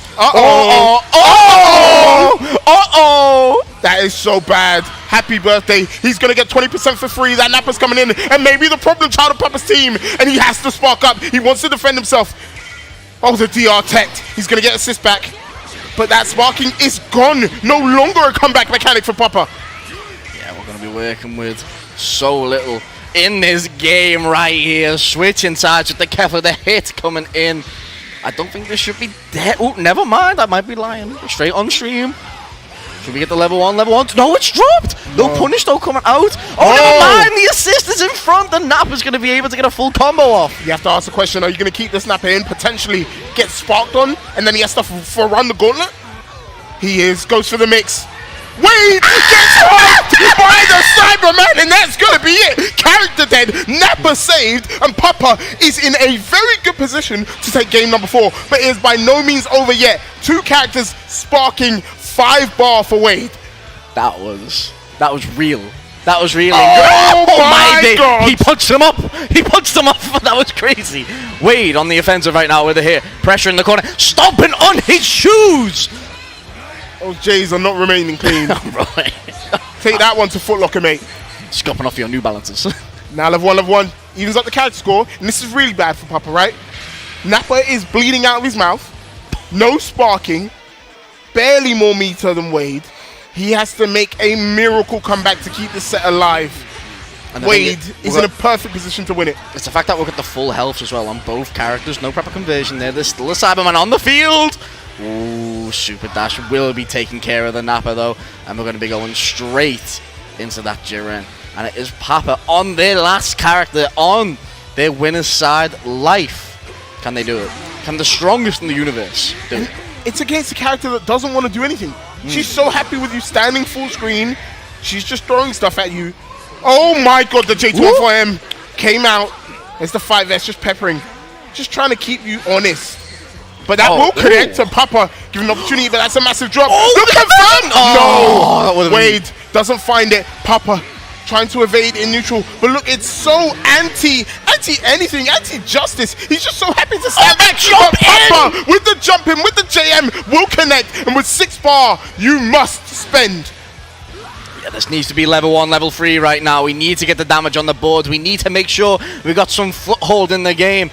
Level 3 coming out, tons of damage on this 18. It's all about the mix and what you're going to do. Spin on him. Are we... he blocked! Hold on, there's a chance. Wade and Papa going to the final character, game number 4. Wade still has that sparking, the full health hit, the meter to be tricky with it, goes in with the 5M, and that is all she wrote. Wade takes it 3-1 over Papa. My man got winded in that game there. Papa GR was taking Wade to them final characters, taking Wade to the final stops. But unfortunately, the Iceman is just too cool. He is so cool under pressure. A man of weaker mental would have been triggered by some of the stuff that happened there. Definitely. Right? You have an intern chasing you, a very angry American chasing you from the other side, but Wade was just composed, calm, and he'll walk off that set exactly like that. But now we have losers finals. The rest is not over for Papa. No. It's not done. Now you have to fight the other Frenchman in the bracket in Noka. And he beat him before. Can he do it again to get a second chance at Wade? Well, this is going to be a massive run back for Noka, because that was a close game between them two. It was 2-1. Obviously, we had that interrupt in that final game as well, but it was the comeback with Nappa that really set that game. Right? It was just that complete dominance after that. If Nappa came onto the field, then it was just, look, we're just going to go. Yep. We're just going to keep going with Nappa, and we said it as well. After the drop in that corner and the pop back up, we're in the full process of what am I going to do next. It was the full process of how am I still alive. Yep. How am I still alive? What am I going to do? Is Papa going to keep that going in this next game? Can Papa recreate that, if you will? But the thing is, I think Noka was playing very slow initially. It's a very slow Noka. We didn't see the classic French movement, right? It's what they're known for. Their movement is absolutely spectacular. We didn't see that from Noka in that set. I think maybe going into losers and playing all of those games might have warmed him up, maybe helped him out. And I've seen some stuff, right? You were there. Oh, I've seen some crazy stuff, man. But like, so me and Noka were in the back, we were just playing casuals. Yeah. That Goku Black is not a mean character. So mean. That level 3 is crazy, and you could definitely be opened up by it. But before we go into the game, guys, let's have a quick look at the bracket to see exactly where we stand. It's been a crazy day. We can have a look at, obviously, Noka's path after they got knocked down into it, because they did have to verse EXD, a quick 2-0 there, and then obviously straight into RNGs as well. We had it earlier on the stream. I think it was against Arjin. And yeah, once again, straight through, so we're going to verse that Papa GR right now. Which is, in honesty, it's a massive game for them. An absolutely massive game. If Papa GR can recreate this and go back into a grand finals with Wade versus Papa, I think it's going to be the momentum for Papa that carries them into what could possibly be a win. But Wade has shown, no matter what, where he is, home or away. Yeah. I mean, Wade has done it in the... Do not bet against him. Wade has done it in the Bronx. He's done it in Brazil, mate. He's done it everywhere across the world at this point. A, B, and C. That's crazy. He's done it so far abroad now. I think he is like... All of the young French people that we saw 4 years ago aren't young anymore. They're experienced veterans. And the same goes for Noka, right? And I guess when you've been around for so long, something that might happen is you get tagged to certain personality traits. Yeah. And we tag Noka to nerves. But we'll see if that happens as we get right into the game. And already, Papa finds that first hit. That is not Wade, that is Noka fighting now. But the 5L will connect on the mash, on the wake up. It should get a hit on Jiren. And I wonder, what is he going to do with 2 assists up? What kind of Oki are you looking for against his Jiren? Maybe setting down the Beerus. Never mind, we're using both straight away to try and get max damage on that combo. That Beerus coming in. Yeah, we go for the back fist opportunity. No, back fist actually after that. Definitely a missing point. Definitely a missing point. He got 5-0 afterwards. Oh no! Counted straight back into the corner. Opportunity for Pappy. We're going to spark up straight away. We're not going to mess around. Front foot, we're going to hit with the 6M dash to keep it going. And this should be a dead Jiren after this. Adult Gohan doing the work for Noka right now. Level up, my boy. And that is big for Noka to settle into the set. Massive. We'll see if he can maybe continue the momentum, but it came at a cost, Keno. It came at the cost of sparking. It definitely did. Ooh, through the fire and flames. Going to be taking out that Gotenks right there. It's going to be loops in the corner with these machine gun kicks. Sending the child up high. Knocked down. We're going to go back for our levels. Yes, we are. Level 3 into level 3. He is slowly building a very strong Gohan by accident. The momentum is here. And you know what? It's what is needed for Noka right now. That momentum needs to keep carrying them. Because well, look at that. We're already on our last character. It is Nappa. It is Spark. It is 5 bars. It's something about bold characters in this game and just being some of the best anchors you can get. Are you sure about that? This is different, though. I'm more alluding towards TM, but Nappa's definitely on the receiving end of some godly damage right now. Attempted spark bait from Noka there. And he continues the offensive after the vanish, but 2 for success will connect. And Papa will continue the combo. Oh my, what is this damage? What? Wait, hold on a minute. This is just one guy. This is this is just one guy. This is He's nearly dead. this is just one man's on his own. Uh-oh, vanish. Oh, okay. Roll target out, but that Beerus is definitely traumatized from that damage. Is it going to happen the same to go on? We don't have the bar to do it. I never mind. Look at that meter build. That is crazy right there. We're already on 3. We're nearly on 4 bars right there. Maybe this isn't fair. Oh, yeah, that was massive from Noka to get rid of the sideman. Oh, that was not, though. Maybe it was all a bait. The Beerus orbs come from behind. And now Noka looking to take down the snapper. Finish it. Goes into the Goku back level 3. It's time for you to guess. For me to guess, no, I'm not playing. It's time for Papa to get. Oh, that not even vanish, sorry, teleport, EX teleport. It gets worse than that. I feel like playing Noka, I got a sneak preview into all the options that Goku Black can go into. You can float off it, can't you? You can like float and Well, then go you can for land and go for 2M if he really wants to kill you. That's cross crazy. up and go for 2M. Like it's such a interesting character. I think. What, bro? What? So remember what I said? I think I've stopped thinking now. I've lost the capacity to think. I'm gonna be sick. So that was cool. He actually gagged. He actually bloody gagged. Oh, no confirm there. Oh my Right. God, 2M. We're fighting back now. These guys are swinging. Like this is relentless aggression now. Look at the damage on the Jiren as well. We've got the bars to go, but we're going to drop the combo. That is unfortunate. Not going to get any tackle off there. No pressure after the Gohan, but the command grab will work. A super dash after that as well. And it's a sparked up Gohan. That should be ending this Jiren right here. Yeah, we're going straight for that level 1. But again, it came at a cost. It is that sparking, and apparently Noka's just happy to get rid of it, to get rid of that first character and start the momentum train. It's worked last time. Keep them characters alive. Keep them coming. You know what I mean? It's more about the fact that can I keep them healthy? You know what I mean? Rather than do I use it for later? You know what we just saw? Noka did 2 full screen super dashes, Yeah. then air dash to the other side, and 2 H. Yeah, Like yeah, it was sick. real degenerate stuff. Oh, he's waiting for that sparking. You see him standing in that range. He's waiting for the sparking, waiting to bait with something like 5H or beam, and already he's got 3 levels on that Gohan. That's a disgusting Gohan right now. It's all going to be playing into this final game right here. It's tournament life. Sorry, not tournament life for Papa. It is going to be next game on that. But it's going to be not. Oh yeah. Oh my days. Oh goodness. Oh goodness, it is correct. Goodness. Level 1, level 3. Oh jeez. Bang! That's going to be a dead Goku Black. And to do that without spending sparking, without losing any health, is so big for Papa. That's just Nappa things. Just Nappa things. Just Nappa things. All the 2H. Spark up straight away, like it there, and it's going to be hitting on that low. The meter build's going to be huge for Nappa right now, and this is going to be a ton of damage Oh my on the God. God of Destruction. Look at the damage, and then look at the bar. We're on 5 bars already. We're on half meter. Uh-oh. No recovery whatsoever. Oh, and the Cyberman. The intern coming to help out. That is crazy right there. And already, we're on a fantastic situation as Papa right now. Spark, 3 bars, and next hit could be huge for either character right here. Flash it away. And Noka's getting antsy as well. You can see him trying to get in and waste some of that sparking time. Loads of vanishes.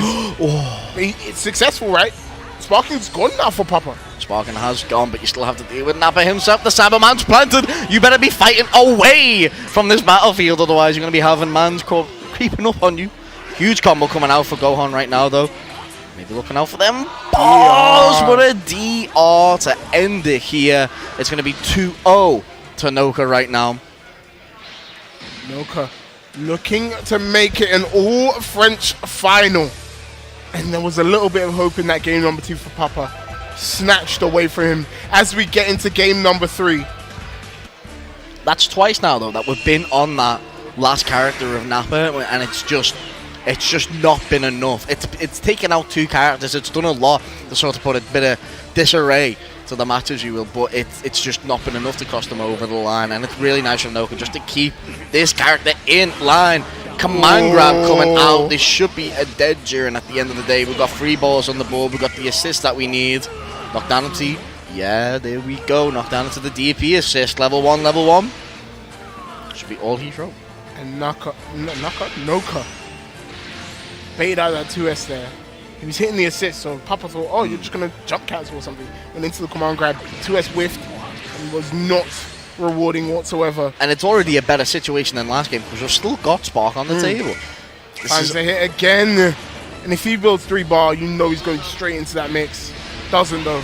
Instead, oh, maybe that was an attempted spark bait there. Oh my God, Noka tried to react with that 2H, was crazy. tried to react with reflect, but Papa just so evasive. And we saw Wade handle it with Super Dash. Yeah. So I'm wondering, does Noka see that maybe? No sparked up though. We're trying to clap. Getting hit by every assist under the sun though. Noka trying to work with just the Beerus in the front. Orbs coming out. Vanish on vanish. We're not dealing with that. Catching the super dash. And a really nice conversion at the end of that. He's going to be knocking down the boulder saying onto the ground for a Dragon Rush. Orb set up situation. You now got a block. Not even an option at that point. Now you have to block. I choose no. And that's why Papa has been punished. Looking down the barrel at the end of their tournament life, all that stands between them and that is this Gotenks. But with no sparking, surely this is undoable. Surely this one's over. Surely Noka closes it out. And he's on his way to doing so. Could spend level 3. There's the Goku Black. Gonna do some sort of teleport mix. And Papa, if you want to stay alive in this tournament, you have to block this out. It's a tricky situation. Nice jump away though from Papa just to keep the Gotenks alive. Oh! The reaction is immaculate. And muted celebration there from Noka. He knows he's giving himself a chance. Defeated the demon that put him down in the dust in the first place. And now goes on to a new one. They say sometimes it's better the demon you know. This time he does. It's Wade, his countryman, someone he trained with, someone he came with. That's bars. But an all French final though. It is something that we expected. Yeah? It is seed 1 and seed 2. Yep. Obviously, you know, that's how seed works. But it is what we expected at the end of the day. Yeah. Papa did give us some fantastic moments though. We've had some other moments obviously from great players as well. Arjin obviously giving some great giving some great bits, and then obviously we've had some fantastic names in the entirety of this bracket. Yep. The voices. The voices, Pudding Stone. Shout out to you guys, great names. But this has felt like we've blitzed through everything. And now I'm just here like, wait, it's about to be over. I almost this can't is the believe end. it. This is the end of your anime. This is what it is. It's when you get to your final episode of your anime. This is like ending 9. But this is how it happened, right? how it Wade taking out Vidar and Papa to sit in the grand finals. And Noka taking EX Steve, RNGesus, and Papa just now to set up our all French final These guys have played so many times before. They are no stranger to one another. Is there anything more Dragon Ball than an all-French final? An all-American final. That's crazy, because you're correct. It's the only other thing. It's the only other thing. But, obviously, yeah, top of the line, top of the class. Obviously, what we've got here in the grand finals right here. Noka making their way through loser's side from that losing position on the top 8, start to top 8. Obviously, Wade. Just being Wade. It's Wade. Only man. dropping one game. Just one game Yep. out of this entire tournament. And Wade has looked calm. Lost one game. Calm. Like, he lost one game, and the thing about Wade, when you look at him when he loses, he's just like... That's his face. Nothing changes. And, like, I've seen the best of the best, like, think about their options and all that stuff. Wade... Chill. Chill, man. Doesn't need to be messing around. Doesn't need to be, you know, talking. Doesn't need to be doing anything. Sits down, plays the game, gets off. That's it. Amen. 9 to 5. As we take our simultaneous water sip, brought to you guys by Dunks Donuts. I can't read Greek. I can't read Greek either. It's very hard. I attempted. It, like, the only thing we could read is Man City. And that's because it's the same. That letters. upsets me, though. But they are very bland and boring, so, you know. they're- We shan't talk about football here. It only end badly. What do we think of Tottenham, chat? But we're going to get into our grand finals now. Wade versus Noka. And this is premier level Dragon Ball. Both of these guys, top players. Since the day they put on the games. Oh, is that? eh? Oh, Is that the sponsorship? That's the right sponsor. there? Oh, hey, we got that's the the sponsor. sponsor. Oh! My man said stop. Kind of rude. My man said stop that. Not here. Should we show our sponsors? Yeah. Who's our sponsor? Make sure you're here. And if you're not here this year, Next year. be here next year, man. Honestly, fantastic event from these guys. Shout out to all the Greek staff. Shout out to Unequal Media. Those guys been fantastic this entire time. Yeah, production's done a fantastic job, obviously, and they're going to be here all weekend running the streams for you. That's crazy. That's And I really hope they get us on for more stuff, guys. They've been fantastic. But that doesn't matter. All of that goes aside. It is time for your grand finals. Wade from France up against Noka from France.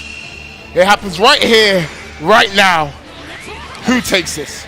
It's kicking off, and it's kicking off with the meatiest of overheads right there coming out from Wade.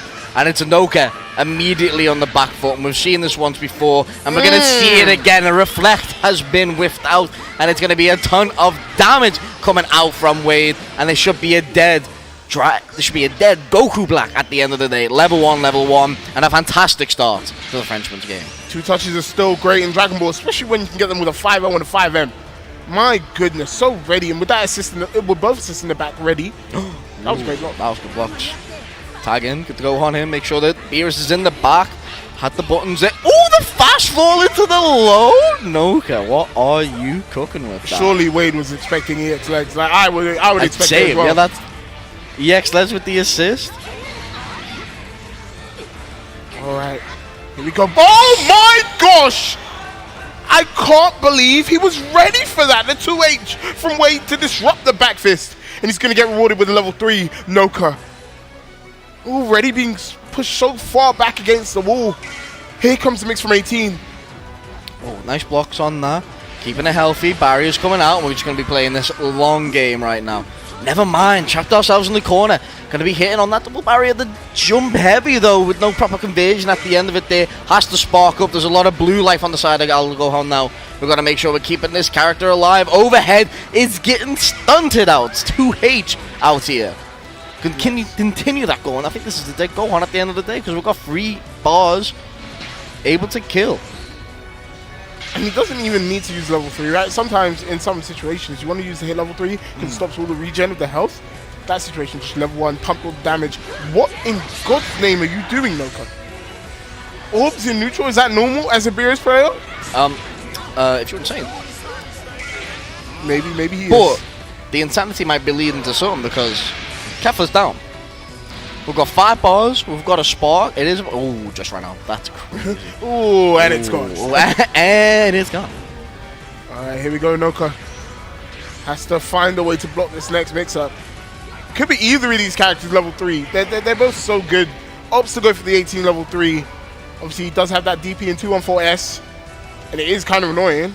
Hits at every single angle. It's a mixed situation right now, though. You're going to be ready for it. You cannot reflect the barrier, though, Noka. And an unfortunate situation, as this should be the end of the first game. DR, we're going to go for that command grab. And we actually end with the 3 bars, but it is not needed. Level 1. First game going to Wade. And even though Wade lost the character, just made all the right decisions in the most important moments. That's what it was. Like, we'll see if Noka can fight back, but right now it's Wade in the driver's seat, winner's side, 1 game up. Time kick down, making it safe, but not safe enough. It's going to get too hasty, and the wildest of Super Dash is going to be hitting on the right-hand side, and we're going to keep on going with the Kefla once again. It's a rinse and repeat for the last game, because now he's trapped in the corner once more. Assists on deck. Ooh, but they're not needed. We're hitting on the dome. That should be that character. He's going to get that 4th bar, can level 1, level 3 if necessary. And I think you do hit. Yeah. Oh no, apparently not. It's enough. See, this is why I'm just a commentator and he's just a player. Calculated. Just a player. Efficiently. An efficient player. Absolutely efficient. Didn't spend any more meter than you need to. And honestly, having 1 bar at least in your back pocket is so important in Dragon Ball.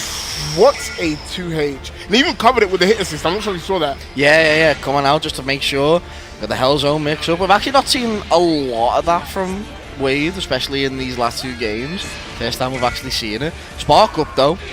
Really nice combos coming out from Noka right there. They're going to be able to build up that meter. Back fist into mix. Never mind. We're going to go for the leads. Get up. A really nice move from Wade right there. But we're stuck in the corner now. Oh my gosh. We jimmied on in. We shimmied into that left-right right there. That was crazy. You know, I said as a joke to Noka, why do you drop all your combos when you play everyone else but not me? And he's like, I'm saving them for Grand Finals. And that happened just now. Lost an opportunity to get rid of a character because of a massive drop. And now you have to hold this 18 level 3, fakes out the same side and confirms it. There's just so much she can do. Wade mastering the 18 just like he's done with the hit before. Pressure in the corner and catching low. It's going to be Wade on top right here, looking to go 2-0, but can Noka stop them? But there's a Beerus on the field, but this is going to be a lot of hard work to try and get anything out of this, really. Ooh, hit by the hit. Oh no! Oh, it should have gone under the key blast, but unfortunately going to get hit by the Karen 117 doing the same. Mix is coming out, and it is just an array of buttons getting thrown out, and it is going to end with that 18 right there. Level 1. Wade, no, not even another level 1. Just level 1 Wade.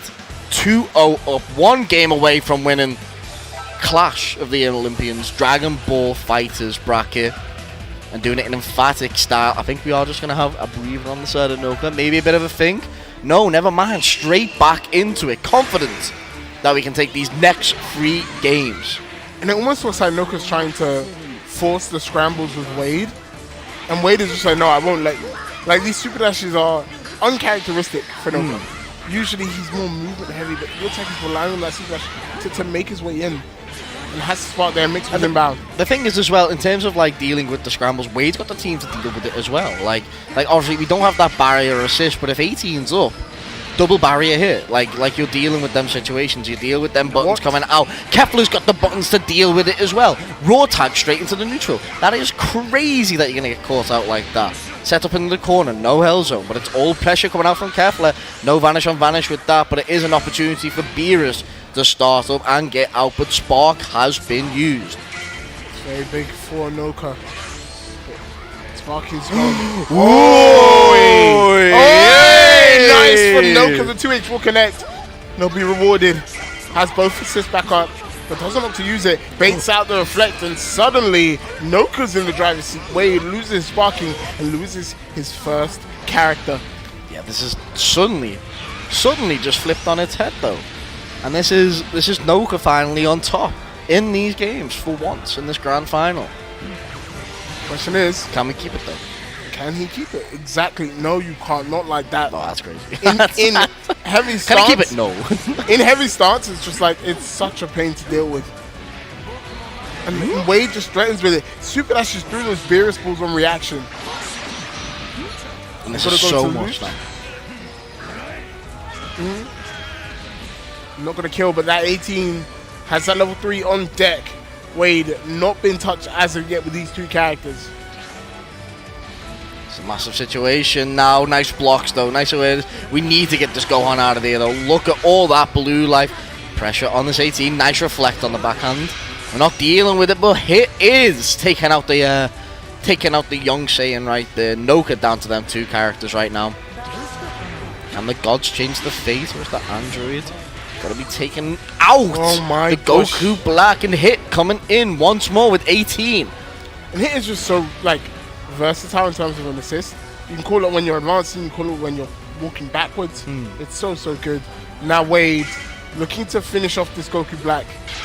Again, another cross-up. And, like, Noka blocked two of them just earlier. This one, not ready to block. And now Noka down to his final character. Wade potentially to finish this one off. Ooh, clash in the air. Super dashes on super dashes, and it's gonna be just a standing light. That's gonna start off for Wade. I don't think it's gonna be dead at the end of this, but it's gonna be a ton of damage on top of the Beerus right now.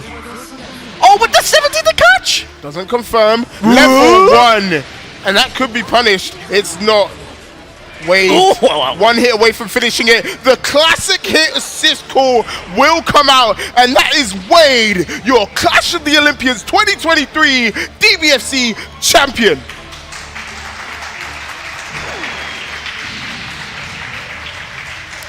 Fantastic play from both players in that grand set there. There was a chance for Noka to really get on top, especially within that last game, but Wade showed why they've gone through this bracket in a breeze.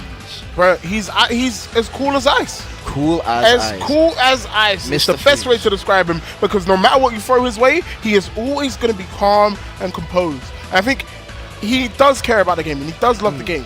It's not that he doesn't want to show these emotions, but he waits for the set, like everything to be over, so he can be happy about it. And in this case, Wade takes it 3-0 over Noka. On another day, it could have been the other way around. But Definitely. that was Wade's run to win. I'm happy we saw him win, but that was his run to win. We'll see what happens as we move later on into the year, into UFA. But now, a final look at the bracket. Wade and Vidar in winner's side. Arjin and Papa also in winner's side. Had Wade and Papa in winner's finals. In that loser's side, Unknown 673, Yosha, EX Steve, Lang King Atom, EX Steve, Noka, RN Jesus, Unknown 673 moved on. And then it was RN Jesus and Noka in loser semis. Losers finals, Papa going up against Noka. And then we had our grand finals just happen right now. Wade versus Noka. And now we crowned our champion, Wade. And obviously he doesn't need to take home those points. No. Because he's already qualified. But that is good momentum to carry on going forward.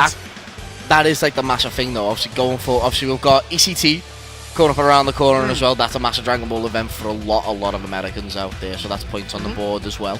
But this is obviously all built towards UFA, the final power event on this tour, and it's a massive for Wade because Wade came so close last year in that, coming second to Zayn.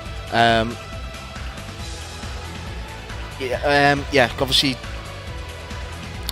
Yeah, UFA beat Zayn. Oh no, so it got beat to Zayn, getting second, and it was very, very close in that year. But it's good momentum going into it, especially off of this fight, and especially off of this as well. Yep. Can we keep that going? Yeah, We all keep going though. We'll keep this award ceremony. We do. Putting Stone. Putting Sorry. Steve. We'll take a medal home. It's going to be Papa Gur in third place. In second place, it's Noka, and your Clash of the Olympians champion for Dragon Ball Fighters 2023. It's none other than the Iceman, Wade! And he doesn't half look good in a toga. There's your champion! My man's the fit fits. He's The fit fits. My looking man. very, very good, and he'll take that trophy home. He's happy to take it. But I think that's all we have time for here for Dragon Ball Fighters. Keno, my British brother, it's been an absolute pleasure to commentate with you again for the first time in a long time. First time in a long time. But it's also been a pleasure to be here in Athens with all of you guys at home. But don't go anywhere. We have we have BlazBlue Central Fiction coming right after this. 10 minutes. Don't go anywhere. Stay put.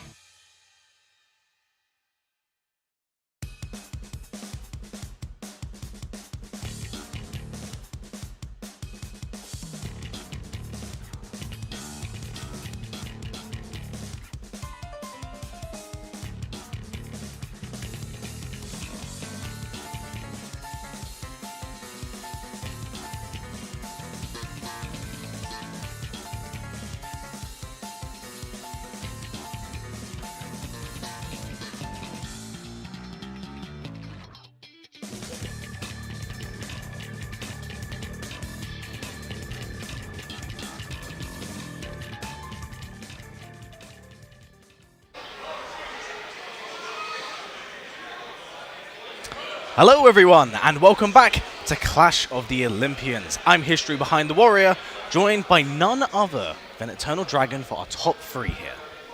How's everyone doing, man? We saw some really good games before. Earlier in the day, there was a few, matches that you think, okay, that makes sense, but there was a few upsets as well. Yes. And we're going to talk about that. It's kind of like the story of how we got into this top 3. So, we talked a lot about Silas, very strong player. He came up against Arpeggiator, and he actually sent him to losers, which, he's a strong player in himself, but that was kind of like, oh, damn. We looked at the bracket thinking, it's not updated yet, surely that's wrong. But no, he sent him to losers. Silas got the Runback, and he actually eliminated him, and, he's made it into top 3. So we're going to see Silas, Sams, and Cizel fight out for that number 1 spot. Yes, things are looking very interesting. In that sense, going back to what we mentioned about Silas, don't forget, it's a mirror match as well. Oh, damn, So that's it. it was Raphael against Raphael, which means absurd back-breaking action throughout. But, at the end of the day, you kind of expect some... when it comes to Silas, he has a caliber of play. So seeing Arpeggiator actually put in the work and knock him into losers was something I was very, very pleased to see for Arpeggiator. Yeah. Fortunately, not for him, because it's the run back, and it's a little bit soul crushing. But by all intents and purposes, you should be very proud of his performance, because beating someone who was won the verse fighting and then got second place in the most recent one, that's still a very, very strong position to kind of see yourself as a player. Yeah, definitely. And then speaking on the local talent as well, we saw Freeden put up a really good fight when she was using Siegfried against Cizel. That was a really close fight.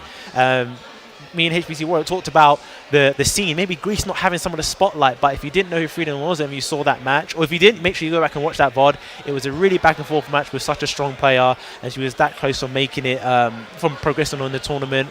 We saw Evangelos as well. So the Greeks is definitely represented in this tournament. And now it's just those big heavy hitters. You talked about Silas having a close win recently as well versus fighting. Sam's also had a close win when it was at the mix-up this year too. I mean, it's no easy feat to pull off such a high placement against one of the world's best players, if not the best player. But ever since, we've really kind of gotten into this and watched Sam's in that one stream of Arpeggiator, this man is very scary. Very scary. He optimizes how he plays in the sense that first round, even if he ends up probably losing it in some cases, he wants to stack the 4 roses. Yeah. And again, it comes back to what I kind of mentioned about Setsuka early on today. The longer that match goes on, the more grueling it is, and the more, I dare say, it kind of goes in her favor, because she has more opportunity to throw out those roses. The interesting meta mechanics of the DLC characters in this game. Yeah, definitely. There's another element with this kind of matchup. Both players from France. We know the French scene is probably, the strongest scene when it comes to Soulcalibur. It's something of a lot of debate because we haven't had it fully kind of tested because, it kind of fell off after COVID and that. But this is one of the few moments we get some international sort of competition. But we have 2 French players and we have Silas representing Scotland and the UK. So there's going to be an element where these 2 played each other a bit, know these kind of play styles as well. But Cizel and Sams, when we saw both of these players play before, on paper you might think, it's going to be a steamroll, but none of them kind of had really easy matches going into it. We both saw them had to fight back from almost losing. We saw that amazing comeback that Arpeggiator had against Sams as well. So, yeah, very good matches that we've seen, and we got more coming for you today. Tonight, we are in Athens in Greece. We have to give a shout out to Clash of the Olympians and Tassos Legacy of Kaiser for supporting Soulcalibur. Not often that we get Soulcalibur at EU tournaments, so this probably is the last one of the year. So thanks to everyone for actually supporting it. Make sure you retweet, get people watching it. We got some Soulcalibur action coming to you from Greece. Yeah, no, actually I want to go back on the topic of them being French players, and kind of what I touched on of player familiarity, right? Now, I know the term flowchart is thrown around very, very often, and someone might play a certain way. But you got to understand when it comes to playing from the same region, when it comes to playing teammates. Playing your teammate in tournament and out tournament are 2 different situations. Yes, because playing casuals is fun, but there's always that element of how much you sandbag each other. How much are you hiding from them. So that way, like, if I meet you in bracket, you're going to see. Yeah. It's like we play each other a lot, but there's one thing he hasn't seen me do this. Even if it's not a move, it's a certain type of sequence of moves, and it kind of throws off your opponent. Saying that, we're talking about throwing off your opponent. We're on this lovely stage here, and we are going to see them play their respective characters from earlier on with Amy and Geralt. All right, here we go. First game of top 3. Let's go. Oh, instantly gonna tech crouch around him. Good blocks from Cizel at the moment. He's gonna catch. Oh, catches him out the air. Oh, just Amy doing Amy things. Go for standard AA checks. Just playing very solid, very fundamental, not trying to overextend, but that's scary with Amy, right? She can overextend. Yeah, just like that. He's got 2 roses, but the ring edge is there, and Cizel tried to keep him close. Oh, he gets another rose as well. Good GI. Beautiful GI. Gonna go for the low, gonna go for the side switch. Again, just constant checks, lots of pressure. Actually, a little bit of an overextension for what we've seen earlier to date with Geralt. Like that patience there. No rock on the throw. One more hit, and it goes for the GI. GI. Bit of a Hail Mary GI, that's for sure, but definitely, I think good checks and a good call out for sure. Yeah. Oh, there goes your toes. 4 stack on the roses. Good luck having a lot of fun with this. And that's that 2-2 and C didn't press anything after it. It got him in the 3A to stop him from sidestepping. Again, it's just a lot of simplicity and like just small caliber. Not choosing to overextend, choosing to just poke away slowly but surely, but gonna get the yard and get full combo. It just does so much. Gonna have the wall to work with, looking for that 3B check as we did see earlier. And that's 2 locked in. I believe that's a lethal hit. Yeah. Like you said, that you could stay on the ground, but he's like, now I'm going to stand up and block. So good block there from Sams. He's got 2 full meter, and he's got 4 red roses. We haven't seen the 4 at a low that he's been doing quite often when he has the red rose. Well, there it is now. He pulls it out. Again, that move is just, it doesn't do like great deal of damage, but it's really annoying, and you can't ignore it after hitting it a few times. Yeah, but big damage going to come this way. And there is another throw. Ooh, oh my god, he's got 2. He might be trying to get the purple roses, the purple Amy, and going for 4 red roses for both of them. That's a lot of swag. I ain't gonna lie. At this point, that is a lot of swag. Now goes for the guard break. Gonna get the plus frames. Gonna go for the low. Ooh, can't quite push to the corner. Nice. Gonna get low, but jumps over it with just frame and misses. Good job. Oh, burns up. Unblockable. He stays on the ground. Yeah, we've been seeing so much on the ground, just like not refusing to get up situations today. It's been crazy. Yeah. Both kind of knowing each other's setup. Here we go. Last round of the first game. Actually, it goes back to what I mentioned. Remember, player familiarity. I think that could have been a perfect sign of it. Mind you, Geralt's Unblockable has a lot of startup, but it's good to recognize that when it comes to different players. Very true. Oh, he pops the Soul Shards. He doesn't want to deal with any of that pressure with Amy. That was so ballsy. Oh, cancelled the Unblockable. Okay, is it first time front? Uh-oh. Another ridiculous grab. Gonna go for the parry. Oh, no. Lethal hit for your lethal hit, sir. Yo, that was sick. The fact that they both lit up, like, nope. Yo, that was really clean. Sam's doing a fantastic job just kind of controlling the pace of that match right there. But you know what? When it comes to the caliber of these players and what we saw of them earlier, I don't expect anything less with how close it has been from start to finish. Yeah.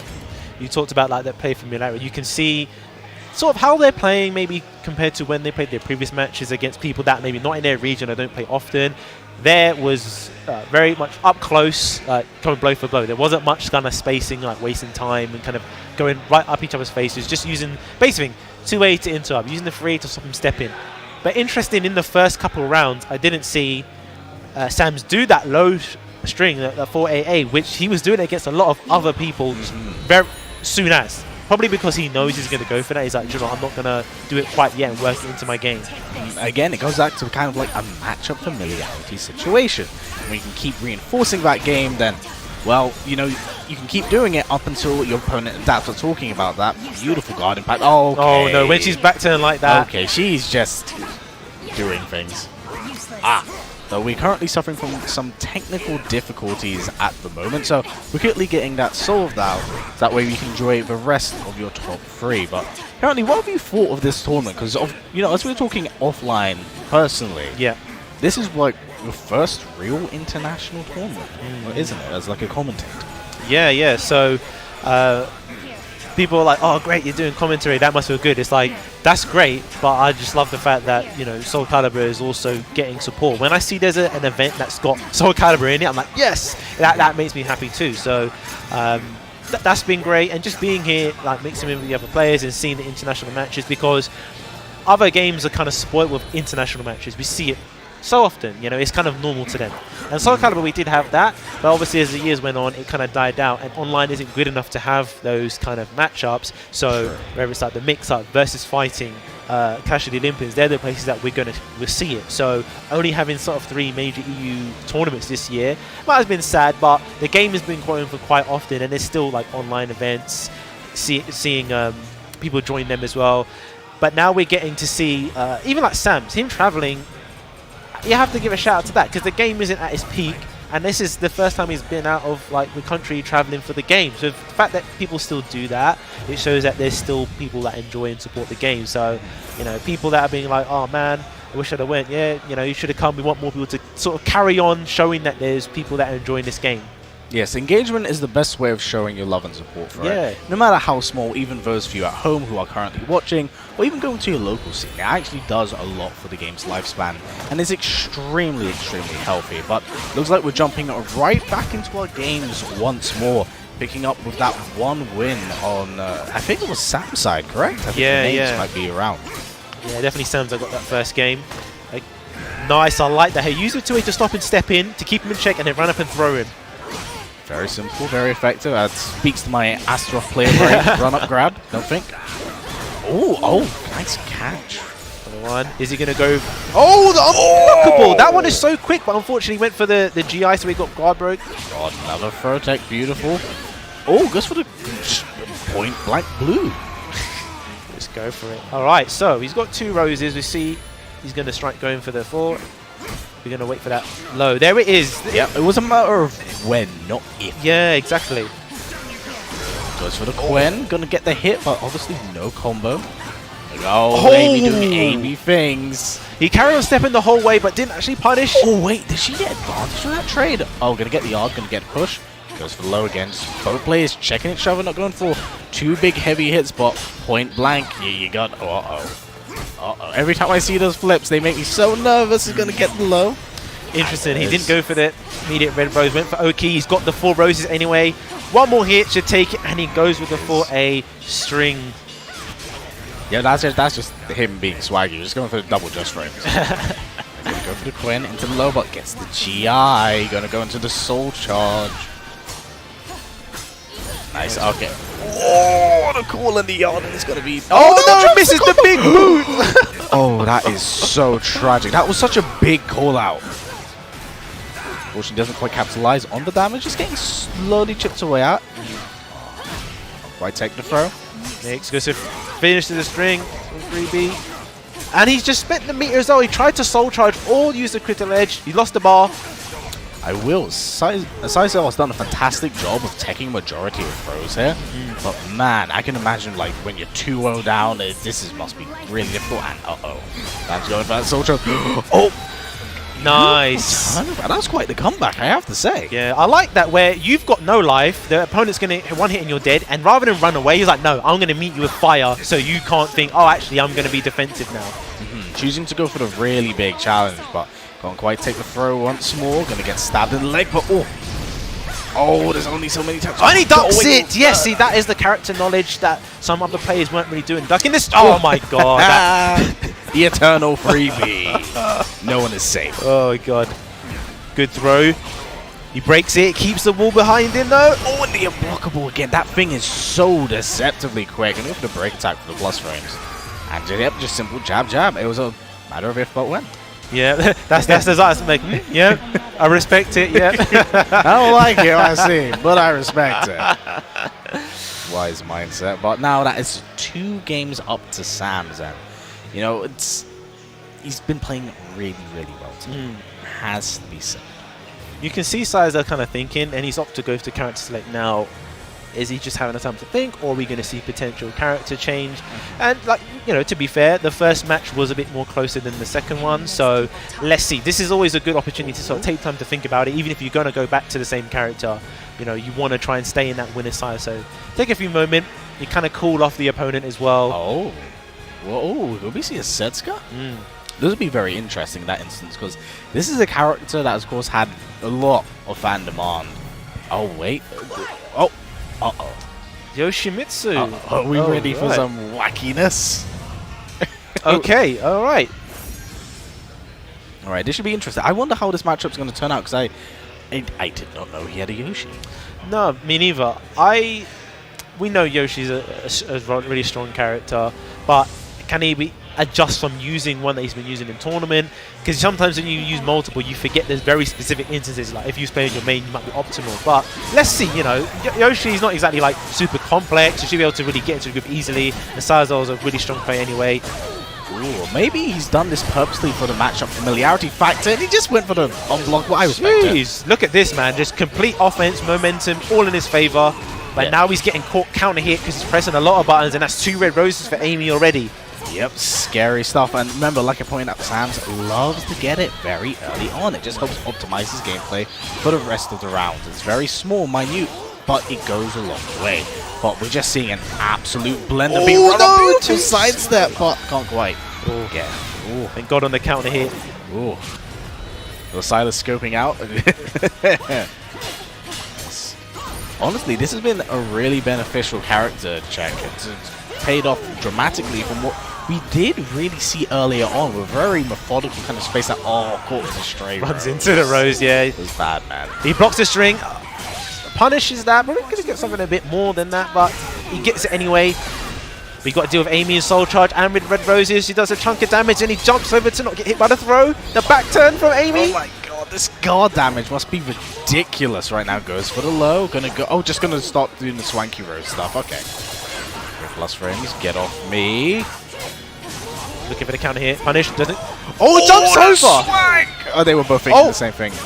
Okay, gonna have a little bit of the wall to work with. Oh, I think he's looking to throw him out. Oh, nice. The wall rising, what's it gonna be? Goes for the low. Oh, you're trying to step back. Nice work there. This pick is looking really good, actually. You know, that character change kind of flowing off his momentum is what he's used to. Yeah, both playing extremely well, but I feel like he's kind of gained a little bit of momentum now from changing it. And you say as he gets commentated first, that's very possible. Nice, gonna get the throw. Someone needs to charge their controller. Please do so.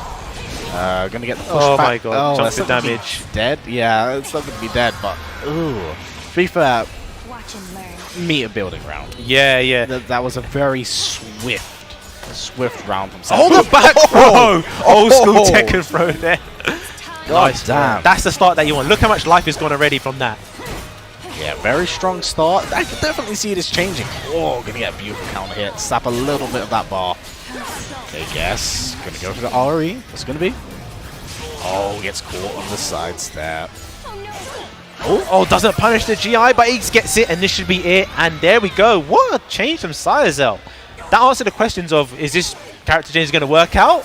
It did. It did. It really was benefit. Again, it's like the small things, right? It's like these small little changes from character to character can be extremely beneficial. I know sometimes going to like stage select, you of course get a little bit of time to sit down, breathe, kind of rethink your game plan. But honestly, this has been a really beneficial one, and dare I say a pocket one that I don't think anyone expected to see. Yeah. Speaking of the ring ups as well, we know that Yoshi's infamous for just his ring up potential. So, I mean, if they rematch on random, there's a chance to get the pirate stage as well, and that could go in his favor. But Sam's taken a few moments to think about it. Rather than just hitting rematch, he's actually thinking, you know what, let me kind of go to character select. You kind of kill your opponent's momentum, because at the moment it's all in Cizel's favor. He might be down by a game, but that aggressive start really played into his hand. But I think there might be a risk of him getting counter hit a lot, because the first round he was running up his phase, got the life lead, but then because he kept pressing buttons, it was counter hit. Yes. So he's going to have to try and mix it up a little bit so he doesn't get caught and start losing life, and he doesn't need to. playing a very heavy risk-reward factor to the character. I think we definitely saw it in that round, but there's only so many times you can really roll that dice before Yes. it does blow up. So jumping in to our next game right now is Yoshi doing Yoshi things. Just slap up a little bit of meter. Oh no, the GI from GIs. behind. No one can tell me that should be. People are like, oh, that's been like it in all the games. It was fine. Nah, GI shouldn't hit from behind. Looks I'm gonna be real with you. If you just say what's been in all the games, well, it's all been bad in all the games. I agree. Just straight up. Thank you. Is that real bad? Ooh, gonna have the wall to work. We're gonna go for the low. Oh, unlucky. So tricky. Oh no. Right, that's 2 roses locked in. Chooses to stay on the ground. Does not want to deal with it. Simple AA punish. Another AA punish. Oh my God. Another AA punish. That's risky because she's got a lot of tech crouch moves that can go under those high AAs, but he got it done. Yeah, I mean, he won 3 times in a row, and that's 3 roses locked in at the moment. Cizel looking like a beautiful interruption. Oh, good blocks, but just getting pressed right through it. Oh, so low. 4 roses locked in. Oh, this is nasty. Spends the bar. Yeah, definitely has it to burn it, but man, this is going to be really difficult for Cizel. Like, he needs to get a very early lead at the start of it to bring things around. Yeah. Spends a meat early. Good, man. Good. No life has been spent. You might as well just spend it early, and then you got forward roses and you got soul charge. Oh, looking for cheese stuff. Of course, she does let go of block. It's called the counter. Lost frames, but Amy looking to do Amy things right now. She's laid a helicopter. Oh, just they're playing so offbeat. Doesn't duck the high this time. You see that familiarity with characters that he's used to. With Geralt, he ducked that string. Using the 3A to stop him from stepping. Spends the meter to create some distance. Push him against the wall. The flying knee. This is it. Wait. Oh, he gets it. Oh, No, it was on the corner. It wasn't flush. Oh no, he went underneath the high. Oh my gosh, there's so much damage. Oh no. my again. God, See, she went underneath. Look, even Tassos is like, yeah, God. Clip that, man. Clip it. The 2 times he tried to just go, I'm just going to do a single A, she went underneath it twice because she's got a lot of moves that just tech crouch. Oh, dear Lord. This character and her nutty tech crouching, eye-tenning ass. Such a problem. And you see the momentum's just all in Sam's favor now. Blocks are low. Oh, in the back as well. Counter hit, going to do more damage.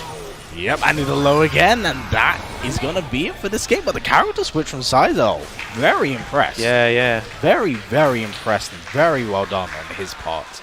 But now that kind of determines our losers finals, which will be Silas against Cizel. Man, just I feel in that round that was the difference where if you'd have won that, the momentum wouldn't. But you know when you lose that, it's like emotional damage, mental damage for yourself. He got the right combo. He was off axis, so he didn't get it. And then, when you're panicking, you think, what am I going to do? What's like the safest kind of move? Like a single A, recovery is quick, is fast. But with Amy, the amount of times I've thought, I'm just going to do a single A. She goes underneath it. It happened twice when she was in Soul Charge. And once you think, okay, it didn't hit, let me try it one more time. But she went under it again, counter hit, and then he died. And he lost a chunk. He had a massive life lead as well. So, life lead? Oh, my. Exactly. It's that real. This character on 4 stack roses, nuts. Like, why? Why is he so strong? But yeah, it's good. She's an insane character, and what I would honestly, in my opinion, just say is like just top 1 character. She's so good. She's so strong. Like, she starts off pretty mediocre, and like what I would say is still overall strong. Mediocre isn't bad in a game like Soulcalibur. And then she gets the roses, and then with each one, she climbs up like the tier list by like 3 places, and eventually she gets into it, and then she's like kind of a Dragon Ball character. Yeah. And I feel when someone has a mechanic that's kind of visual on screen, it makes you adjust your gameplay because you know they're going to go for this move that gets the roses, or they're going to mix me up. And in one of the last rounds, just simple mix-up. Run up, am I going to do a low or mid? So you ran up, stabbed him in the feet. Run up, stabbed him again. So you can do all these complexities, but then you can just boil it down to, middle, low. And that's what he did just to get that life lead while getting the roses. And then it's like, all right, the mid's coming. So you can just make it really simple when you combine it with Amy, who has, deceptively like high damage when initially you think, oh, you know, there's some moves on counter here that might do a lot, but then you're getting the roses, and then when she has Soul Charge and it stacks, he's got the mechanics that stack on there, and then before you know it, your life lead is gone. And simple moves that you think are safe because she's a small character anyway. She goes under moves. People describe her as a terrorist, and that's kind of like how she terrorizes you when you feel, just get off me. You just like stay away. Yeah, honestly, that's a really good way of putting it. I would describe her as such. It really, really is. And it's intriguing to me of just kind of like her overall design, because you pointed out it's a 50-50 situation.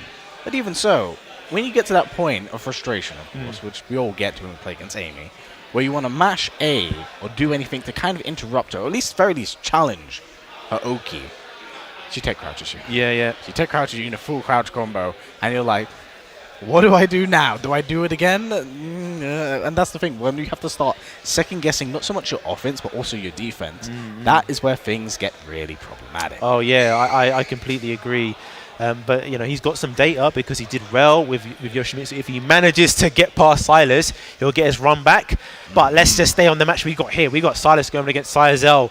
The winner will make it into grand finals to face Sams. Yes, and again, I have to mention, obviously, with both these players and the caliber they have behind their names, you got to realize there's probably a level of familiarity for them, from at least a very online presence. Because Silas, for a very, very long time, has been an online player. And ever since kind of coming offline back in 2019, he's definitely made more of a name for himself, gained a sizable amount of recognition, as he should, via Twitter clips. Oh my god, yeah, he's a beast. He's, you know, not nice person, but you know, plays like a monster. All right, here we go. First blood goes to Silas, and he's got 1 bar already, man. That's so messed up. You win, and you've got more meter as well. Oh, nice snap! Oh wait, no, he's gonna stop it. Oh, he was thinking he's lucky. Yeah, he's looking. He's gonna turn everything into a Twitter clip. Oh no! Oh no! What is this stage? It's not working. One more hit, and yeah, just goes stab low. What? Where we are? Oh, we're looking at Street Nivik now. Oh, Nivik. Oh, now it's Tassos. There's so much happening. Expensive.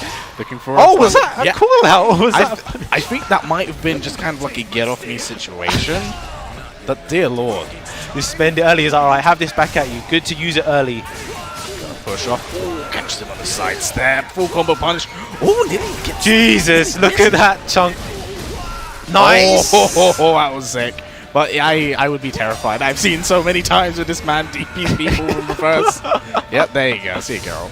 Oh my god, that is the start that Cizel needed to get that momentum back on his side. He had to spend the meter to do it, but at least he got the round. Good side step, but he doesn't get the punish, but he presses the button after the second hit. American reset, gotta watch out. We all know what Silas really likes to do. Keeping in mind, he does get quite the combo off the forward throw as well. Bleed, and he stocks to bleed. Is he going to get it? Oh, here he does. Chunks of damage.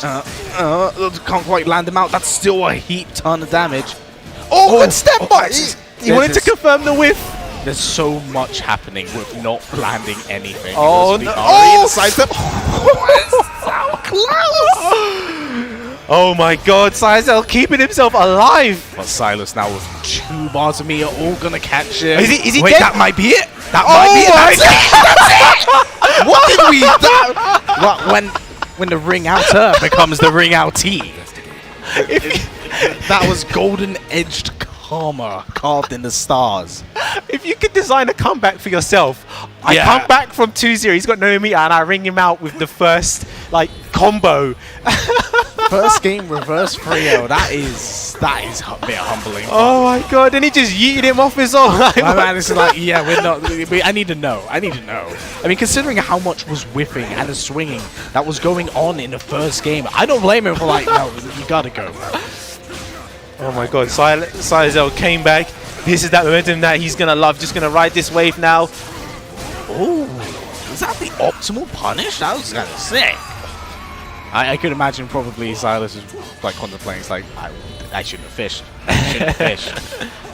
Saying that, it's baited him, yeah. Tried to think he was going to finish the string, and the wall's behind him. No, not again. Alright, gonna catch him. Very, very simple game plan. Catches him, so he's going with the prep. Nice. Oh, good space in there. Yeah, something that Cizel's been doing really well, and honestly, he's getting so much mileage off his lows in this game. Oh, it's called the stray. Oh, I love that. They're just trading two ways, so they're trying to get their turn back. Changes the position. He's got the wall behind him now. He's going to go for the low. Attacking the AA. Beautiful GI. Mind you, he was caught with that at the end of the first game as well. So that's definitely been something he has adapted and decided to adjust to. But smart choice to use the Quen. Great option just to deal with that offense. Use a move that's got armor, got parry options. Ooh, chooses the challenger. Known full well that, you know, getting a considerable amount of mileage out of Quen. Oh, the mind game's not going to do anything after the GI. Yeah, just want to see how his opponent's going to react. It's definitely still what I would say is the feeling out phase. Yeah, yeah. Oh, good challenge as well when I catch that sidestep. It's very simple. There's both players poking away, chipping away at each other slowly. At the moment, Cizel's getting the best of just those spacing moments there. But there we go. We got Silas coming back with Soul Charge. Oh my God! Get lethal hit. Bang. As pointed and noted earlier on in the day. Oh, he stood up! He sealed his fate. When he stood up, he had to just look that fire going right in his face. And Cizel getting so much mileage out of unblockable Igni at this tournament. I never thought I'd see it today. Oh, wow. Just goes right under. Oh, dearie me. How is this going to go? Jesus Christ. Oh, there. There he goes for the low. Oh, got to be careful. Putting his back up to the wall at the moment. Oh, and he's going to get the wall hit. Yep, This might be it. Wait, off axis just by a bit. Choosing to stay on the ground. Oh, no! Once again, Silas being caught with another ring out. 2 games back to back. And he's gone to a random stage, and I don't blame him. The stage, you know, it doesn't have like ring out everywhere, but twice he's lost. And it's classic running mix up with Soulcalibur. Because the slide is there, he was sprinting against the wall. Not even a great distance, but that little run, thinks, oh, he's going to run up and low or slide. But no, run up 3B, and that was it. Yeah, that's sometimes simple as more. Yeah. And in that, I mean, I would not blame him for jumping because, I mean, Geralt advantage on the stage anyway. Yeah. But we're jumping onto 2Bs, and let's see what kind of changes and adapts, because this stage is a little bit more open than what. Oh yeah, the wall is a bit dubious at times as well, but are we going to have an all-French Grand Finals, or is Silas going to come back? He's got a mountain to climb, but he's got the skills to do it. Definitely. Well, and Cizel has been carrying a fair bit of momentum from last game, but currently, all Silas right now. Yeah. Beautiful blocks, get the chest guard, and does take the first round. Still definitely in the fight, but, you know, as you noted, uphill battle from this point. Yeah. Oh, that was sick. Nice, good start, Silas. No break on the throw this time. That's the Oki. Yeah, going to go for that run up, as you did. No, just loves doing so, just constantly checking his opponent, but Silas playing really, really well, just catching and playing really offbeat. Oh, was looking for the bait on that. Goes for the RE. It's going to be. Go guess. Oh, the slide. Okay, Jeez. That was like a Tekken 7 tailspin there. But so far, Silas looking really good. Maybe this side switch is just really beneficial for him now. Great position. He's got 2 rounds. He's always got 2 meter. He can afford to take this. Yeah. Is he going to spend the soul charge early though? I think that Silas definitely will do so as he starts to push towards the corner. At the very least now to probably challenge Cizel. Oh yeah. So I do want to note that Cizel has actually been going for a fair bit of Igni unblockable when he has been in Soul Charge. Just kind of like the prominent threat of what he has previously. Oh yeah, yeah. Oh, gonna get the counter hit. Oh, yep. It's up, goes to the mid, but he sidesteps. Yeah, I was definitely looking for that big lethal hit on the Soul Charge. Get the forward throw this time. Not going to go for the back throws he has previously. Oh my God! It 1 hit. Oh no! That's see, that is Silas's big problem right now. He's playing with his food a little too late. I must like, you know, I play like an absolute animal. Don't overdo it. Yeah. Especially at this point, losers finals, do or die situation. Don't play with your food. This is one that he needs to come back. He's getting counter hit for counter hit. He's got the wall, the throw there as well. The wall position. Run up, mix it. Oh no, he catches counter hit. Uh oh, lethal hit locked in at the moment. Beautiful duck under it. Oh my God, he blocks it 2K. He parries him. Parries. Full damage on display at the moment. Silas with a bar of meter on deck. Definitely wants to look. Oh my God. Oh, whiffs it and goes for the low. Goes a little bit too late. Man, and if I was Silas, I'll be hitting rematch quickly because don't give him time to think. Don't let him, you know. I know he doesn't. I wouldn't say he has the momentum. That was like clutch. That that one exchange there from these players is where it's having key moments where it's just Cizel doing all the right reads to come back. But unfortunately not being able to commit just frame perfect for that big punish, which is a shame, but we're going to have to see how that works. It's beautiful takes from Silas, definitely kind of seeing that Cizel is utilizing what I can only kind of describe as more of a traditional 2D strike throw mindset. Oh, catches him with the AK. Oh, nice! Oh my god! Wait! Oh, can't quite get it. Oh, nice! Oh my god! My heart rate right now. I can't handle this. Look at the respect. No one wants to press anything near the ring edge as well. Yeah, I was looking for that low. Oh, both checking and just Two-way and then stab in the eyes. slow jab every time. My god. Silas could very well turn this down now that he's turned the gear up, but I'd imagine that Cizel like. Oh my god, that's really good healthy damage. Oh, in the back, man. That's going to give it extra damage as well. Good slice there, but he doesn't get the punish of the AA in time. Gets clipped with the low, double low. Look at that big prep. Look at that guard damage. Oh my god. Hello, tracking. Look at he ducked the fire. Oh, and he stands up. Again! Gets caught with it. Silas needs to keep an eye out for that point blank unblockable. I think we've seen it about 5 or 6 times today. Oh, he blocks the low, and he didn't try to punish because he didn't want to get bait with the GI as well. Good awareness from Cizel. Yeah, he goes for the wake up button. He's going to go for the soul charge, push him, get some wall to work with. But Cizel looking for really big Geralt damage right now.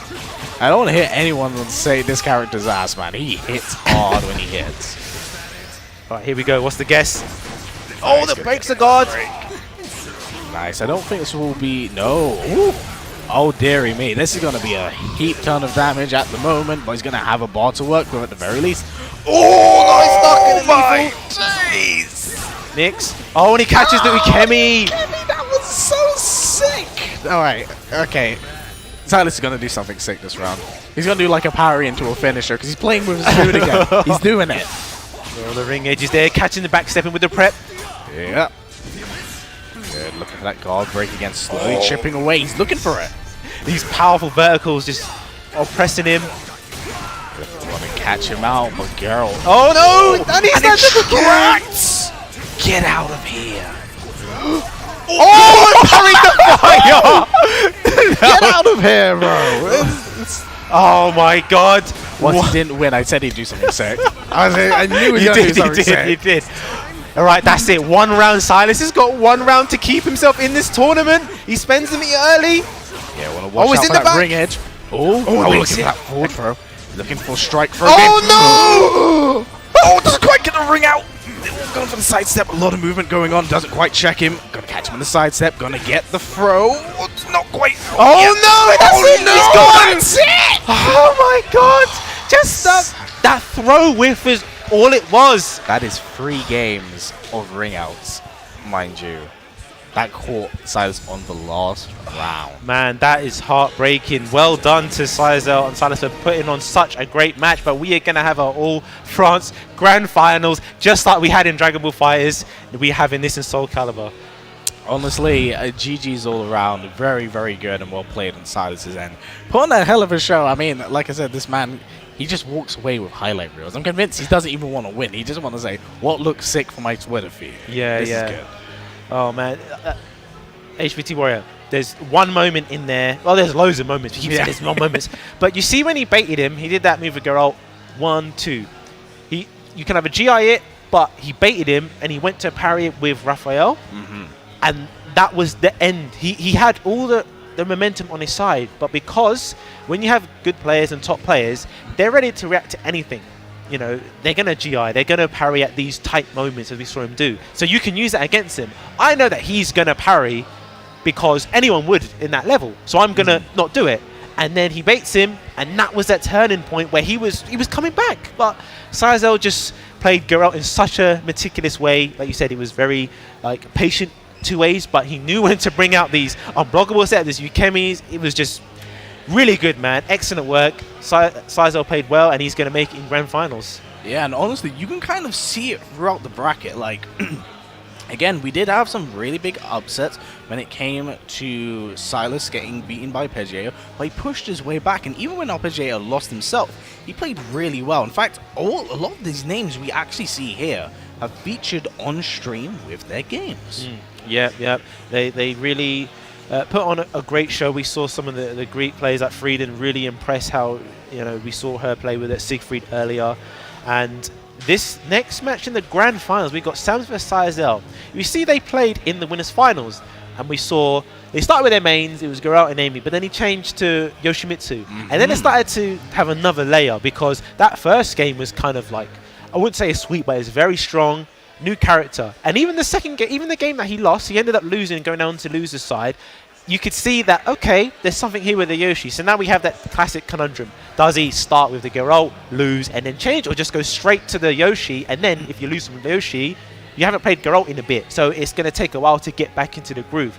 All I'm saying is you could be mixing up yourself and thinking, oh, who am I using again? Exactly, because that's one of the things. You don't want to overextend too heavy with your characters, but you also kind of want, comfort is home.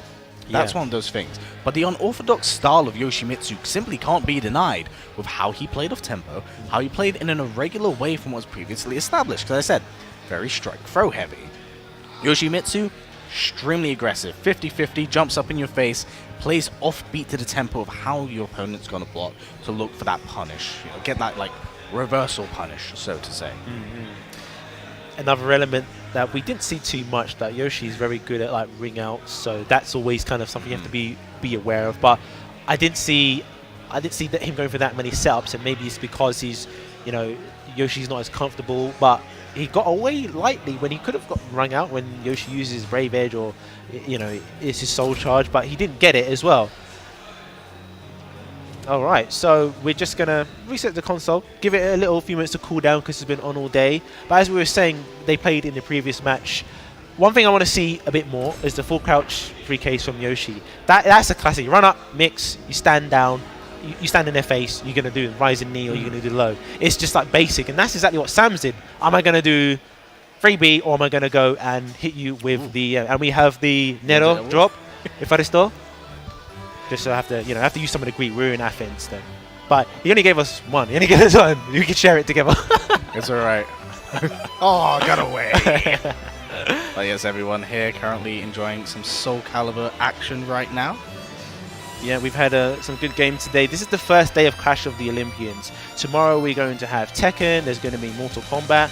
You're going to be doing some commentary for Mortal Kombat as well. And this is one of the... It's not the first tournament for Mortal Kombat, but it's one of the early ones, in terms of sort of European majors. Yes, now definitely. Actually, funny enough today, Mortal Kombat actually tweeted out that the Pro Tour was finally beginning, with East Coast Throwdown being the first official big tournament for the series. Right, nice. And then the first main European one is going to be Ultimate Fighting Arena, said 2 weeks from now in Paris.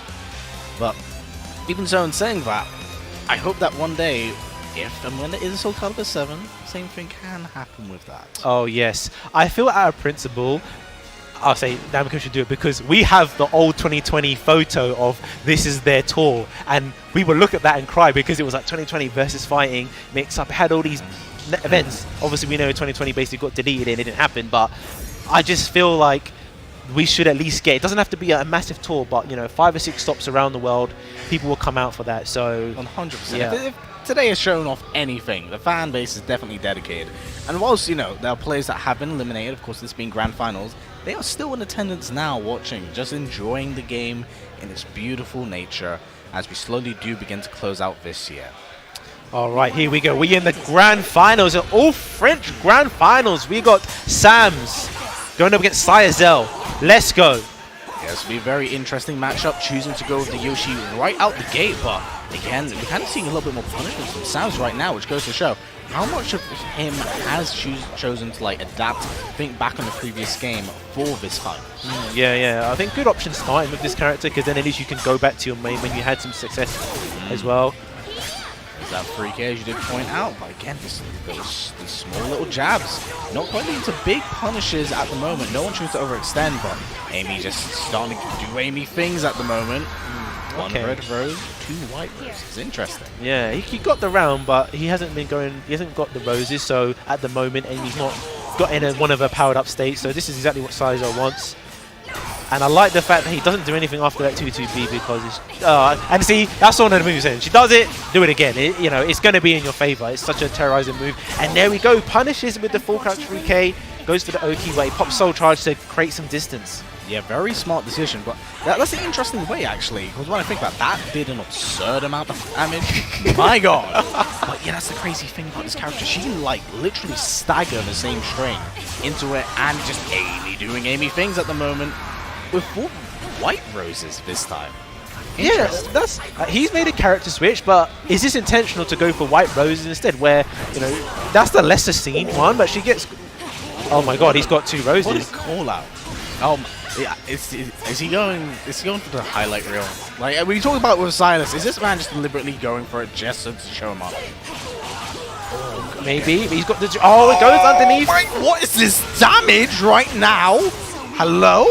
Gee, that's 50-50 it. into Blender, into another one at that point. Just Oh, he tried to resist impact. Oh my god. Oh, looks for it twice, looks for it thrice. Oh, just so patient, just not to overextend. One more hit. Oh, the duck! Still. We're playing with your food, man. It's what's happening. Oh, no, it doesn't do the BB. What's happening? Oh my god, man, that doesn't feel. They didn't feel like a 3-round match from Sam's. It was so like back and forth within the game. One of those matches where you say the rounds don't tell the full story. True, but I also got a thing. Sam's was doing a lot of things point blank in his face. There's no space in between them. It's like run up and it's all in your face. That's the thing. How much of that is a call up of I'm so comfortable with your offense now, I'm gonna duck you every time you go for a throw. True. I'm gonna challenge you and show you why. Because I don't know if they went back to a character select. Oh no, okay, so we're going right back into things, I believe, with Yoshi again. But that's a pretty scary statement, like point blank. Beautiful adaptation, gonna go for the low Tatsu, just constantly checking the 3K. Nice, I like that. You can't punish the 2-2B, so you just went for the low there. For the plus frames. Ooh, Cizel looking to challenge it as well. He's got the AA. Oh, he's lucky the 2-2B hit him in the air. Gets the throw, what's the Oki? If I get the rose, but there it is. Oh, the second it saved him. God bless, but there's 2 roses in off the 50-50, looking for that 3rd rose. Unlike the last game, just is looking to go for the red rose as opposed to the white rose as we saw. But, I don't know, bringing things back pretty. I wouldn't say so much comfortably, but looks far more confident here. Yeah. Be in his favour. Amy's got the meter. No, just jumps over. Goes for the BB. Just so he did it again, but this time he tried to duck the full couch 3K, but he just was like, no, I know you get. What? What was that? Just the game doing game things at this point, but 3 roses locked in, looking for that 4th rose on the low, trying to get that big ring out, doesn't want to have to deal with Amy, that's to speak for the rest of us. Just so much respect, choosing not to overpress right now, goes for the big knee. Oh, great interruption from Sam's, going to splat to the ground. Oh man, he got the hit first. There we go, he gets it. Nice. God, that's so scary. It's insane how she becomes like such a strike throw heavy character in that instance. Like a 50-50 blender into a launch that can combo you for as much as it does. Insane against the sidestep. And when she does that and she's got that Admiral spin into the throw, you don't really want to stand and take it, but if you duck, she's got really strong mids. Oh, nice catch out there. Does he get it? Frame. Boy! Get a little bit extra meter off that, but ooh, getting pushed up against the core weight. That doesn't let him out. Go for the low again, just using the meter. Get off me a little bit. Wake up buttons. Oh my god, now it's looking like it's... The matches are kind of close, but it's like Sam's starting to run away with it now. Yeah, that's the scary thing. Ever since those 4 roses have been engaged, it's kind of just been a momentum game for Sam's. Because in terms of damage output, whilst Yoshi is known for having pretty wacky damage, just Amy hits really hard with the smallest little things. And when she can set you up with Oki, you gotta guess. Now we're dealing with this character with even more plus frames. Problematic. This is the Yoshi stuff we haven't seen all game. Like, this is obscene damage. Nice, the full crouch again. He's making Sam spend that meter. Might as well, because he's going to get one if he gets this win. Yeah. Oh, he's so lucky. The second hit of the AA just clipped her right in the face. Literal pain perfection right there to land it. But You're not quite over just yet. Sam is currently looking very, very strong still, but Cizel not wanting to let him run away with it. Oh no, this is not looking good. The wall goes for the throw, good break, but he's got the wall behind him. Uses the 3A to stop him from sidestepping. He's looking pretty bleak right now. Oh, the spit to the face! And still a little bit of meter back, but not nearly enough to make a difference. And just the confidence in the low ducks right now. Cizel has to do something in order to change things. Oh, he's out of it! Beautiful blocks and looks for the unblockable. Can't quite get it. And still some meter again. It's going to take one more mix from either side. Beautiful blocks. There's the helicopter moving back. One more touch. Oh, he tried to hop jump over it. I respect the big brain decision on that. The confidence behind it, very ballsy, but Sam's looks like he's adapted this matchup. I wouldn't say comfortably, but has gained a level of familiarity in the back and forth here. Yeah, Cizel's looking little bit deflated, but rather than actually switching, he's just betting it all on Yoshimitsu, no go out, and he's locked in. He has to do this all with Yoshi now, unless he gets a reset. That is true, and going back to what you said, he understandably so, playing against someone who's not tuned to lose, trying to get that rematch, going full well you can win the tournament, it's going to fluster you quite a bit. Oh yeah, yeah. I think these two even travel together, they play a lot as well, so... Oh, not anymore. Yeah. Oh, sitting on your own. Yeah, definitely. Just little movements being made from Cizel can definitely take this back, but... All the counter hits. Small jabs, that's all it's going to take here. Soulcalibur, and there it is. Cizel gets caught extending a little bit too far. I'm noticing after Sam is doing the 3A, the Hori to stop him from stepping, then he does 6B to stop him either back stepping, and he can try and duck it because of high. I'm seeing that 3A into the high to stop him because it's one of the fastest moves, but I'm just locking that he's not reading that. Imagine having Oki and then still getting hit with a low despite it being your turn. That's what this character is. Oh my god! That was a sick. Yeah, that was sick. Oh, he does it! You know what? That actually might be a really big call out, but the problem is he's going to get splattered in front of him now, get some really nasty Oki in place, and going to get a big leap for him. 4 red roses locked in. Amy doing Amy things and taking yet another round. And she didn't need to style on him like that with the rose. It was like straight up. That man was dead. Yeah, man. One more round and Sams will take it. And he'll be the winner of Cash in the Olympians. Can Silas muster some sort of comeback? He's got meter. It's an uphill battle. It's definitely possible. He's nearly. Oh no. Wait, it's very possible to bring him out here. Oh, no, not quite. Damn these small hitboxes. He's like, get away from the ring edge. Yeah, definitely. There we go, the full crouch. More of those. Oh, that saved him. Collision as well on the wrong side. Oh my god. Sidestep. She refuses to get out that damn ring. I wonder if he's going to start doing more full crouch 3K. I'm not saying it's the move to solve everything, but he's got a lot off that when he came with some of the mix-ups. I'm really interested in how he's challenging that low now. He's actually just deliberately just flinging out stuff to challenge it, which is super duper good. Not quite getting a full combo punish, but damage is damage in this instance. And when it is tournament point, you've got to do everything in your power. You're right. Oh my god. Before A string powered up in Soul Charge. Oh, going for the big parry. Staggering a lot of strings. Oh no! Oh, wait! Did he get the ring out? He needs it. Oh no, he's gonna be dead. Not quite. Gets Oh the my just god. frames. Take one hit and that's it. Oh my god, my heart can't handle this. This could actually be the changing of the tide right now, but Sam's literally has 2 bars of meter. 4 red roses, 2 white roses. Nowhere can see Cizel like bringing Phil back properly. Oh my god! Just Sam's getting hit with everything under the sun. Going for the unblockable setup, going to get pushed off by the Soul Charge. Okay, gets hit in the air, so no full combo, but the lethal hit in Soul Charge stays on the ground. Looking for the challenge, gets the low. What's going to be? Oh, meditation! Oh my god. Decides to no, he doesn't AA, but he presses. Oh my so much god. closer than it needs to be. How did he have that comeback? See, that's the thing. And now it comes down to a situation of whether or not he can ride this momentum, and if so, for how long? Because he still has to reset the bracket, Yeah. and then he has to win it. Man, if you were going to say, like, what's the most uphill battle? Amy, 4 roses, 2 bars of meter, but the first 2 hits were all counter hits, so basically it was down 50%. So that's exactly what Cizel needs, the life lead, because he's using the meter for brave edges, so he doesn't have meter to use Soul Charge when it counts to push away.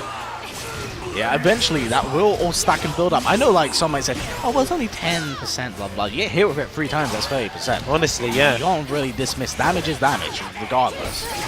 But right now, oh dear, wise choices are being made. Oh, he blocks it this time. Not a big punish. Not a big punch. Doesn't necessarily need to be, but Sam's taking the first game of what may possibly be the last here. A lot of checks and a lot of challenges as well. Unfortunately, Was he actually going for the full unblockable there? It looks like he was. I mad respect to him if so. Catch him. All that string in Soul Charge goes to low. Nice block on the low, but doesn't do anything to punish. Just runs up throws. Give me that meter. It's being caught, tracking the string. Can't quite get a full combo, but a very unorthodox style of play. There's just a lot of stray strings that just led to something so much more. I feel like that's what caught Sam's in the last game. Great situation for him as well. He got the kill. Amy expended that meter. Oh, can't quite get the end of that. I feel like he's been getting so much mileage out of just being airborne. Not wanting to get hit. Definitely takes away the ability to get full combo if he's in the air, jumping a lot. Spins the meter, break attack. Oh no! That saved him, but he didn't get the full hit. Jumps over the low. Yes, he's playing out of his mind right now. And there he goes. He did the 3A into the 6B and he sidesteps it. A lot of really just... Here's the thing. We're at the point now where the layers have layers of layers that have layers. This is ridiculous, and it's so simple. And with 15 seconds oh my on god! the This clock, saved him! able to stop the clock for a little bit. Oh dear. Oh no, that's going to be bare damage. Look at this. Oh no! Oh my god, look at that! That's not quite it. One more touch. There it is. Oh my god. This character has silly damage. What is this? When that move, Soul Charge and Roses that saved him. Gets the GI, spends the meter. Capitalizing it as much as possible. Again, just wanting to burn through as much meter as possible. He'll build a bar very, very soon. Uh-oh, there it is. But will he have the opportunity to use it now is the big question. Yeah, Sam's is on tournament point again. He's trying to look for that wall hit with the flying knee. Spits the poison at her. Yeah, that guard meter's getting a little bit damaged. Yeah, we're still in yellow guard right now, but it is going to go to Amber then red. Oh no! Oh, it's going to hit hard from behind. Can't quite get it. A little bit off axis. Going to get the wall again. Oh! Yep, there it is. Oh, he needed to do that, but now Amy is Soul Charge. He's going to jump forward. Oh, just counter keep hit. Pressing. Oh, can't quite get him on the ground. Going to go airborne. No, she's hold it down. Goes for Red Rose. So much patience. Red guard. Oh, and he breaks it! The BBB! Oh, he's not dead! For Ari.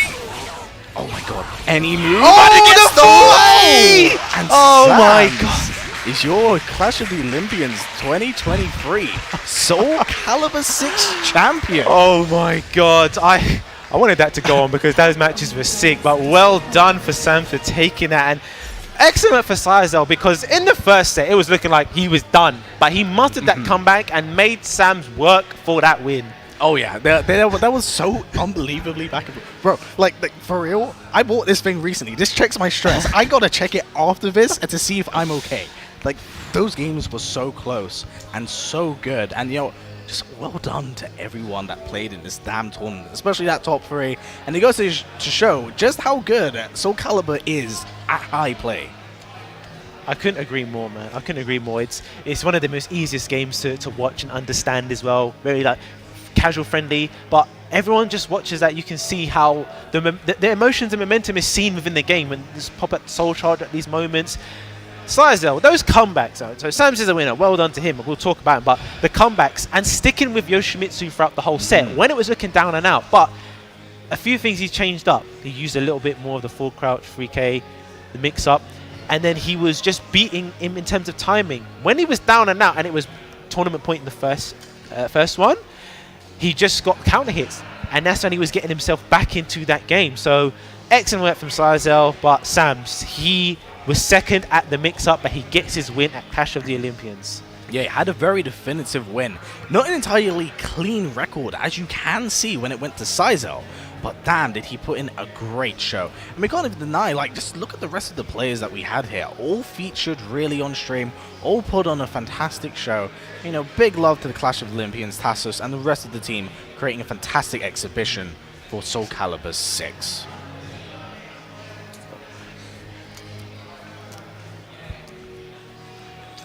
Excellent. So we just got calls on our end, but they will be doing an award ceremony for Soulcalibur 6 for the top 3 placements in this game. And man, it's really nice to see this, especially like this far into the game's lifespan when it is almost done, I'd say. Yeah, that's it. We don't know when much tournaments are going to be EU-wise for Soulcalibur. So, me and HBTY have been saying so much. We're thankful for the team for putting this on, and people that watched as well. Make sure if you didn't catch it live, you didn't catch the previous one, go watch the VOD. But man, it's it's a sight that we're used to seeing France dominating in Soulcalibur here. We have all French Grand Finals. It wasn't easy though. They had some really strong competitors. Silas there, Arpeggiator, Freeden did well for Greece. And there we go. Look at that award that is going to our French champion. It's fantastic to see everyone just lined up, just conversing. Because again, one thing that everyone needs to remember is that it's a community. It's a family. And we may beat each other up at these video games, but at the end of the day, like, there is a brotherhood and sisterhood amongst the players here with a tremendous amount of respect. All right, here we go. So we got award ceremony. So. Yep, that is one put on for Arpeggiator, I believe. One slapped onto one Silas. One put on to just this masterful... I didn't expect him to pick Yoshi. He played so well. Yeah. And here we go. The winner for Clash of the Olympians 2023, Sams! Massive congratulations for winning such a fantastic tournament. Played out of his mind. I saw him earlier today, very humble, very wholesome, very well deserved. Very well deserved. Excellent work. You can see how happy he is. The first time him actually leaving France to travel to an international tournament. He got second at the mix-up, and he gets his win today. So well done to Sams. We just had some really good matches, and thanks to everyone for watching, man. It's been great. Yeah, so no, it's been an absolute pleasure to commentate with yourself. First time we've ever commentated on microphone together. Oh, it's been fun, man. Oh, This yeah, guy is a long real time ago. professional. It was from the minute start. It was just great. Thanks for being my co-commentator, and thanks for Clash Olympians and Tassos and that for having us, man. Yeah, no, thank you very much for getting all of this done, and thank you very much for tuning in. We're gonna wrap up, and so you guys can tune in to BlazBlue Central Fiction, which will be coming up next. So for now, that's been it from Eternal Dragon. That's been it from myself. Keep watching Clash of the Olympians, and in the words of Nashley, donate to that damn Matcherino. Take care, everyone.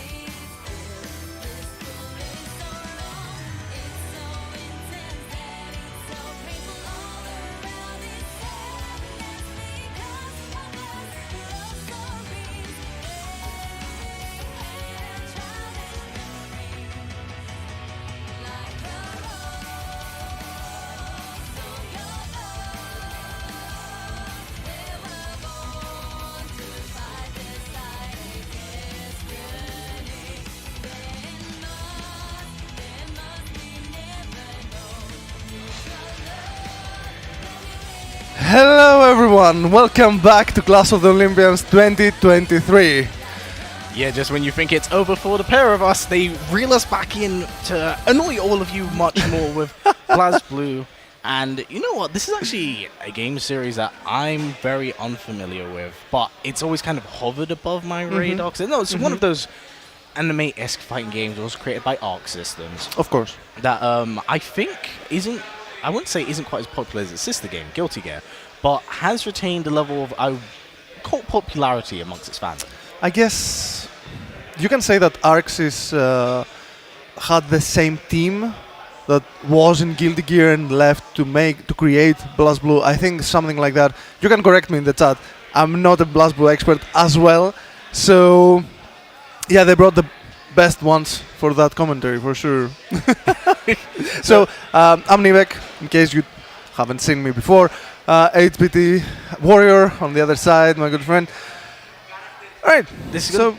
Yeah, no, in general, this is just going to be really interesting because I actually do recognize one of these players, not by person or by name, but I think it's DLZ, and I believe he's actually one of the Leicester boys who actually goes to the locals where Ketchup and Mustard Hall up in Leicester. Oh yeah. Now, from what I've seen and known, this man's quite the juggernaut in the anime fighter scene.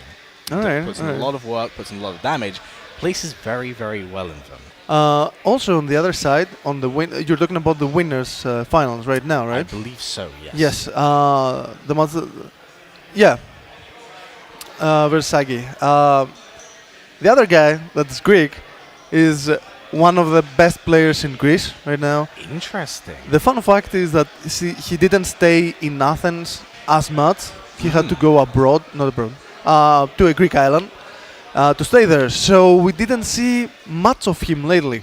We've seen his brother at the locals, but we haven't seen him. He's supposed to be the strongest of the two most of the time. He's playing very explosively. He's playing really much on point most of the time. Really good reads, but let's see how he's gonna do against your boy. And saying that, I do actually recognize the name of these two characters, which is Susanoo and Hakuman. But I know that DLZ does play a pretty mean Susanoo from what I've seen. It has a very interesting mechanic where he starts unlocking like what I believe to be his gates, and I think that enables him to basically kind of gain better options in his offense throughout the game. I've seen Hakuman. I've seen him play the character really, really strong. I mean, he has not many hits, but huge damage. Yeah, it's kind of like a walking tank in that sense. Slow, sturdy, but once lands, pumps out quite a bit of damage. Exactly. So, winner finals, first game. Let's go. God, what is that color palette? Does this reminds me MKX Scorpion? Yeah. This is the worst timeline. Of course it would be with MK commentators. Of course. But they're right out the gate. As you can see in the bottom left corner, he's looking to slowly but surely unlock those gates. I'm not entirely sure how it is unlocked. Maybe it's by doing a special move, maybe by blocking a particular way. Interesting to see how this all works and unravels, but Alphaman just going in, putting in the damage. It's DLZ. Yep. We've seen some good defense from Segi right now. He has the life lead, but that can change at any time with those characters. Hold the clip.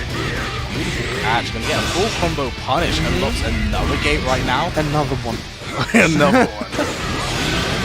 Some of these combos are so flashy from Susanoo. As those gates open up, another one has been done. Just another one has been done. Goes into the super, looking to close out the round. Is this gonna be enough? Yeah. Oh my god, this character doesn't end! Yes. And almost all the gates are open. Yeah, dude, I gotta say, I'm not a BlazBlue guy, but his soundtrack is a banger. And despite his current skin being seizure-inducing, love the design. Oh, but the gates are closed up once again, so it must be per round, which is probably really important to kind of like micromanage. I mean, if all of them would have been open all the time, it would have been really hard for the opponent to catch up, right? Probably. But in saying that, Hakuman kind of has his own thing, you can see. I think he's getting stacks. So unfortunately, Siguro hasn't really been able to get too much offense going. DLZ's just been putting in a lot of work. Yeah. So I'm intrigued to see how it's just going to open things up. This is winners final. You can't, of course, afford to lose, but you definitely want to stay on that winner's side. Yeah, you want to stay on the winner side, have extra matches to play, be ready for whatever your opponent wants to do. But now, DLC, it's on Seigi. 100%. Oh my god, the instant, the block on the instant overhead. That was so filthy, dear lord, that was it. Great blocks, but not enough. Let's see if we're gonna have the adaptation from Seigi. Zano looks to be a very formidable character once he gets that offense in. He gets hell damage as well, because once he looks like he unlocks those gates, he just goes crazy. Loose. Yeah. Just lets loose. Ryzen Drunken Master Boranger. True. Also, even though Susanoo looks like a bigger character, he's faster. He feels faster than Hakuman. Yeah, visually as well. I feel like the slow pace of Hakuman actually might be against him due to the sheer fact you pointed out. His arms are pretty fast. Hakuman's supposed to be the one controlling the distance, but right now it doesn't seem that that's working. Yeah, and honestly, DLZ putting a lot of work and damage that I am partially familiar with him for. Just like his familiarity, from what I understand, he just loves anime fight. He specializes in it, including his, I don't know if he entered Dragon Ball early today, but he loves it. Alright, you told me that there is an anime Yes. of BlazBlue. Have you seen it? I've seen the first few episodes. I believe it's one of those animes that, if I'm not entirely familiar with its previous established like canon and lore, and this is coming from me, completely lost. But the designs are cool as hell. Oh, the overhead, the block. Another overhead. Is that a double overhead? Yeah, looks like it. I'm not sure if he can combo out of that. Maybe with meter. Nice blocks. Oh. Too long. Poking, just jabbing slowly. The pressure, the instant overhead Dear one more Lord. time. Yeah, the fact that his string just kind of launched him into the end is like, yep, overhead, overhead, overhead. While blocking. Very, very scary. Oh my god. Yep, land it again. That's 5 gates unlocked right now. Going for.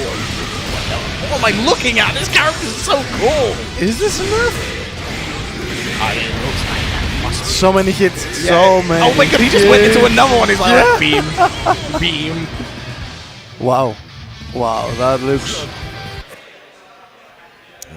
unbeatable right now. I don't see Seigi finding a solution until now. I think that the way Susanoo just kind of works fights, it just smothers that kind of slow game that you did point out with Pokemon. Really does specialize in. And when he gets in, it's really, really hard to kick him out. Yeah, it's just an overwhelming force when you put it behind someone who kind of specializes in this genre of games. Dude, it's scary. Alright, DLC up to 0. Let's see if Seigi has something more up his sleeves. Oh, well, since we're talking about the pace of the match, that's what we just saw at the very start. Just very slow, very patient, having DLC play his game, but right now it's DLC moving with those air dashes. Oh, it's an overhead. Alright. The damage is being locked in on the board. We did not see this previously in the last two rounds. Yeah, that's for sure a better start for Seigi. I like the grab in the air as well. Yeah, locking another gate. Slowly moving into each other, but gotta be careful. The wake up, dear. it's not enough. 3 gates, 4 gates. Goes for that instant air cross up right now, trying to catch him out the air, but Segura just, there's a lot of floating, no pressing. Yeah. Alright. Oh, the counter hit. That catch. Is this gonna be enough? Maybe if he opens up like another With gate. supers into super. Yep, gonna go into that. He's gonna go into the beam. Oh wait, what's this? What am I looking at? This Sonic the Hedgehog nonsense. Is this death? Oh my god! The slash? Something counted super. What is happening? Come on! I have no idea what I'm looking at, but that was so cool. That felt like Marvel. Alright, DLG with that great comeback. Oh He's my. going in again. It's this corner. So impressive. Looking to unlock another gate. 3 locked in right now. Oh, that. I like that side switch, yeah. That was so sick. Oh, get off him. But again, just the aggressive speed of Susano being an absolute monster. Yeah, that's the end. That's Having it, for 100 sure. gauge, yep. Yep. Alright, he's gonna swag on him. Too many gates, too much bar. Yep. Oh, he's gonna The swag dramatic. on him. Oh, he doesn't need to do this. We're watching anime right now. Astral finish. That was Astral so finish. cool. That was so cool. So excessive. but That so was fast and cool at the same time. I have no idea. You know what it's like? It's like swirling your eyes in a rainbow. That's the only way I can describe this game. Even from a casual standpoint, it's so cool. Pretty much, pretty much. I mean, it's such a beautiful game, but it's old, right? How many years Well, that's the crazy is thing. the BlazBlue rolling? I'm not entirely too sure because I'm quite sure that the person who directed the game isn't actually with the team anymore. So there's been kind of like a debate and a talk about, what exactly is going on with the game, what's the future of the BlazBlue franchise, especially after, Guilty Gear Strive's current mainstream success. So I don't really know what's happening with it. That actually might be the reason why it's only been getting subsequent updates of its current base, because there might not be a creative vision to carry it on throughout. But I could be very wrong about that. I have something to tell you. Shoot. Do you know why we have BlazBlue here? It's one of the one of the most favorite games of Tassos. Really? Yes, he plays a lot of BlazBlue. He loves the game, and that's the reason we have it here after so many years. I was going to say, he's probably going to scream at me if I'm actually wrong about Yeah, it. yeah. You can do it in person. But yeah, no, it's interesting. It's I also one of the nice things about Clash of the Olympians, because this is my first time here at the event itself ever. You kind of have, I wouldn't say more niche, but lesser known fighting games about the mainstream, like True. Mortal Kombat, Tekken, and Street Fighter. It's been a really nice day kind of dedicated to that and giving them the opportunity to have a bit of spotlight and a bit of time for themselves. I mean, every fighting game has its own beauty, right? Even the most broken ones, JoJo, for example. I'm just throwing out some games. Just this one. Injustice 1 as well. Every game has its own era, every game has its own beauty, but it's not bad to bring it back just to have it in a tournament, in a major. Yeah, the only time why I say I think like that problematic is if there's money on the line. True. And you travel overseas for it, and Of then you're course. like, oh, I'm getting OTG'd for about 70%. Whoops, I guess. Better luck next time. I mean, better luck next time. Evo. yeah. Evo Grand Final. I got OTG twice, so it is what it is. Ninth place. Yeah. It's ninth place, bro. You can't, not even in payout. Is that real? That's the worst. That's the worst. I'm having some Vietnam flashbacks from stuff like that, so can we change the discussion, please? Happy birthday to you. Thank you very Nice. Alright, we're gonna have a button check before our match.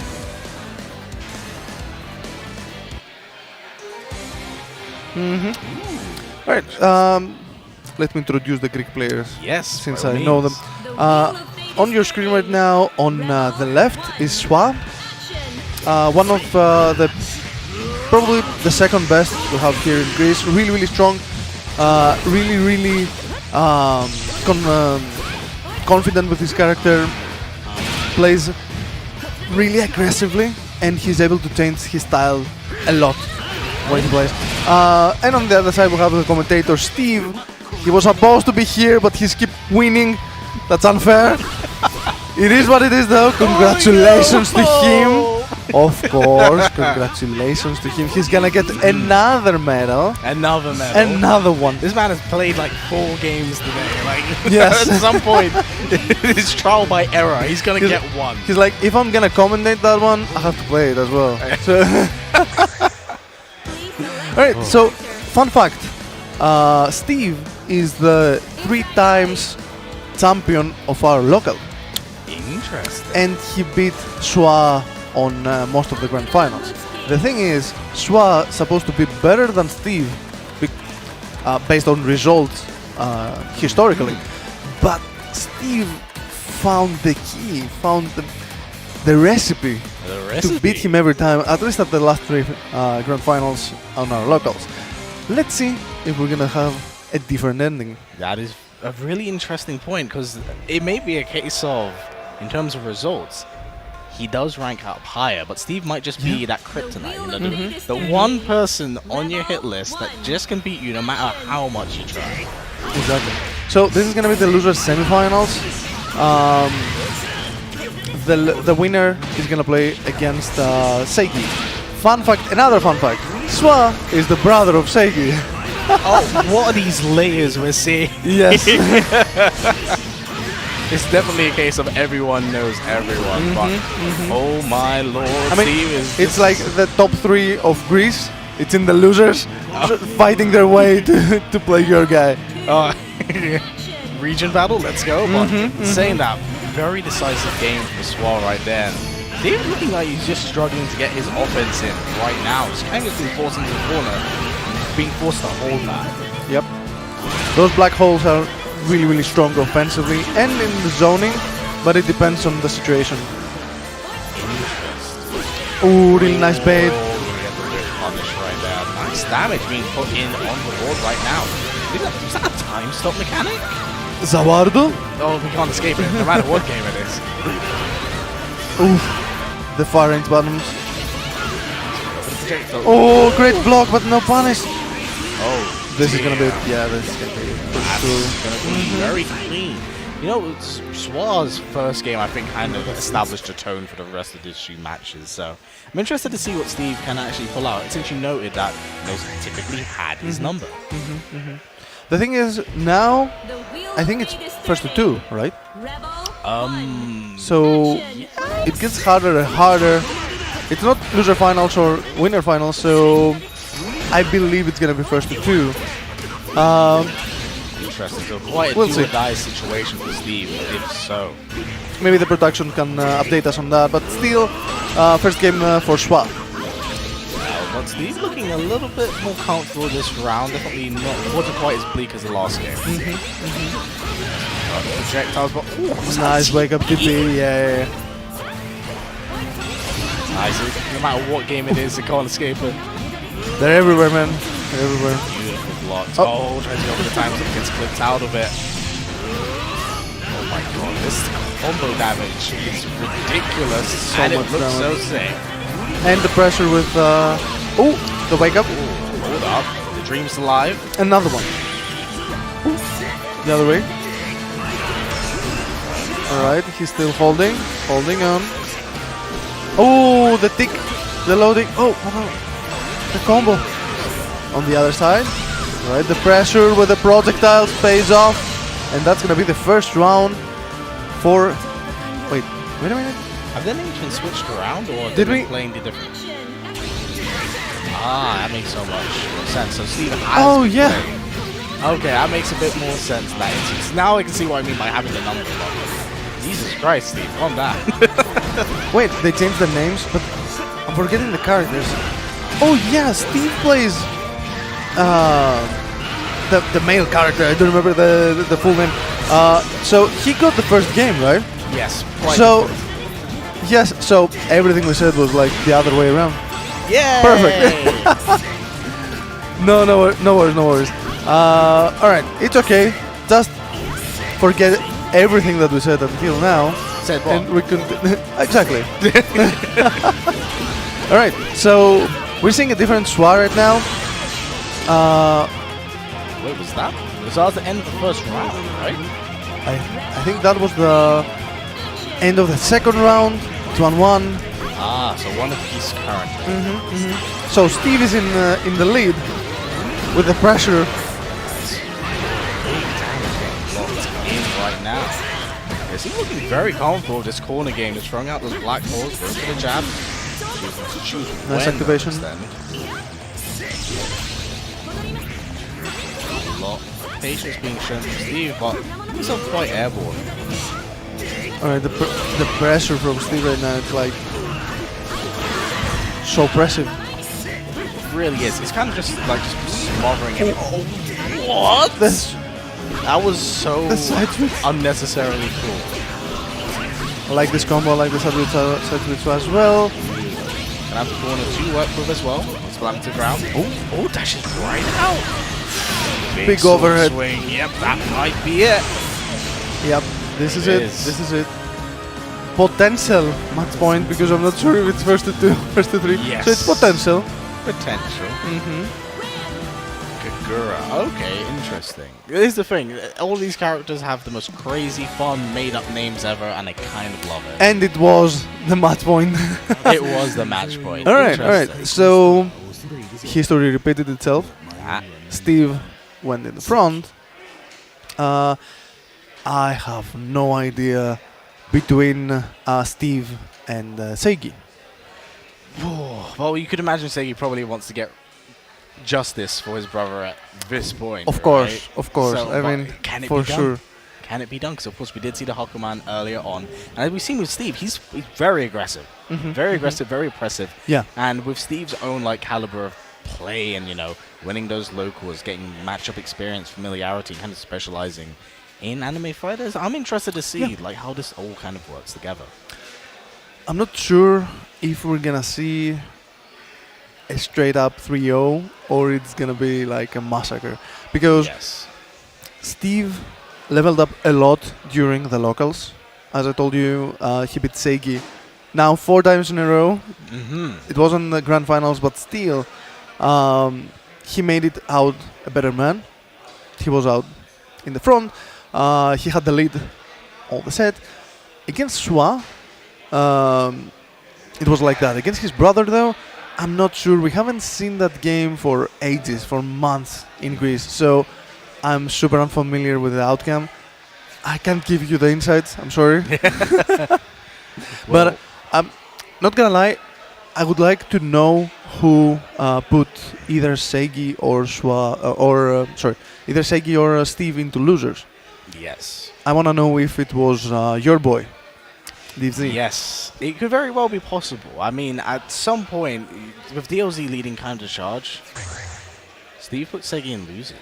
So, alright, who put Steve in losers though? So, Steve put Segi in losers and then he kicked him out of the tournament. So, Yeah, double alright, elimination. fair enough, fair enough. Losing to the same guy in 2 times, my favorite. Oh man, I feel like every instance of us touching this anime game has brought back like a form of PTSD that you never wanted to touch. So many. Oh. Production, if you please tell me if you know who put Steve in the losers. All right, it was the other way. We're getting 50-50 the production, we love it. All right, we love you, production. We love you. All right, I think that was the button check. Now we don't have. Oh no, yeah. Still a button check. Blue combos. We don't have those here. Yeah. It's not just a button check. It's combo check, round check, Yeah. match check. I remember watching some MK. Yeah, the side check. I remember watching some MK American matches in tournament. I don't remember, probably DJT or I don't remember which brother was. I remember them playing and the commentators commentated the whole match, and in the end they just went out and picked different characters and they were like, "What are you doing?" And they were like, "Oh, we were just button checking." They played the whole game and they were like, "No, that was button check." Full rounds, full comebacks, full combos, full wake-ups, reversals. Bloody hell. It's so unnecessarily toxic, right? Kind of, I'm for that. Alright, now we have the real loser finals. Definitely quite the run back, and I want to see what this Kagura can do, man. Because like I said, I'm quite familiar with Hakuman. I've actually only ever touched BlazBlue like 2 or 3 different times. I'm kind of loosely familiar with him. Kagura, I have no idea what I'm looking at outside. He's main character worthy, and he has a big sword. I mean, he has a bike, he has a sword. Yeah, What more can you ask about it? A man, a manly man. a manly man. Okay, let's see if Segura is able to kind of redeem his earlier loss, actually. That crispy, not so much double elimination, but the redemption arc for Freeden himself. Steve is throwing out some jabs to take out the weather. But taking full combo damage right now. Beautiful tech on the pro. Nice tech, nice tech. Yeah, a lot of these stray jabs. Gotta be careful. Don't jump. That black hole looking to get that juggle. Oh, these combos are clean. Wow, still going. Yeah, what do we look at that, bro? Oh, dear. just dashing, pressing heavy dear. bottoms. Oh, dear, this is so cool. Gonna go for the big combo. Oh, Alright, rolling out. Woo! Oh! Breaker. The overhead. yeah, the dream is still alive. I think a few more touches. And that One more very touch, well be probably. it. Either way. Oh, what am I looking at? What am I happened? looking at? What What's happened? happening? What's happening? Wait, what? Does that cross up into a cross up into a distortion finish? What is happening? Into the burning of the PS4. Despite to give it a break, he knew it was coming. I was like, yeah, but whatever. Alright. Catch him right out the air. We definitely don't know what we were seeing, but it's so hype. Yes. Saying that looked like a parry off Segura. Gliding in the air. Yeah, like moving very slow. Oh, Alright, I like the patience from Seiki right now. oh yeah. This is stacking up these heavy damage as well. Alright, that was the same scenario in the previous round as well, but wait a minute. This is gonna be the round, right? It should very well be. Building Not up- yet, not yet. Wait a minute. Are we gonna have a Steve comeback? Oh! Oh, magic mix. Oh, wait.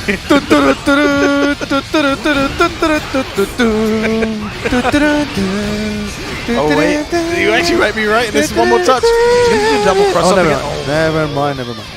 Oh. I mean, it was one hit away, right? Here's the funny thing. It feels like Steve only gets more dangerous as he loses more health. Does the DP hit from behind? That DP is like autocorrect. They don't care where you are. Wow. Oh, okay. Absorbing the black hole into a gate hole? Yes. Gonna stop time. Gonna get this big combo locked in. Slams into the ground. Oh my god, huge damage right now from Seigi. But does it matter? Yeah, I mean, at this point, the amount of damage either of these characters can put out. The glass? That was a parry, right? Oh, yeah, that was his Oh. parry. Oh, that was really ballsy. Oh no, Steve is under 30% health now. He actually starts playing the game. Wait a minute, for the the DP. uppercut, the DP. Oh! Catches him Another again. one! It doesn't even Starts it down, matter! yep. Oh, goes oh. for the breaker. Oh, no, No strays way. can start coming out. Strays can start coming out. Oh, the bait! Oh, the cancel. Okay. He's still safe. Oh, catches him come with the on! straight That back. was losing to the bronze again. Yeah! Out of everything to get catch up with, I'm just kind of like, oh, it's just a stray one. Don't worry about Oh it. my god. Steve looking for the double brother elimination, Yeah, by the way. I don't think The genocide of the brothers. Alright. double kill. Steve's character reminds me from an anime with mecha. It's not Kill la Kill, it's the Gurren Lagann. Have you seen that one? I can see that. The bows with the finger? Yeah. It reminds me of Gurren Lagann a lot. Anyway, back to the game, Never mind. Never mind me. I mean, in all fairness, when it comes to like a fighting game like this, it draws a lot of other Inspiration. influence from it, and I think that's kind of like the beauty of this roster. Whilst I may not be too familiar with it, but what I have seen is just like characters from all over the place, and I have no idea what I'm actually looking at right Just now. 3 hits, the big slash, 30% of life. Only that the gauge is filling up, and it's doing damage. Oh, didn't quite get the same side. We'll have the other way around now. Seigi woke up. Yep. Oh, just try. oh. Catch him again. The pressure. Spacing. Feel it, shove it out a little bit. Running behind the... Oh, that was so sick. That was a parry, right? Into the grab to finishing out. Yep, gonna give him a nasty elbow drop. Alright. Sugiura looking a lot more comfortable at the moment. Let's see if Steve's able to change things up. But checked him out. Not confirmed. Alright, Baker. Good on Lagan style. Checked him out. Yeah, beautiful catch as well. So that's him onto the ground. Oh, that was the deepest jumping ever. Oh, the uppercut. I'm drawing the combos. Oh, double uppercut. Oh, The clash. Clash of the Olympians, maybe? Trademarking. Yes. Gets nice combo damage, and that's gonna no way. Oh, no. Nah, come on, no way. Yeah. I was gonna say Steve on the 30% health again. Not this again. No. Alright, so the equalizer, right? We're gonna thank you very much for the shot. 1-1 right now. One apiece. Both. Swa's brother says, no, it's not gonna be that easy with me. Yeah. Oh, That's such stop! He's like, stop! Stab Take that away. Yeah. Take that away. That's really cool. I mean, he doesn't have a projectile. He must have a tool to go around projectile. Saying that, Steve is currently swinging his sword like a damn projectile at the moment. This big block pressure. That was a great bait to absorb the projectile and go on to the other side. But right now, Seiki on the offense. But Steve doesn't care. We're gonna throw out the uppercuts. Yeah, just throw it out there, man. Don't worry about it. What a big full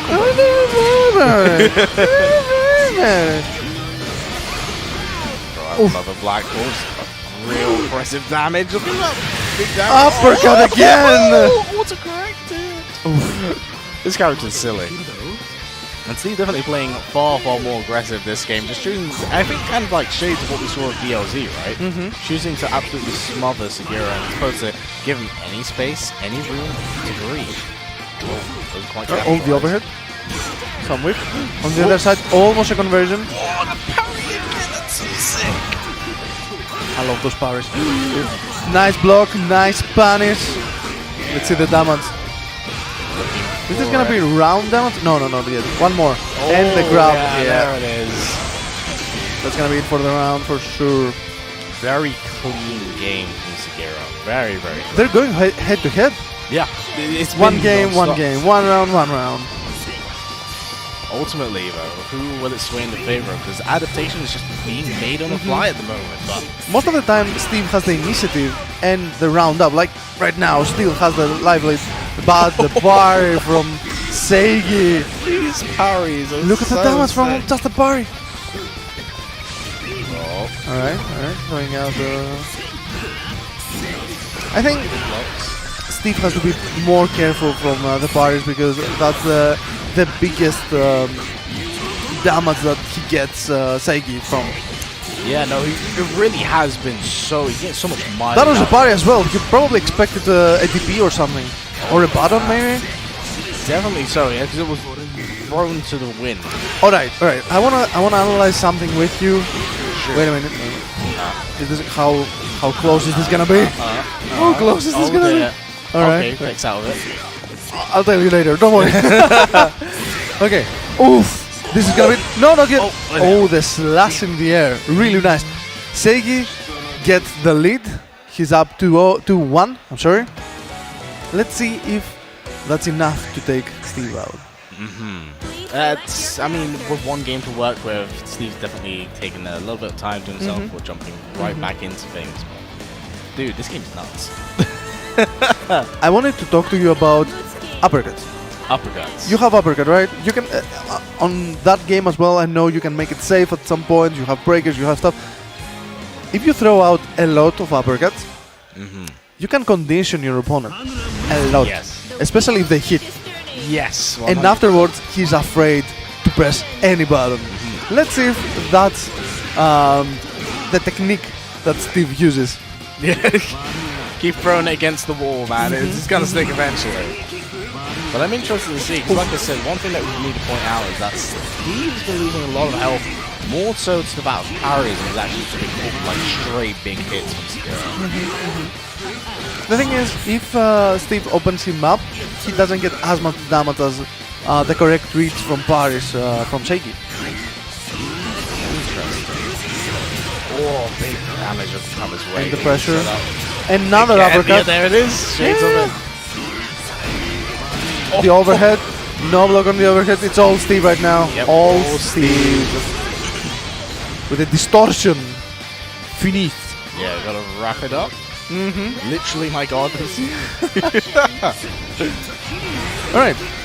Steve has the lead with a fast first round of Game 4. It seems like if ever Segura is able to control the pace of the match, it definitely just swings in his favor. Now immediately again. The dive into the immediate punish, the pressure. Steve just looking to bring all the possible. Another one. Where are you going? Oh, what happened there? Combo Did he cut the roll? Is that Vidara? It looked like Probably. Oh my god. Alright, the pressure. Okay, Steve is in the corner, but he has huge life lead. Oh! The slash. Oh 3, my god. 4, 5, Oh 6, wait, 7, wait, what is 8, this? What 9, is this? 10, What is 11, this? 12. What the hell was that? I don't Who is this guy? It had 70%. Who is this guy? The man And had a health bar at Just one like point. that, loser final, match point for Seiki. What's happening? Alright, the thing is that now Seiki doesn't have anything, right? He wasted all the bars, all the meter. That is true. I mean, it's kind of like using everything in order to kind of seal out that round, but still keeps you in the fight at the very least. Yes, but that's true. That's very true. well, be too little, too late. Again, Steve with the life lead. Ooh, what a nice, bait. nice bait, nice block with no punish. Oh, a lot of stray buttons in the wind right now, and Steve capitalizing full combo punish. Taking him to the corner, locking him down. The pressure, nice blocks from Seiki. The block. Oh, really beautiful blocks. Can't capitalize off the stray sling. Alright. Okay. Healthy life lead from Steve right now, but still, it's Seiki's match point. If he can do another one like the last round, alright, he activates. Oh, What is going on? What is happening? I have no idea. Game I of have no things idea. happening. Oh, Are we seeing anime no, credits wait, right now? Stop it. We're not, No we're way, not doing no this way, again. right. No we're way, not right. doing this again. Come on. Stop it. No way.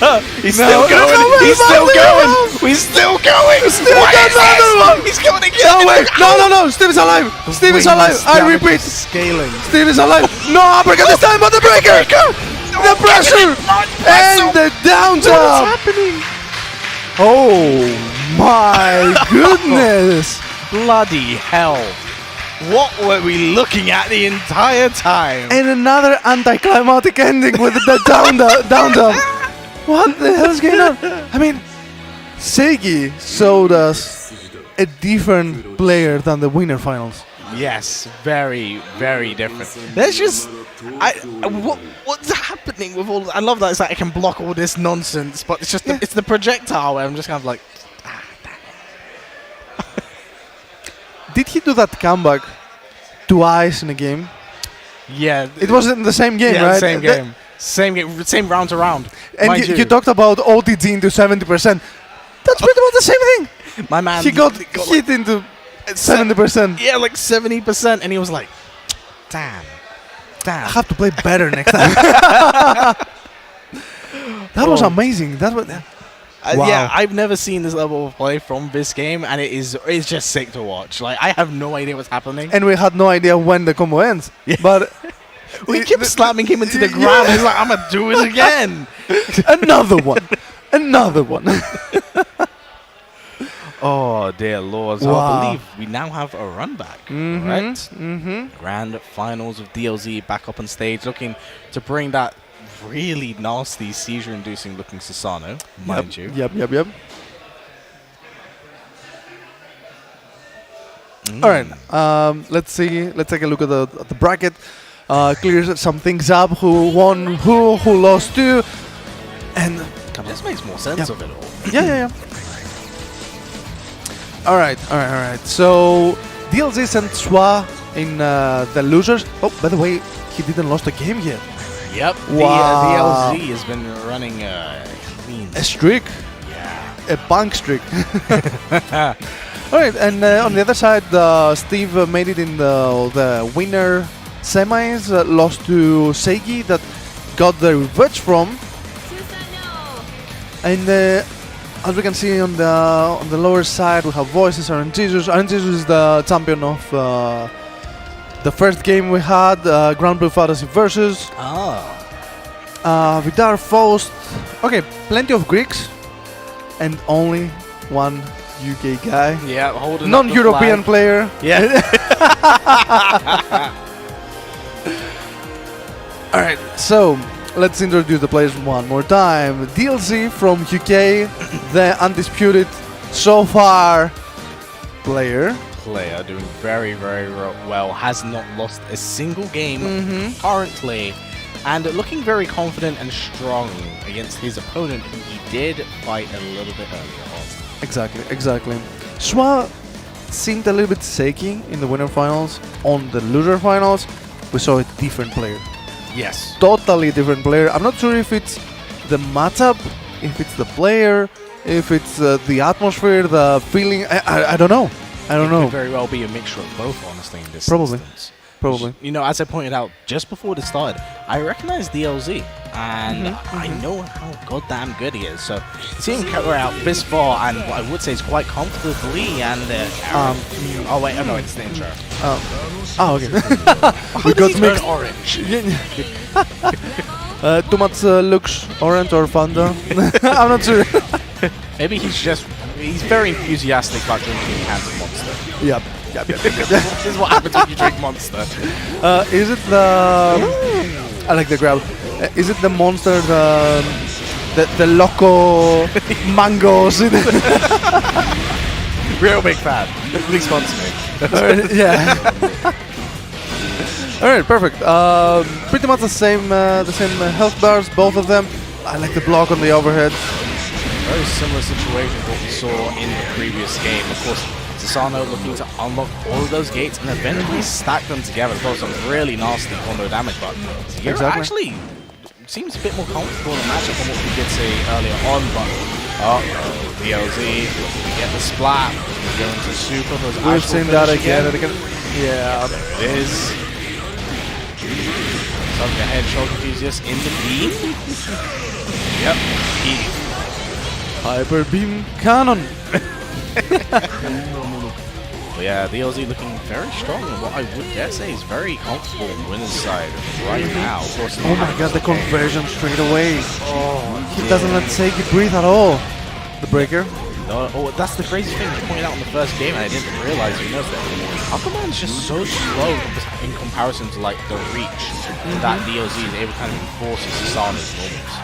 Even though I've seen Seiki play again and again back in the day, seeing his character being very, very strong, now it feels like he's very honest. Yeah, as a character. In this instance. Yeah. Like the music. Yeah, the music. Susano's theme is so cool. It's so over the top, but it's so cool. So, really, really fast, we got the first game from DLC. 1-up against Seigi.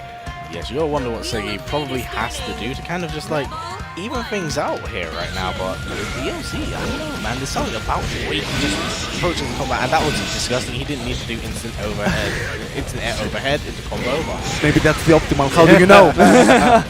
Breaker from Seigi. Maybe he's just looking for the swag points. Not that I blame him. Oh, did he went through something? It looks like he did. I like the grab. Yeah, gonna get. Unless we see some Seigi action. Yeah, Seigi looking much better in this game. Looks like he's struggling in the last one, but adjusted really, really well. Oh my the opening. god. Yep, getting 4 gates open, looking for full combo right now. Oh my god, it's not ending? No, we had blue combos. Oh, the tech into the slash. Oh, the parry! Sick! No, why did that not enough? Down out Come on, the overhead into the death! Not again like that. Oh, never mind. Wait a minute. The pressure. The low. How much can you block? Asks DLZ. How much? That's cute. Let's keep going, man. This is your home now. It's where you belong. Alright, the parry, I like it. Oh, the drop. Well, never mind. No. I'm gonna quote a friend of mine from the old days: noob drops or pro resets. Pro resets, I respect that. Oh, the cross up and the breaker. Immediate breaker. Catch it. Segi looking really, really good in these last 2 games, honestly. It feels very different. But still, every time DLC finds a way to steal a Runback. However, this looks like win territory. It doesn't overextend too much. Oh, okay. He even baited the wake up, the uppercut. That's really good for Siggy going forward, you know? Like, it's morally... I feel like it's morally uplifting off the DLZ's just basically been throwing everything at the kitchen sink at you, including the knives. Of course. Capitalize off the straight hit, looking to just pure, endless pressure. Sano picking up his gate. Great anti-air. Nice blocks from Segi. Just has to hold More this. blocks. Oh, nice tech. And he finds the opening straight away after the tech. Yeah. 5 gates open, building up the meter. Currently at 85. Oh god, this comes as silly damage. Oh, okay. Oh, it still picks him up out of it. Don't worry about that's gonna be it. That's gonna be it. I was like, oh, good, he got out of the corner. Magic pixel with the dream alive. Is he gonna do another comeback like that? Never mind. I don't know what even hit him. Was the tail? Was the hand? Was the monster hand? Yeah, the hair. But still, even though he got around, he looked comfortable on that round. Very, very much. I would say, like, Segi's playing better, but not good enough to really close things out. Exactly. That's what it comes down to. That is what it comes down to. We went back to the character select, get some air. It looks hard. It looks hard for Segi, for Greece, for everyone fighting against your boy. They're having a wall in front of them. A wall that hits hard. DLZ definitely showing why he's one of the current just best players for anime fighters in the UK. Also, it's championship point as well, championship match for DLZ.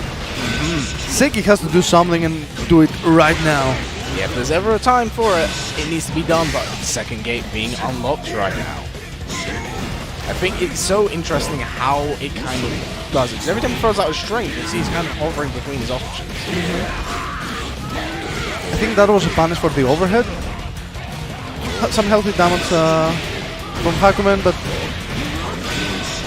Well, this damage, it just stacks up so quick. oh yeah. Oh, that was a parry, right? So. He probably tried something cheeky, but mistimed. Nice blocks. That barrier And the low.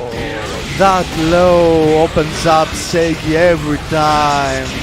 Oh, that is a lot of damage locked in right now, and that should be enough to close out this game. Into the beam. Yeah, there it is. Championship point for DLZ and UK.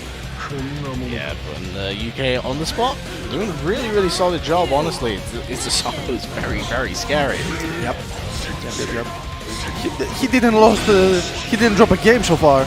I mean, what a performance. Playing so fundamentally solid, catching with the overhead.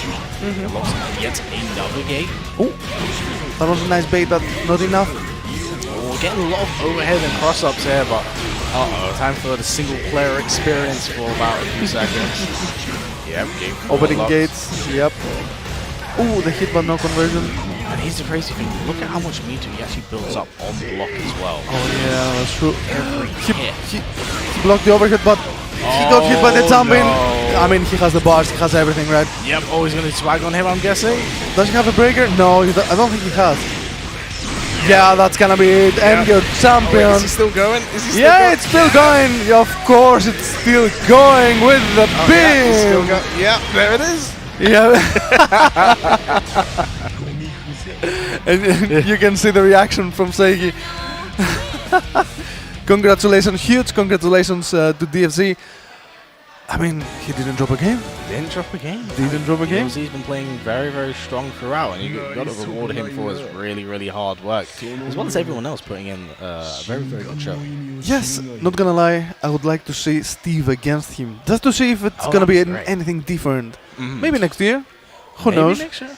Because it's very interesting. They play kind of similar of how aggressive they are in Yeah. their nature. So yeah, exactly. I would like to see how that would work out. The thing is, Segi knows the style of Steve. Probably he's not familiar with Susano and all the offense from DFC. That's very well possible. Because of course, you are more familiar with this region than Mhm, I am. Be more prolific with everyone that's kind of come here. And saying that, we do have the bracket coming up here that kind of just like Yes. summarizes everything that. Let's see who's in top 4, who gets a medal. Yeah, who gets the medal? So, we're gonna have Swa getting a medal for the fourth place. That guy, again and again, 3rd place for EX Steve. Congratulations to him. Seigi with a great performance on 2nd place, and your boy DLZ with no games dropped. That is so scary. That's scary AF. Yeah, again, I wouldn't expect anything less from DLZ. Again, not someone who I know personally, but someone who I have seen just like at Verse Fightings or at the Leicester Locals for Hyper Combo, Ketchup and Mustard. It's really, really cool, and it's nice to see like him actually come out and go out of his way to come to these sort of tournaments, That's great. participate, and really show how good he is. So people at home, travel, go to tournaments, go abroad, get some practice, and maybe you can win tournaments everywhere in Greece. Or get UK. mixed. Of course. So, but before we end up, we're gonna go to the ceremony and watch everyone get their medals. Alright, yeah, that's the 4th place. Swa, congratulations. Steve, another medal. He won't be able to rise up his neck. Seigi on the 2nd place, of course. And our Olympian, another Olympian god, DLZ. Big congratulations for him, and great for him repping the UK. I think being the only one in bucket. Really? I believe so. Congratulations to him. Massive congratulations. But excellent stuff on his half, and I look forward to seeing him participate in more tournaments because, like I said, he's kind of holding down the fort in that sense of how good he is at these games. I don't think we have any other games left today. That was the 5th game. I think you're correct. In saying that, we do have really, really busy next 2 days, of course. Tomorrow we have Mortal Kombat 1, we have Street Fighter, we also have some Tekken pools with what I remember being over 100 entrants for the Tekken World Tour. Exactly. Close to So 140, something like that, That's I think. a lot. And the last game is Guilty Gear. Yes, things are going to look very, very interesting tomorrow, and I'm very excited to see how it all unfolds, as I'll be here commentating Mortal Kombat 1. I hope I am not going to commentate as much tomorrow. I think I'm going to commentate some Tekken pools. But beyond that, I'm going to play all the other games except Guilty Gear. So I'm excited for tomorrow as well. I want to play. I had some casuals today. The atmosphere is electric. I love this place. Fun fact, I won my qualification for IESF here in this place. So I feel confident. you I feel feel it, comfortable. feel Yeah. Yes. Yeah. It's gonna be the hardest time again. We have to say goodbye to everyone. My friend, Absolute pleasure commentating with you once again. For those in chat, since you are here, it was this man's birthday. Please wish him a happy birthday and show him love. thank you very But, much. you know, Thank you very thank much. you very much for having me here, to letting me, dragging me into commentary. Getting away. Get over here. And thank you at home for all tuning in. Any closing out words? It was a pleasure having you next to me. It was a pleasure commentating with you. It was a pleasure playing some casuals today, watching all those grand finals, great grand finals. We had 5 gods, new gods happening today. We're gonna have 4 more the next days. So keep your clocks ready. We're gonna have some more games tomorrow. Have a good night. Class of the Olympians 2023. See you tomorrow.